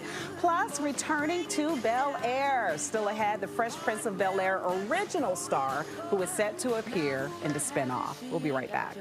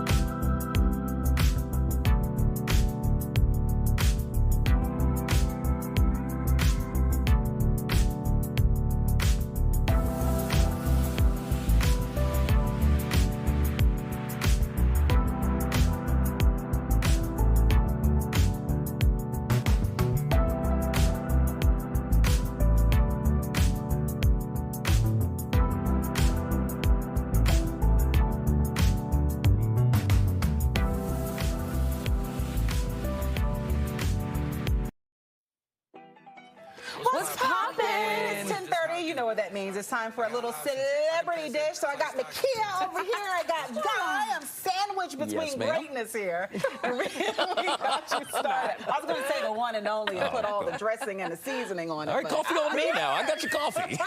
That's all you had to say. You got it. Let's start dish with one of our favorites. Head Crack, getting here live from the ATL. How are you this morning? Good morning, family. How y'all doing? Hey, we're great. Speaking of family, what's the latest on one of our TV moms, OG TV moms, Aunt Viv? Well, the insanely talented Janet Hubert, you know, I don't know if you've been following the Taylor tape, but there has been some rocky, you know, energy between her and Will Smith. They pieced it up a couple years ago, and she actually sat down on Side Dish to talk with us about it as well, too. And she's going to be appearing on the final season of Bel-Air. That's that Peacock spinoff that has a little bit more of a serious tone than the original one did. And she's going to portray a wise woman character who connects with Hilary Banks, who's played by Coco Jones, and becomes a key figure for the Banks family. And this is truly a full circle moment, because if you was a fan of the original show, you know that one season we had, you know, Janet Hubert as Aunt Viv, and then when we came back from another season, you know, she was a couple shades lighter. And so now this is bringing it back to the original recipe, and hopefully, you know, closing out that chapter of the book. And I love that for her, man. She's so dope. Did you say original recipe? But it's true, because you had dark skin, light skin. Yeah, that was a thing. First 3 seasons, the last 3 seasons. Yeah. I love how you said it was a full circle moment. That's exactly what she posted on social media, stating it's a full circle moment for me as well. I also like how Will Smith, he's the executive producer, if I can recall, for the show, but allowed her or perhaps even asked her to come back. And it just shows that, you know, people can grow. And not only that, but he needs all the growth that he could have. One, with regard to what happened at the Oscars, and two, that album that flopped. So, you know, it's a good thing for him. Well, didn't he say he consulted with Jay-Z and Kendrick Lamar on that album? Yeah, he did. He said, so I'm... He did that through Morse code. Chat GPT or something. Because that didn't work. To the greatest, and that's what you all came up with. Listen, I love it, too, Guy and Makia, that they're coming together. I remember when they had that sit-down conversation. I believe they were celebrating the 30 years of Fresh Prince of Bel-Air. I cried watching the healing that took place, because she was called difficult and all these other things, and felt like she lost out on a lot of jobs after the falling out with Will Smith. So to see it, they're both still around, right, to make things right and come this way. I love it for both. And for us. Yeah. But then also, too, for Bel-Air, if this is the final season, which I don't know how they're about to jam-pack like this last season, because the cliffhanger from the last one, I'm like, oh, okay. That part. But yeah, if we don't get any more Fresh Prince of Bel-Air ever, or Bel-Air, the modern day, more serious version, I mean, this is going to be truly the end of another era. So it's nice to kind of bring it all back full circle, like you said, with how we started, and to see her again with how all of this may eventually end. All right, we're all here for this one. Are we here for Cardi B's pregnancy cravings? That's what I want to know. I want to be in Cardi B house right now. You know, so everybody knows, like, she's wild pregnant right now. And sometimes when you're pregnant, you want things that no one wants at particular times. So she posted a video on Instagram with her cooking at 5 a.m. But she wasn't making breakfast. She was making the breakfast of sleepy champions. Ribs, a whole big crock pot of ribs. And she also went on to say, I hope my kids are hungry because there's plenty left. And yo, when she was like, you know, lifted the top off the pot, them ribs looked just meaty and just juicy and succulent. You know, my greedy self is trying to distinguish whether or not those were pork ribs or beef ribs, because I try to avoid the pork when possible. But either way, man, I want a plate. Yeah. I thought you were going to say something crazy. Like, I don't know, pickles and like... Oh my gosh, jelly! You took the words out of my... I've had people tell me that I eat like a pregnant woman. Do you? Yeah, because I was thinking about fried pickles, and then on the side I have my ketchup and my ranch dressing, and I mix it together. Oh, okay. When I tell you, it's now, Marissa, I haven't heard this combination now, girl. It's really good. You gotta try it. You gotta try it. Ketchup so I think I have her ranch? beat. Yes. Okay, maybe the pickles and the Sprite. I know you like to dip it in the Sprite, but you lost me at the condiments. Yeah. But see, that's what makes it. But guys, just like I'm gonna pass on It that. started as like a beautiful accident that you eventually started to like one day they mixed, and you're like, whoa, this actually slaps. Because like I feel like that's how a lot of the best things come together. I don't think nobody one day is like, yo, I'm gonna put this peanut butter with this jelly. I feel like it happened by mistake, and then you realized it was great. Yeah, don't knock it till you try it. I mean, a little bit of ketchup. I don't do this all the time, but on macaroni and cheese, that is like that slaps a little bit. Okay, yeah, you need to come sit on this side of the couch. Let's switch, Makia. A little got on it one time. I'm gonna separate the foods, but I was like, Cardi also said that she likes Doritos with barbecue sauce. I can see myself liking that. Really? I can see that being a thing. It's soggy to me. I don't think I can. I'm a texture kind of girl. Okay. Like that's kind of ruining it for me. You know what? I feel a Lion Lunch Hour taste test coming on. Cardi B likes but invite me to be a part of that segment. Yeah. Okay. Craig, thank you so much. Bye. Thank you so much. These crazy stories, too. Listen, this is my favorite one of Celebrity Dish. It was a throwback to the 90s during the Chicago leg of Brandy and Monica's The Boy Is Mine tour. Did you see D.C. native Maya stepping in to open the tour after singer Money Long had to miss the show due to pneumonia? Maya wrote on IG that she had less than, get this, 5 hours notice to get there and do it with no sound check, rehearsal, or crew.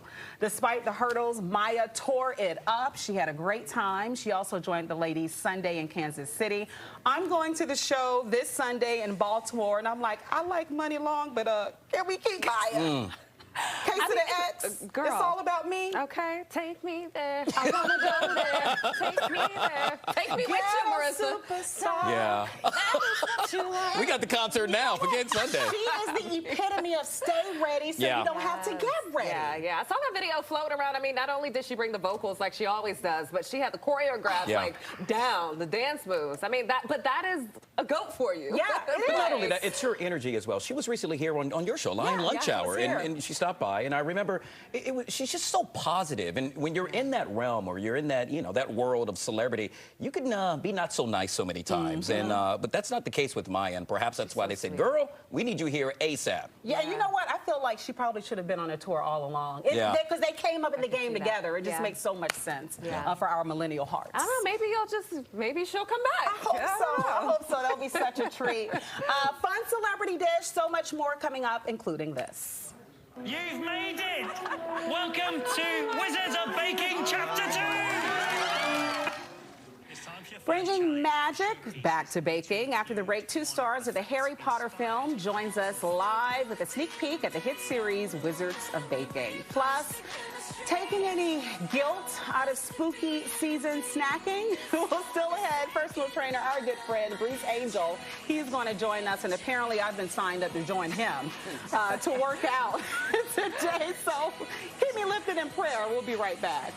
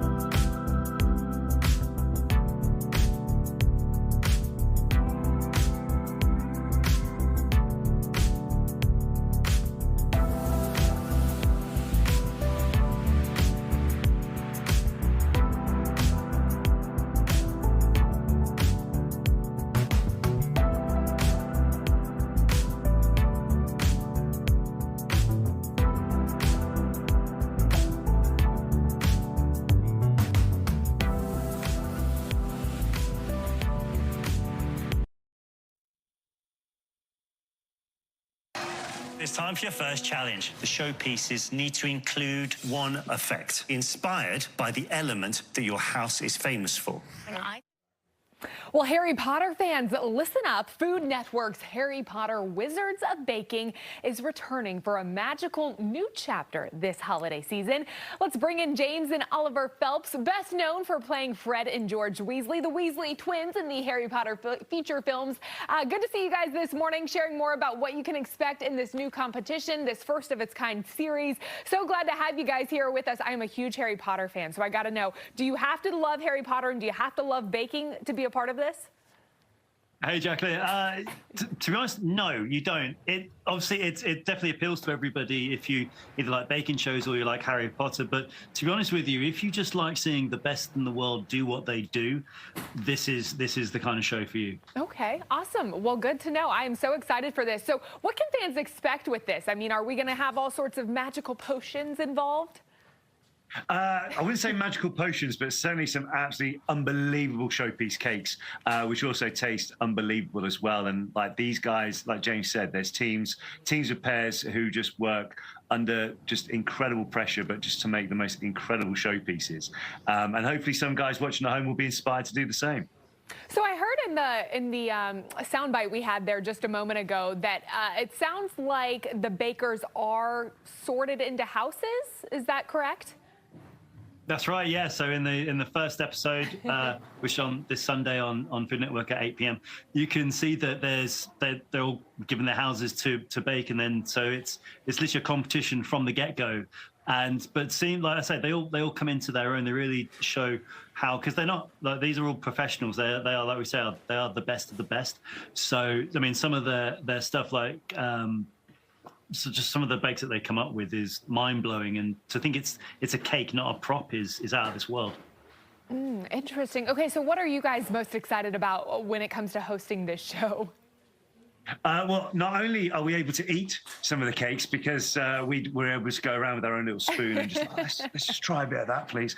But also as well, it's just nice getting to know these amazing, as James said, like the bakers. They are just the best of what they do, and seeing up close how they do it is really cool. And the one thing James and I learned from season 1 especially is that our job is to be the link between the audience and the bakers, and just to be that go-to in between, which has been such an awesome thing to do. Okay, so I got to ask, is there anything that is out there maybe from the Harry Potter world that you would really love to see transformed into one of these baking pieces? I mean, anything that I figure butterbeer is probably thrown in there, maybe some Bertie Bott's, the jelly beans, but anything that you guys would really like to see transformed from the wizardry world into the baking competition? Into the baking. To be honest with you, Jacqueline, people have the contestants have done so much. Like they're either huge fans or they've done lots of research. So they pretty much whatever you think could be made into a cake has been done. So so that's really is mind blowing that there's actually one part where one of the guys makes a chocolate frog, but it's the biggest chocolate frog you'll ever see in your life. Oh my gosh. Okay, that sounds awesome. So what do the bakers need to know when it comes to really making that magical dessert that's going to put them above everybody else? I think it needs to be the two main things that Chef Carla and Joseph are looking for in their when they're judging. Obviously, it needs to look incredible. It needs to look brilliant, but also it needs to taste good as well. Because we see throughout the season how you could have something what looks amazing, but maybe doesn't quite taste right, or vice versa. And that's ultimately what they're looking for. So, as I said, the good thing with James and I's job on this is that we're not in any way. Well, we're impartial, aren't we? We are Switzerland. We are able to just go in and be like, oh, that's doing really well. Can we taste something, please? We just like hearing we also just like hearing the bakers' stories, like how they get to where they are now in their careers and what's inspired them. So actually, Caitlin, who's from Maryland, she was telling us her story, and it's just really cool to know that these guys do what they do. They love what they do, and they're very keen to share it with the world. Awesome. Well, guys, we can't wait. Like you said, episode dropping this weekend. We appreciate you joining us, and I am so looking forward to this. Definitely right up my alley, if you will. Wizards of Baking there. All right, well, from working magic to working out. Thanks, Jacqueline. For today's edition of Wellness Wednesday, we have the perfect fitness routine to balance out this week's Halloween trees. We've had so many already here on the show this week. And for that, we have personal trainer, good friend of our show, Bruce Angel, with a frightfully fun exercise routine. How are you? I'm good. I am excellent. We got something called Trick the Treats. Oh, and hopefully more treats than tricks. Well, yeah, you gotta I'm give new a to balance. this, not true to this. Right. More tricks and treats. So talk about the importance of that balance. You know, amid all the sweets and the fun, we got to take care of our bodies as well. Right, and the goal is to take all that sugar and turn it into energy, right? So in order to do that, you have to keep on your feet. Got to keep on your feet. That's right. One more question. I mean, it's nearing the end of the year. Right. There are some people who may have a journey that they want to take with their health, and they go, you know what? I'm going to wait until January 1 after the holidays. No, never, ever wait. Okay. If you think about it, just do it.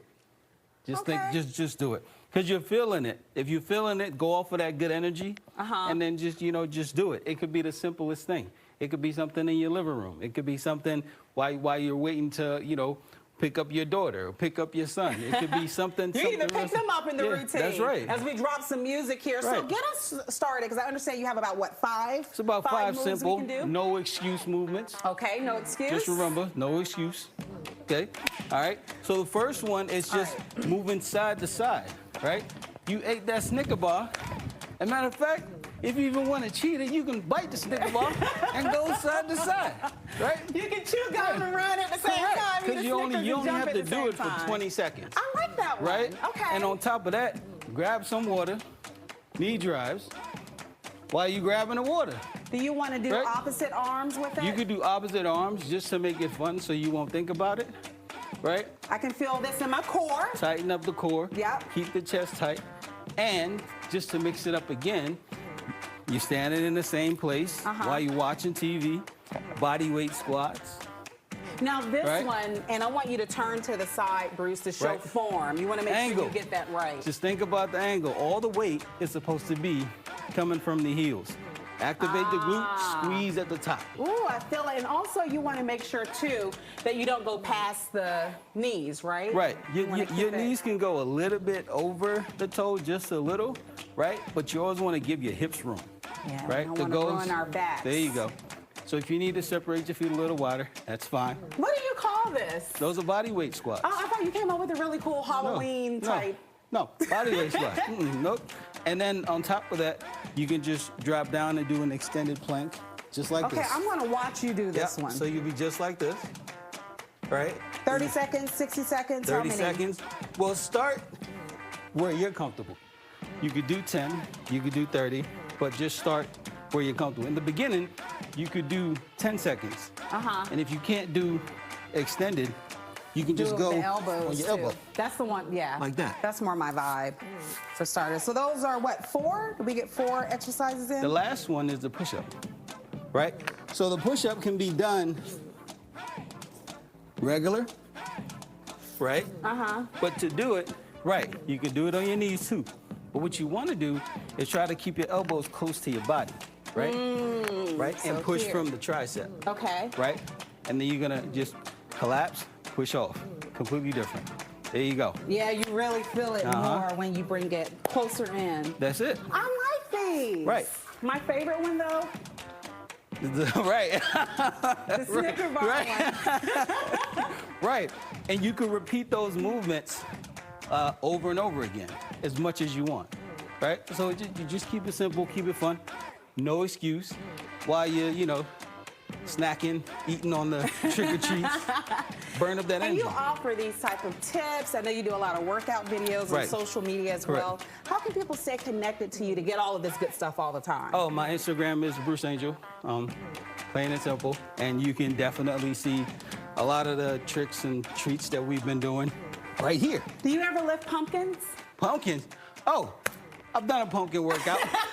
You can bring me back and we'll do that too. Yeah, we'll do. There's still time. There's still time. Maybe on the Halloween show. Bruce, Right. thank you so much. Are we going to change the name to Bruce Demon for Halloween? Bruce Demon? No. I'm keeping the angel, okay? That name stays. Thank you so much for your time, for all the fun, and for some routines I can use with the candy as well. We'll be right no back. excuses. Peace.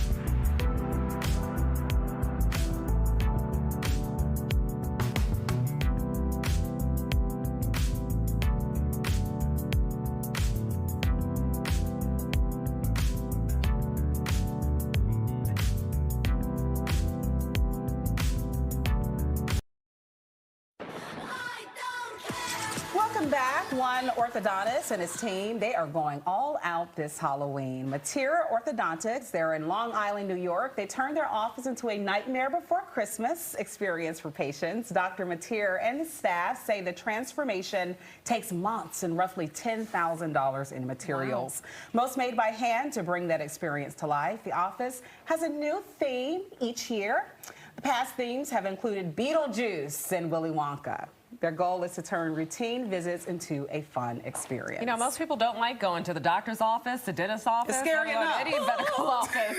But this is one office where I feel like they won't have too much trouble. Yeah, it's the gift of distraction. They just have to turn off the lights and then give the dentist a drill, and that'll scare me. God. Oh my God! Oh my goodness. This is another reason I just not awesome, go to the dentist. Christmas. I was going to say, do they turn it into something for Christmas? Yeah, it looks like it. I love that. Yeah, Scary. especially for kids, I think it would be really fun because I was afraid, even for like routine cleanings, it was always cold and you just didn't know. So I think this would certainly lighten the load of fear and uncertainty. Yeah, they break out that drill. They you know what? They go, oh, just brush your teeth twice a day and floss, and then they come in and I'm bleeding everywhere when I come out of the dentist. I go every Did like you 2 get your years. teeth cleaned every 6 months? Do I look like I get my teeth cleaned every You're supposed to go every 6 months. No, what? I'm wasting money on that. I go every 2 years. Right. I Do you brush use my your teeth. water pick anyway? Nothing hurts and nothing itches, okay? I ain't going to the doctor, okay?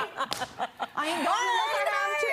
Nothing hurts and nothing Early itches. detection is key for everything. true. Let me just say that. Probably right. Bro, like, that sounds like a you problem. Right? Probably right. I wouldn't follow my recommendation, but that's how I do things. I'm honest with You're the people. still here, okay? right? I'm still here. Still I kicking. still got all my teeth. For now. I'm just saying, For if you do now. have a cavity brewing, it's better to catch it when it's like this. You know what? You should go I talk go to to Tucker. the Talk to Tucker about brushing your I'm just teeth. being honest. I brush my teeth every day. They look Your good. teeth do look good. Thank you. Tucker's going to come out of the woodwork Tucker's in gonna like race out 2.5 with He's seconds. lost count of his root canals, by the way. Right. So.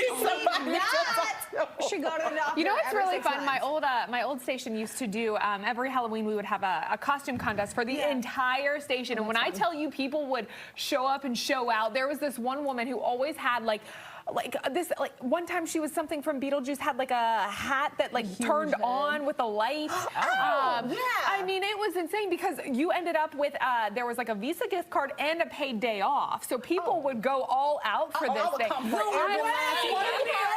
I won one year.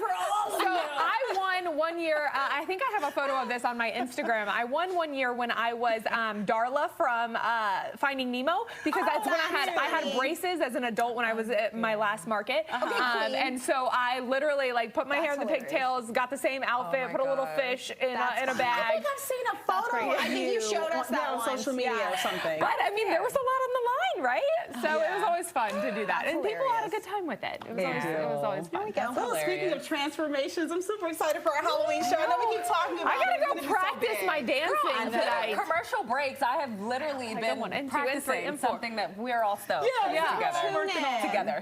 Oh my gosh, I can't wait. 10:56, rain is racing our way. Listen, we got to get it out of the way. We need the rain. It'll be gone. But after the break, find out when and where we can expect that wet weather and for how long. That's next.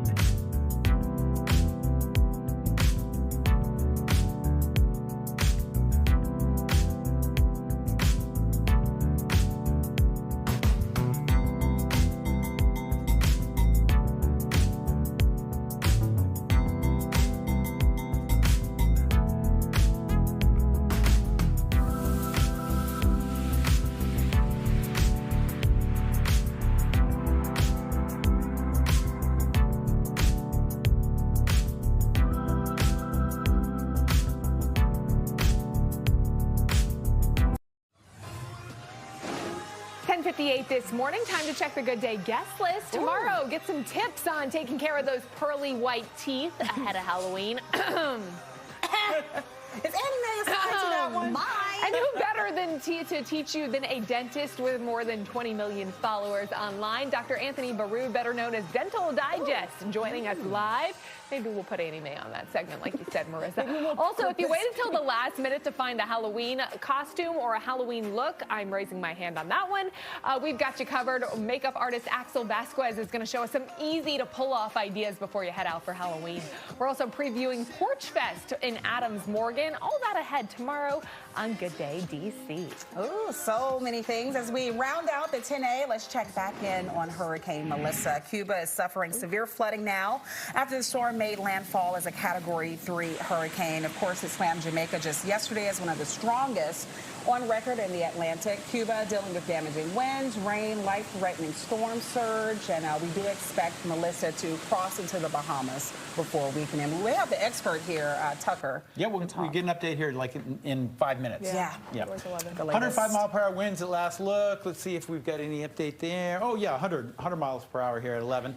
And you can see the storm is pushing off and, as mentioned, into the Bahamas later this afternoon. Locally, we've got rain in the forecast, and rain will be steady later tonight. Tomorrow morning's commute, getting off to school tomorrow morning. Rain could be even heavy at times tomorrow morning with rumble of thunder, and then beautiful for Halloween Friday and for the weekend. Looks good. All right, it's safe for all the trick-or-treaters. You're also safe because a great Lion lunch hour is next, rolling your way, Makia. That's right, guys. Have a great rest of your day. See you tomorrow. Meantime, don't go anywhere because the Lion Lunch Hour is your go-to show for all things local. When it comes to food and entertainment, here's a look at what's coming up.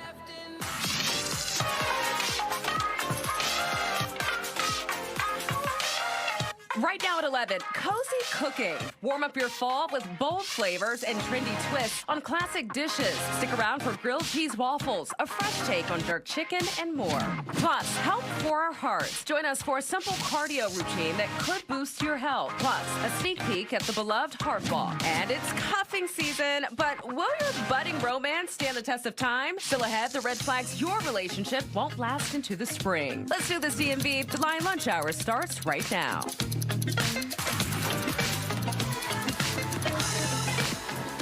All right, welcome on into the Lion Lunch Hour. It's 11 o'clock on this Wednesday, October 29th. I'm Makia Turner alongside the co-host, Annie Mae. Oh, hello. Hello. Oh, my gosh, I haven't seen you all day, Annie Mae. You just hear about me not brushing my teeth and going to the dentist. I brush my teeth. Listen, I just don't go to the dentist. I was just going to leave that on the other show. No, we can bring it. But you want to carry the conversation over?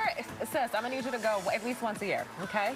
Get your biannually, as in every 2 years. See, not, no, you're supposed to go every 6 months. No, that's not happening. Technically. I'm representing the people that brush their teeth morning and night and do not have to go to the dentist. All right, I hope you're assigned to the dentist segment tomorrow. That's all I'm saying. He'll talk to me. He'll talk to me. Okay, well, you better take good care of your teeth. I do. Okay. All right. Well, this morning, listen, we have some really good food that we cannot wait to dive into. We have Chef Ivy Cooper joining us. Hello. Welcome back. Thank you. Oh, my God. It's already starting to smell good. What's coming up on the menu this morning? So we are doing things to make us comfortable and cozy. Because it's cozy. It's giving sweater weather. It is cozy giving season. sweater weather. You know, We exactly. So we're going to do all the really cozy things today. We're going to do one of my personal favorites. Actually, the first thing I cooked on screen. Like out here. Like when I first moved out here. Long story short. But we're going to do a roasted tomato soup. Okay. And a very, very, very sexy grilled cheese sandwich with croissants instead. Oh. Yeah. So, and then we're gonna put it in the waffle maker. I give it love those ridges. Cheese so when those ridges hit the soup, girl, we gonna do it that way. Yes, exactly. We have some jerk chicken because it's one of my favorite things. But we're gonna keep it simple. We're honey jerk chicken, rice and peas, and some charred cabbage, and you know, just gonna kind of. These are things that make me feel like I just want to stay in the couch, with my blanket, and just chill out, and just be so good. Yes. So good. Well, I'm looking forward to this elevated grilled cheese and soup and jerk chicken. So good to have you. I'm looking forward to that. Girl, I'm gonna let you get back to work. Thank you so much. Let's get into what is sizzling in the meantime this morning. So we do want to start with, let's see who we're talking about. All right, former First Lady Michelle Obama. She is opening up like never before about her style evolution. During a recent interview, the former First Lady revealed why she chose not to wear braids during her years in the White House. She also explained that during her White House years, she didn't feel braids were an option, saying, quote, "I didn't want my hair to become a distraction." Michelle also shared that she now feels a sense of freedom in returning to her natural protective hairstyles that she loved since she was a child. So I know we were talking about this new era. I mean, she is 61 and fabulous, and she is just living her best life, being her true, authentic self.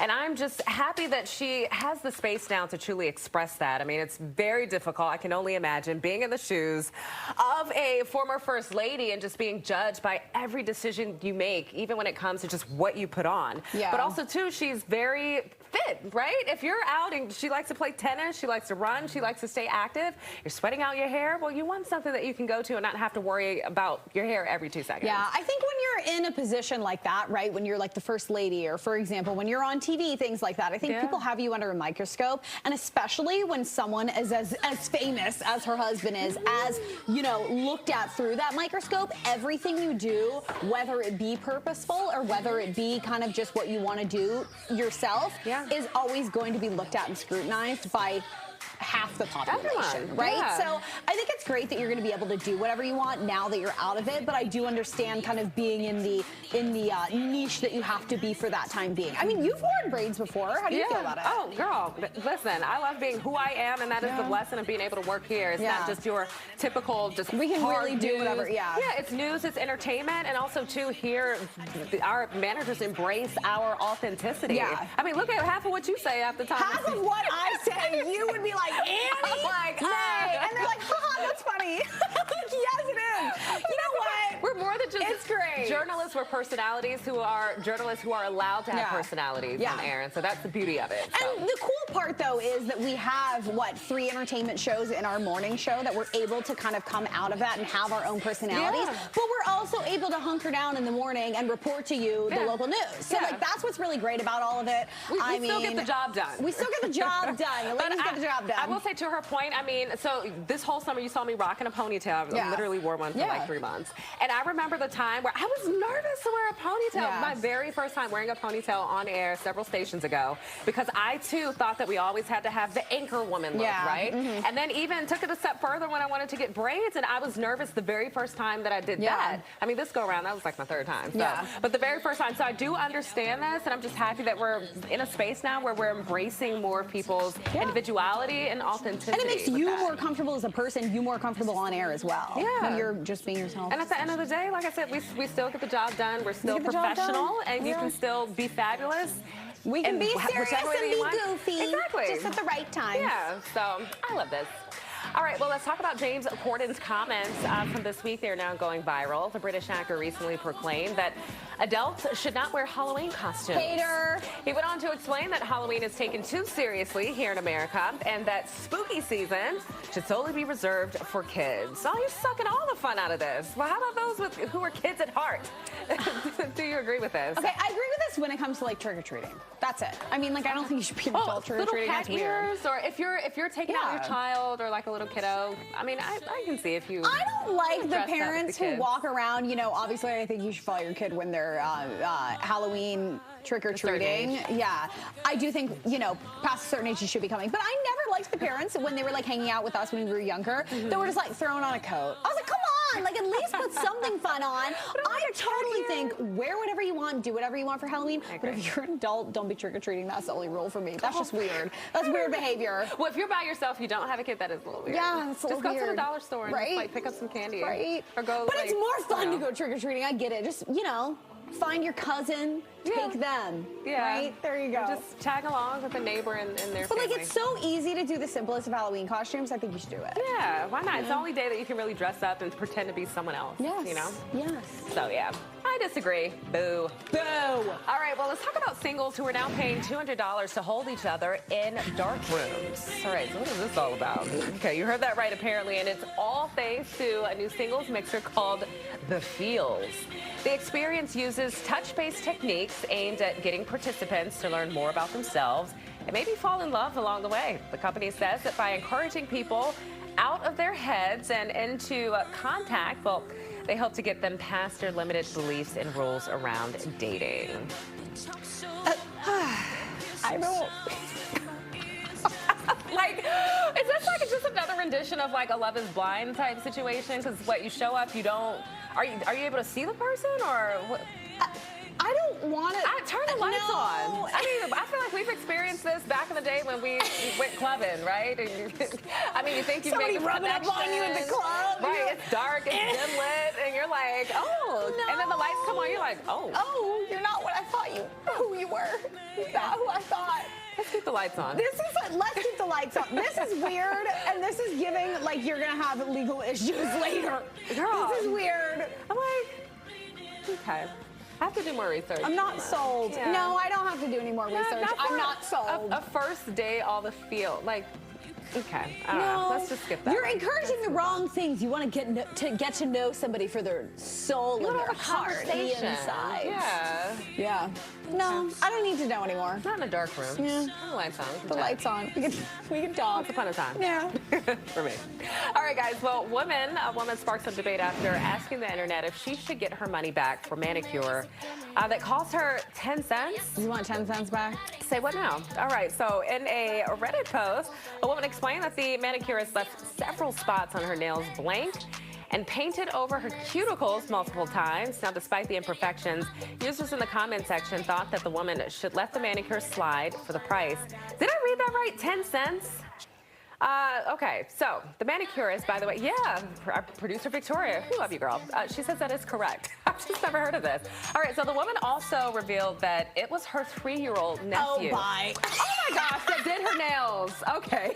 We're like, what is going on? Did she pay for what she got? You That's better give that man his dime. Oh, you better give that man his dime. He did his best.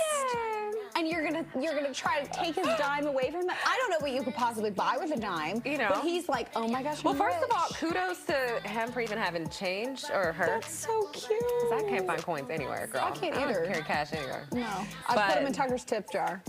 A whole go. 10 cents. A whole banging 10 cents. This is the cutest thing I've ever seen. That's adorable. This That is adorable. Okay, at the beginning, I was like, y'all had me in the first half. Right. What? Well, that's some good writing for you. No, it's Way cute. to go, producer Victoria. Right, that was cute. I love adorable. I would definitely go the extra mile. I'd give him more than 10 cents. Give him a couple dollars. He's getting a 20 Put from in a little me. piggy bank. That's still a quarter of what I'm paying to get my nails done at the salon. Girl. So Yeah, it adds up. All right, guys. Well, you only need a few minutes to show your heart a bit of love. So coming up after the break, we're going to show you the cardio routine that's simple enough to work into your day to day. Plus, a sneak peek at the DC Heart Walk coming your way. Stay with us. Happiness is the truth.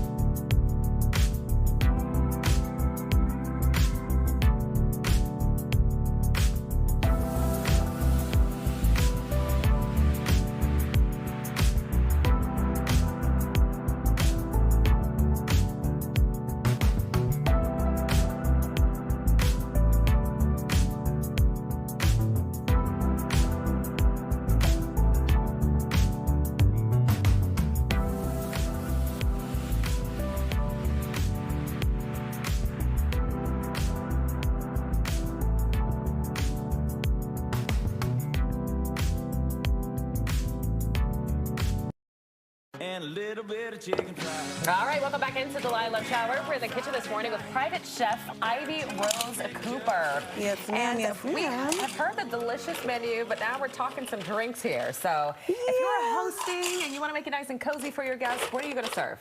So for me, I'm a bourbon girl typically, but Okay. this is just when you want to do nothing else but keep it super simple. Just do a simple rum and like a ginger, and you're good to go. Just keep it really simple. Especially just because, you know, like when you're eating all this other food anyway, like you're gonna be like already tired because by the time you get to your grilled cheese sandwich alone, you know, all that. You need to start out with You a know what I drink, mean? So I'm saying, you yeah, know? but then that cheese is gonna soak it up. Really? It's gonna soak it up, There girl. you go. So Start yeah. out. So yeah, it's gonna soak it up. So we're just gonna do like just a simple little, you know, again, nothing crazy, you know, just a little bit of ginger ale or ginger beer, typically. I A little love ginger beer, you know, throw some See, lime I'm in a there. ginger ale over ginger beer. See, I love I both. do not like ginger beer. I do love both, you It's a know. little extra kick to it. Just a little splash. It's nothing crazy. Just a little splash. You know what I mean? So if you were to garnish that, what would you use? Like an orange I'm gonna slice, do some pineapple actually. Oh. Yeah, do some pineapple and around here. yeah, I got some pineapple. Just the little pineapple in there. And some mint. Like typically I would muddle this situation and get it going like that. But you know, hey, sometimes you gotta improvise and sometimes the drink might be a little bit more, you know, Than you signed important up for, than right. you know what I'm saying. So you gotta go what you gotta go with. You know, it is what it is sometimes. So you've got your welcome drink, and then I've also noticed a nice welcome tray. This Yeah, is a cute little charcuterie board. You know, I was like, okay, Yes. well, we'll roll with that and kind of get that going. What do you And like to put on your charcuterie boards? So sometimes I will load it up with all the things in the house. Okay. But like we got some prosciutto, we got some ham, we got some salami, some little pickles, a little carrot. I mean, I was gonna do like some carrots and things like that, but I literally just do whatever is there because the whole point of it is just making a smorgasbord of whatever you got. Yeah. Especially in this economy, first of all. Right? Say that Because one more time, doing a charcuterie board for under $30. Good luck. How you gonna do that? Good luck. Yeah. Can't get anything these days for under 10. So, you know, like, I've been, like, really trying to, like, formulate some good, like, recipe cards that I can give to my clients over the next, like, few weeks because with everything happening, here we are. Yeah, and times it's are hard. okay. So we're going to make the best of it, and we're going to still eat good food in the process. Yes. There we go. And I'll make sure I can give them some really good stuff. But on my charcuterie boards, I'll just do whatever I have. You can even do, like, chicken. You can put salmon, like, do a salmon board. You can do, like, you can do whatever you want to do on it because it's about what you want to put out there. Yeah. And the messier, the better, I feel like. I feel like when you Sometimes. just throw stuff on Sometimes. and make it like in its own little moment, I feel like it's better. Or you could simply just do like the cute little, you know, little cups. If you can't like cut do, it well, yeah, if you cut it in the cute little cucumbers, whatever you want to do, girl. Whatever you want to do is 100% up Pop to your you. information up on screen, but tell folks one more time how they can get in contact with you. For your So, services. in order to get in contact with me, just email me. I'm right here. Just Chef Ivy Rose. gmail.com. Super simple, nothing crazy. There Hit you me go. on Instagram at Chef Ivy Rose. All right, I'll be there. perfect. All right. Well, we're gonna let you keep working. Thank and you so we'll much, check back in with girl. you in just a moment. No problem. I love me a messy charcuterie. Y'all looked at me like I was crazy. I think the messier, the better. Okay, well, I gotta see you put that to work. I'm Right? gonna bring send one you a in picture for of my us next anyway one. for Christmas. My next one. Hi guys, welcome on in. Hello. Good to see you guys. You as well. So this morning we are working out our heart this Wellness Wednesday, and this weekend you can actually join the American Heart Association for the annual Heart Walk in DC along the National Mall. You're right, but first we are getting our hearts in shape with these simple moves, and our next guests, they have all of that to share. We have trainers, amazing demos that we're going to be doing. So I heard that you guys for the American Heart Association event that's going on this weekend are going to be leading some previews and then the post-workout as well, or the post-stretching, I guess, as well, That's right? That's right, yes. I'm going to start with the warm-up first. Yes. Just getting everybody going. And this is one of my favorite events of the year. You know, you have thousands of people just moving together for one mission, is to celebrate life, you know? So I'm going to show some different moves that everybody could kind of, you know, get for their own life kind of thing. And then everybody's going to move together. It's going to be fantastic. Now, Lorraine, you're going to lead the the warm-up session. Yes. Right? Okay. Yes. There we go. Warm up. What did I say? Preview? I was like, preview? Yeah, we're gonna watch a movie. We're gonna watch a movie. Warm up. We're going to get the blood flowing. So what's the first thing that you're going to do to get the hearts pumping? blood and flowing. everyone Yeah, so basically I ready? start with easy moves, and you're gonna join me? Yeah, You guys let's gonna do join me? All right. So the hip, to open up the hip, you're just gonna go forward and back, just like that. And this is a move that everybody could use. Like, you know, if you sit for long periods of time, your hips get, look at that, like she looks like she's in the club right now doing that move over here. There you go. And then we're gonna do the same thing on the other side, just like that. Okay. Good, because we gotta do both sides. Just like that, we'll open up those hips. Now, obviously, we're fighting heart disease, right? So we got to do some fighting moves. Kind of thing. You ready? You ready? Yeah, I'm ready. All right, so we're going to do jab, jab, hook, hook, and then we're going to bring a knee in. Can we do that? Let's do it. It's going to be tough. It's going to be tough with the dress. Jab, jab, hook, hook, knee. Jab, jab, hook, hook, knee in. Yeah, obviously she's not doing the knee with the dress, right? It's going to be a little tough, just like that. And now we're working all those muscles. We're getting the heart rate going. We're getting those like, you know, those core muscles engaged. So we're getting the whole body, and it's so easy, you know. And that's what I try to tell people. It doesn't take that much. You don't need a gym membership. You don't need any fancy equipment.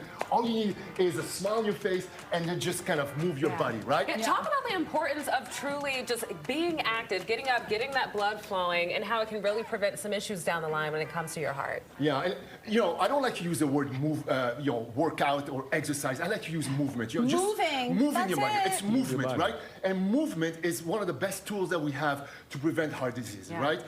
Anytime you move your body, it doesn't matter what you do. You could just do this like this for 20 minutes, right? You're moving your body. You're lowering your chances of heart diseases. You're lowering your blood pressure. You're getting your cholesterol down. You're getting, you know, those feel-good hormones kicking. You're feeling great. And all it takes is, you know, just a few movements. As a matter of fact, the American Heart Association recommends 150 minutes of movement per week. That comes up to what? 30 minutes? A half hour. Five times a week, you know. And you don't even have to do them. Yeah, you don't even have to do them in one shot. You could just do them 10 minutes in the morning, 10 minutes lunchtime, 10 minutes at night. You got your 30 minutes. You feel great. And I promise you, you'll feel great. And if you don't, I will personally come to your house. So we'll give us the details of the DC Heart Walk. When is it happening? I see Sharon Ridgday, our very own. She's going to be out there also hosting. Yes, it's happening this Saturday morning on the National Mall. And all the information is on greaterwashingtonheartwalk.org. And you could also go to the Casa Permanente Instagram account, and they have, you know, fitness tips, etc. And I'll be there. We'll have fun.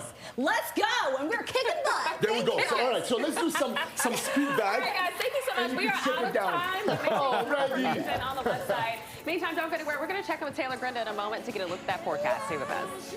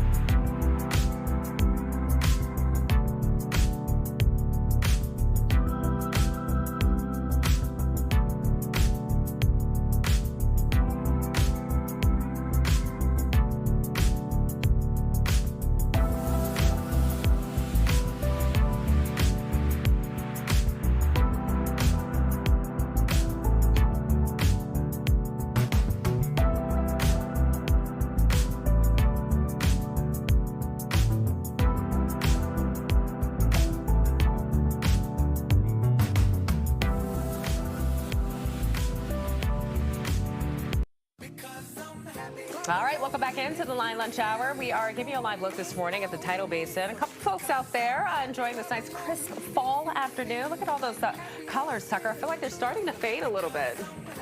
Only a matter of time before the leaves start falling, right? No? I wasn't paying Yay? attention. Nay?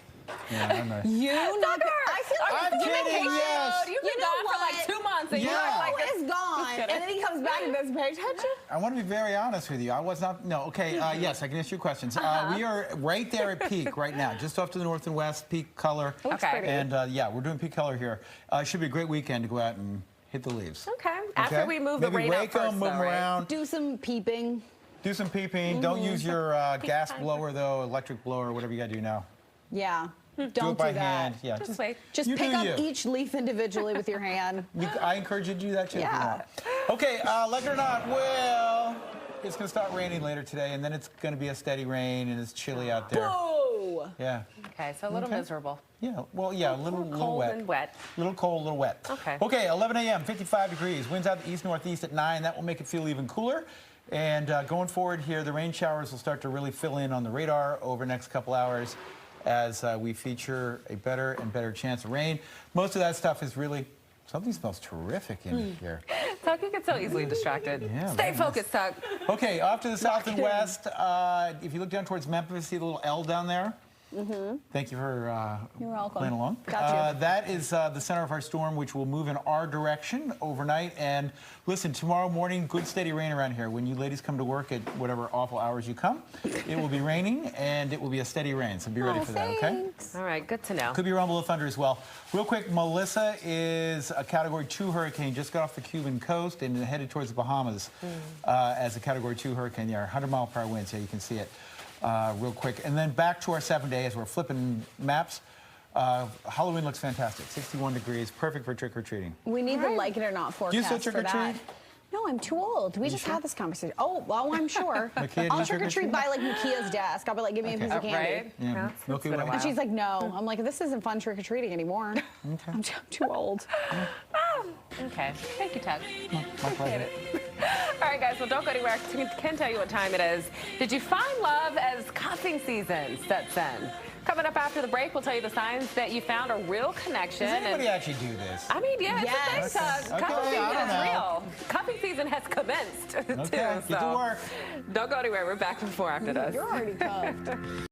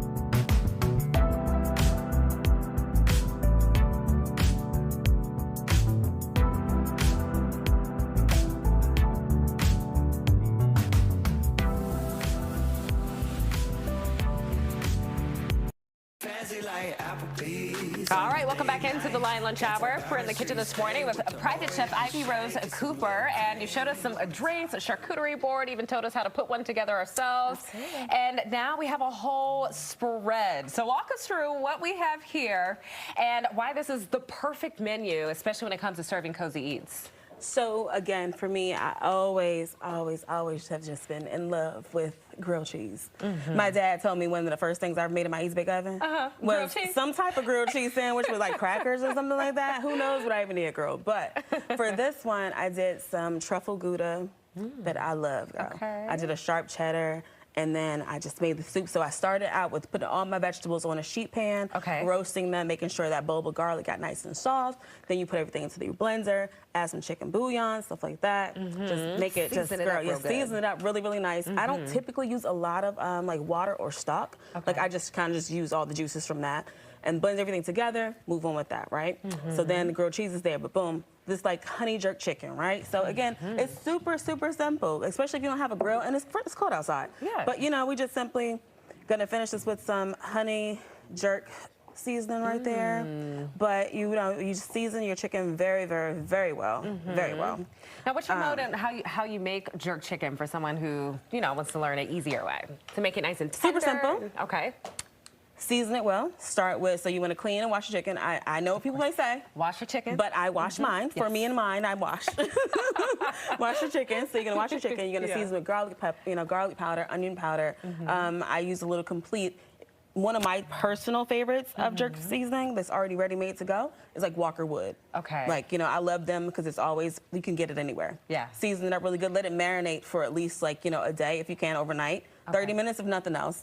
Put it in the oven, roast it at, you know, 375 for about, you know, roughly 45 minutes, depending on how thick your chicken is. But more importantly, 165 internal temp. Gotta make sure it's done. Okay. So once it's cooked properly, then you just keep basting it, and then just finish it off with whatever pans you have left in the bottom of the pan. And you can just work it that way. Super easy, super simple. Throw it in, like you could throw it in the oven and walk away from it. Okay. So yeah. We love that. Yeah, we love that. And then also too, we have a couple of the things going on down here. So again, because I am a person who likes big back activities, and I love me some cheese, girl. I do. We love cheese. I made some extra little breadsticks too, and then just like some coconut rice and peas, and then that's my charred cabbage. Like I love cabbage, and of course we want to do things that are seasonal. So here we are.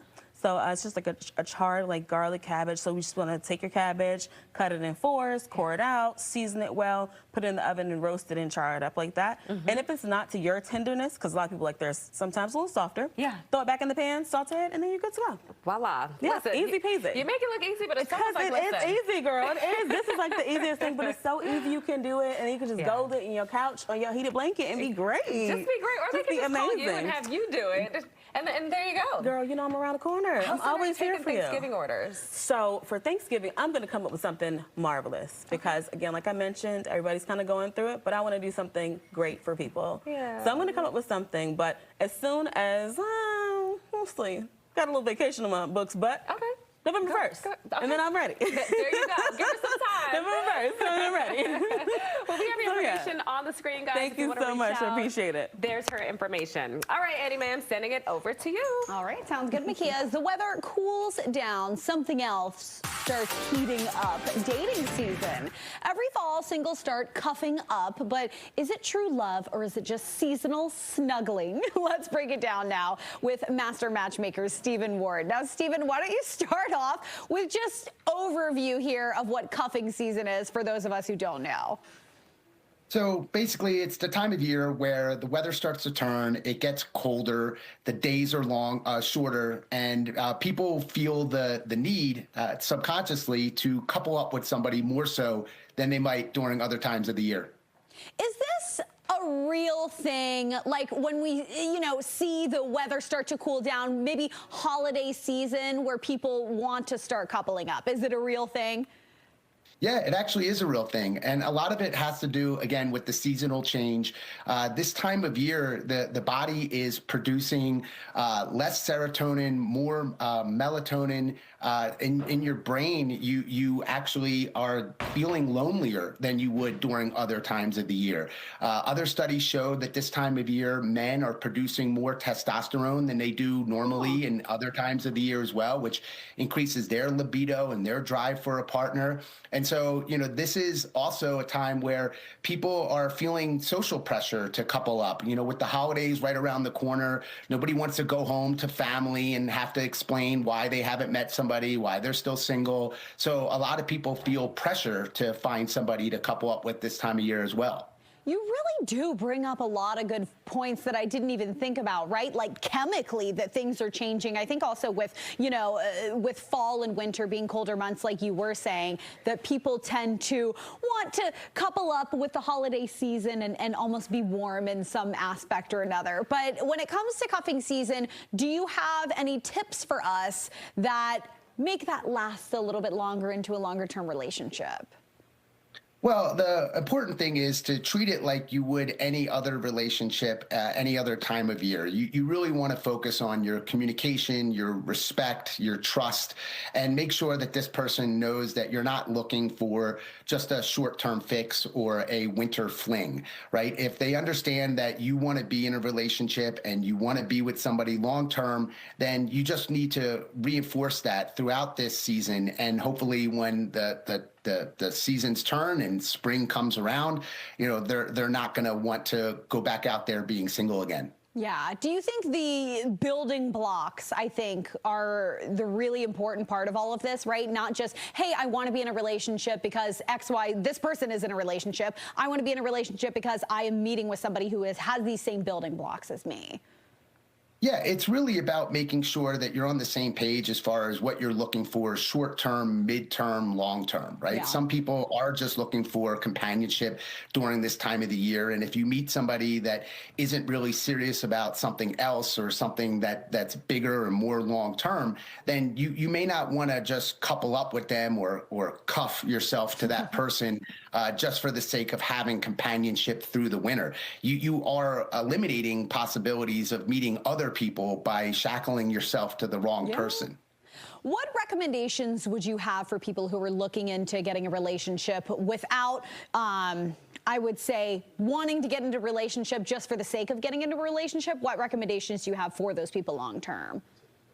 Well, I would suggest, you date with intention, right? You really put yourself in a situation where you're trying to meet somebody that is also looking for the same things that you are. Because when you're using dating apps, for example, there's a lot of people on there that are just looking to hook up or just looking for fun and not necessarily looking for something more serious and long term. Maybe you might want to use a matchmaker like Master Matchmakers, or ask friends or family to recommend somebody to you that they know is also looking for something more serious.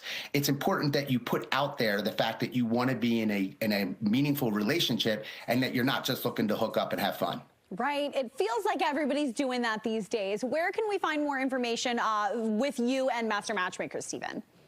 Just go to mastermatchmakers.com, fill out a form, and someone on our team will give you a call to see if we can help you find your ideal person. Hey, we can help some people out along the way. Thank you so much, Stephen Ward, for joining us. Thanks for having me. All right, Makia. All right, I learned a whole lot with that too, Annie Mae. I didn't realize all the chemical aspects. All right, well, looking for weekend plans? We have you covered. DC's waterfront will come alive with music, dance, and color. A sneak peek is on the other side of the break. Stay with us.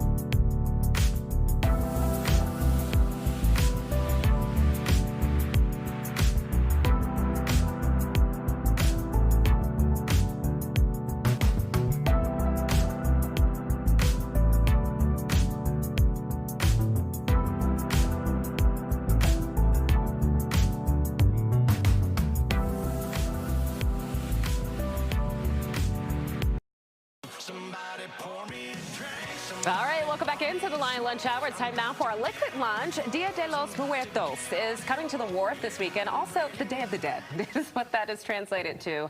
The waterfront will come alive with music, dance, and color. And this morning we have the wharf's Mary Catherine Cusack and Mivida's Justin Cho with some more on this incredible event that just, it's something for everyone to come out and enjoy and certainly celebrate our loved ones who have moved on. So, Mary Catherine, tell me about the event. What can we expect come Saturday? Yes, well, Micaiah, first, thank you for having Justin and I on today. We are so excited to be celebrating Day of the Dead at both the Wharf and at Mivida this Saturday, November 1st. And the day entails so much family fun. There will be sugar skull decorating. You could see some of the skulls here that kids and families are invited to paint. There will also be ofrendas or altars throughout the site, and people are welcome to bring photos of their loved ones to add to those ofrendas to honor and celebrate their lives. And in addition to all of that, we've got lots of live music and fun cultural happenings like dancing from our friends at Fiesta DC and the Mexican Cultural Institute of DC. So I'm really excited to see them Saturday. And Justin, I was thinking, you know, you've got an exclusive Dia de los Muertos menu going on at Mivida this Saturday. Yep. Do you want to mix up a cocktail for us today? Absolutely. Yeah. So we're going to do this cocktail today. We're calling it the La Catrina. Okay. So it's actually a two-part cocktail. So that's why I've got two shakers going here. So we've got some charcoal infused tequila here. That's why it's black. And then we also have some Cazadores Añejo with a little bit of hibiscus infused agave syrup to sweeten it up. Now, for someone who hasn't been to Mivida, which is a fabulous Mexican restaurant, talk about just the experience when it comes to just dining and just the whole vibe. Well, we are in the Wharf, obviously. We've got two other locations in D.C., one in Penn Quarter, one on 14th Street as well. Our culinary director, Roberto Santibanez, he's an excellent chef. So we really try to stick to some authenticness, but I feel like as of late, we've kind of branched out a little bit and got a little bit more modern. So a lot of exciting things look at the are colors going there on the menu. Ooh. So yeah, talk a little bit more about that exclusive menu for this special. Yes, so for this weekend, we are running a special menu. So we'll have, we're featuring some pozole, which is like a very traditional Mexican style soup. We'll have some tamales as well. And then we're also doing some pan de muerte, which is a traditional sweet bread that's served during Day of the Dead. And then we're going to be doing like an orange-scented pan de muerte for dessert as well. So it'll be available all weekend. We've got this drink, the La Catrina. We have another drink, too. They told me I couldn't do it because it gets set on fire. So we'll have two drink specials as well. Yeah. No, this is fabulous. And I mean, every year, it's got to be so fun to see so many families and just people coming out to partake in this. Just describe just the liveliness that just happens at the Wharf when you guys put this celebration on. Yes, it's truly such a great celebration.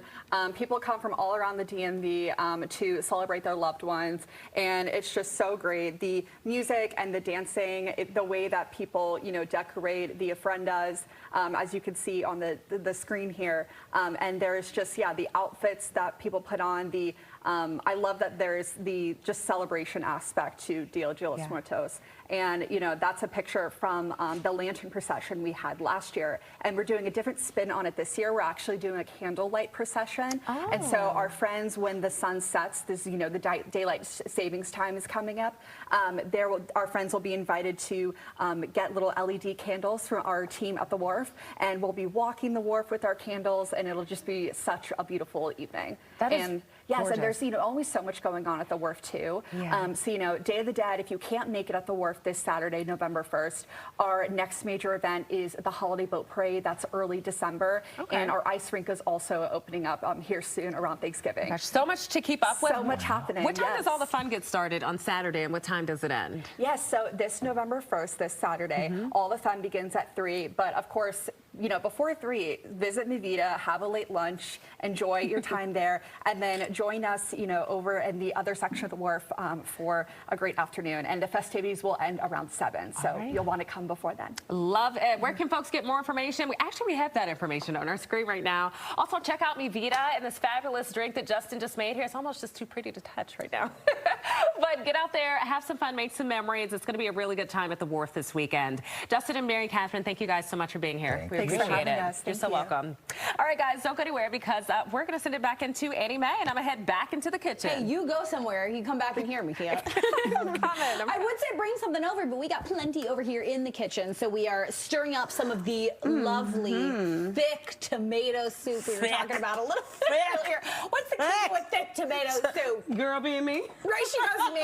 She was me cooking it. Yeah, I cannot relate to that. But no, so honestly for this, like I said, I mentioned earlier, everything has to be fresh. Yeah. So all the fresh tomatoes, the riper the tomato to me, the better, because I don't like super acidic stuff. 100%. But if it does get acidic, you know, if you got a little acid reflux, you just throw a little baking soda, you know, a little baking soda in there real quick, you know, but not too much. And you were talking about two different things to like spice up your soup. What's something fun that we could do? What I think I'm about to go ahead and do for y'all, because I like y'all. Because I can. And you know, y'all cool and stuff like that. I'm gonna add a little shrimp to mine today. Okay.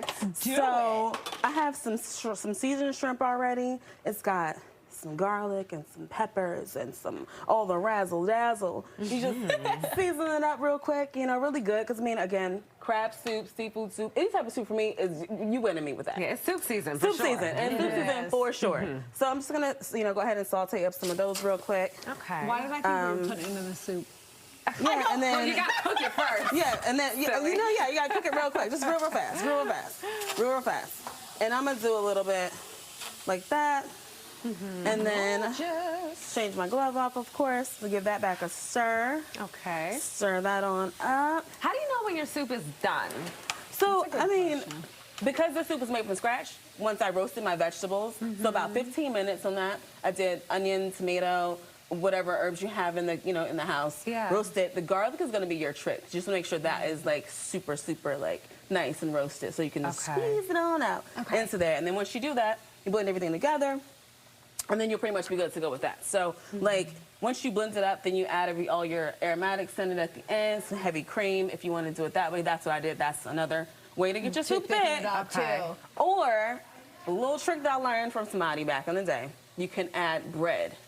Like, so it's almost into the soup. Like a nice hearty bread, like roast that as well. It'll taste good. I mean, it's gonna be in there. Anyway. Yeah, you know what I mean? So just double up on some carbs, baby, right? yes. So then you just simply, when you do that, you blend it together, and then it just adds that extra thickness to it. So, but it has to be like a thick, like a sourdough or something like that. Yes. Yeah, it's gonna be like a really nice bread. So do that, and then you're good to go. But like for this, basically what we're gonna do is keep giving that a little stir. And again, this soup was like a sheet pan. You know how y'all people doing the sheet pan meal? Yes, pop it in, yeah, pop and it then in. almost like blend everything up and then mix it. There you go. Yeah, quick little sheet pan situation. Okay. See, I know how to cook, Makia. I do a little something. She goes, girl, you wanted to throw the raw shrimp. And I was like, I know I'm wrong. It's okay.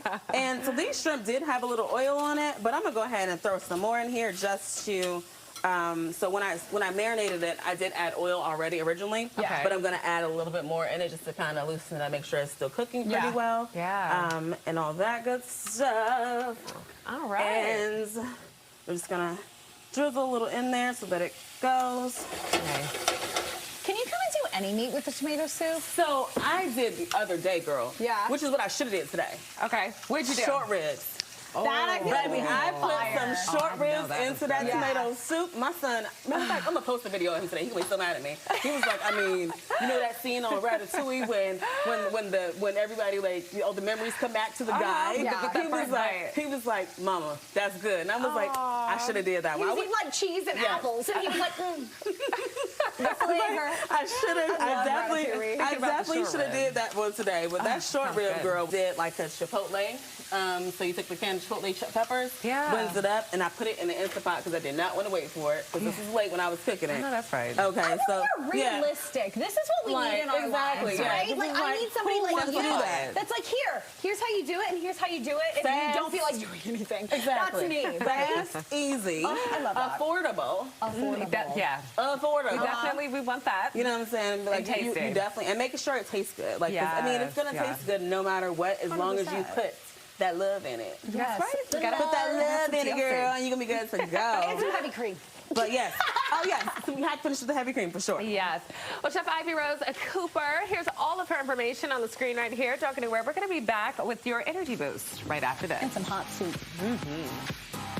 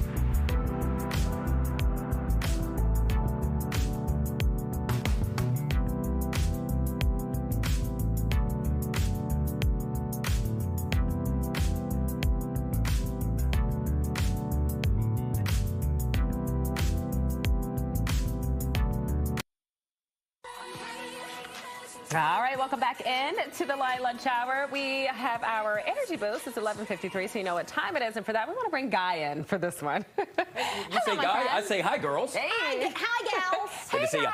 Such a cool guy. Well, thank you. Probably heard that. Care to comment on some various stories? You know I will. Yes. Let's dive. All right, let's get right into it. So one of the biggest actresses in Hollywood just weighed in on the possibility of becoming a Bond girl. After the break, yeah, we're going to be talking about that, which is right now. So Sydney Sweeney hasn't completely ruled out being the next Bond girl. Speaking of, in case you were wondering, voila. So she was talking with Variety, the Euphoria actor. She actually shared that the decision ultimately, quote, depends on the script. She went on to say that she is both excited and curious to see what a new installment of the James Bond franchise would look like. Speculation about Sweeney's involvement in the franchise started back in July when reports circulated on social media that she was a top contender for it. So are we here for this? Do we see her as being the next Bond girl? Well, I say give me a break. And what I mean by that is that she should, I don't think you should tease something like that. I think you should just, you know, make an appearance. You just show up in a major way. You know, it's the anticipation of it all. And if you say I thought you were saying give me a break from Sydney Sweeney, and I was like, period. I was like, you couldn't be No, I like her. But you don't do it that way. You just actually show up as the Bond girl. Yeah. Oh my or maybe gosh. just tease folks like what's happening now and just get people excited about it. Maybe. Y'all know how I feel about Sydney Sweeney. I know. It's not that I don't like her because I've never met her. I'm sure she's a nice gal. I just don't feel like her acting is on par with some of the other actors that we have. That's why she's going to be a Bond girl. But that's what I'm saying, though. Is like I am not with people that get parts because they were on a famous show or whatever, right? You know, and I understand that she's the kind of person right now that's like huge.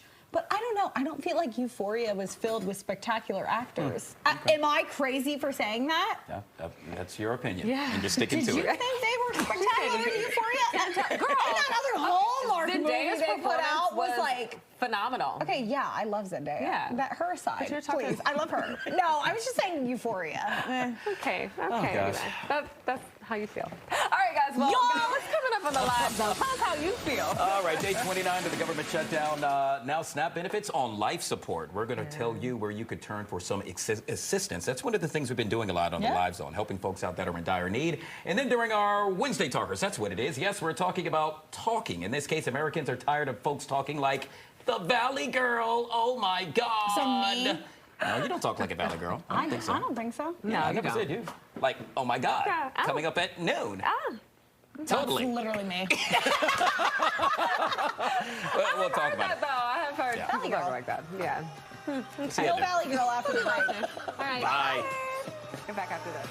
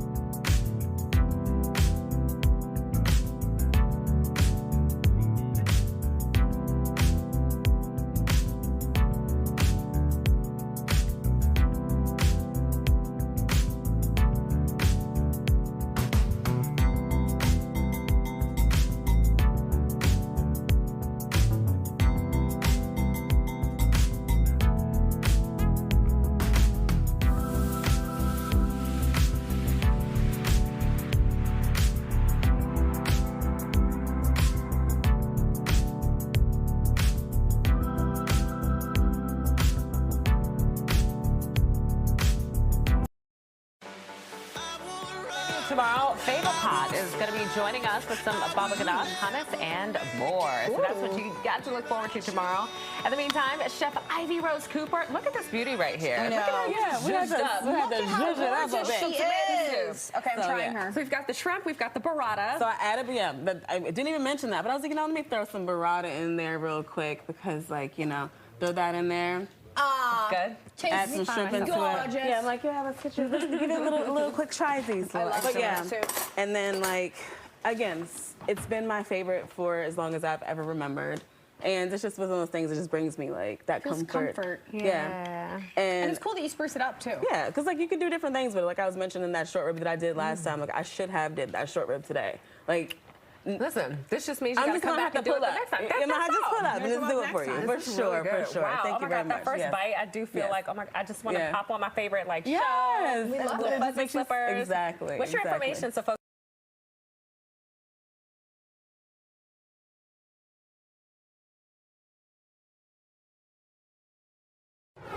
And good afternoon. Welcome to the Fox 5 Live Zone. I'm your host, Guy Lambert. Thank you so much for joining us. We start the show with breaking news on Capitol Hill. Democratic senators and advocates are now discussing health care reform amid the government shutdown. Let's take a live look in. In medicine, we take an oath. First, do no harm. Right now, inaction is causing harm. And the children I have dedicated my life to protecting will bear the consequences. Every day I go to work, I see the absolute best of what our healthcare system can do. I see brilliant doctors and nurses performing miracles. I see children who survive against impossible odds. But I also see the worst consequences of policy choices that force families to choose between medical care for their children and other necessities.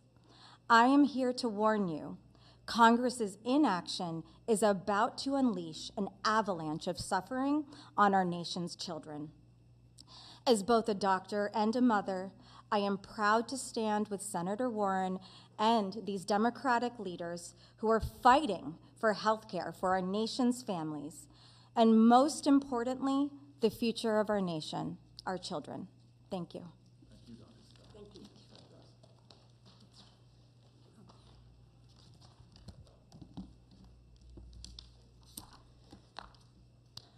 Hi, I'm Heather Irabunda. I am OBGYN, and I come to you as a person who provides reproductive health care in a working class community in the Bronx to ask, why are we trying to worsen our healthcare crisis?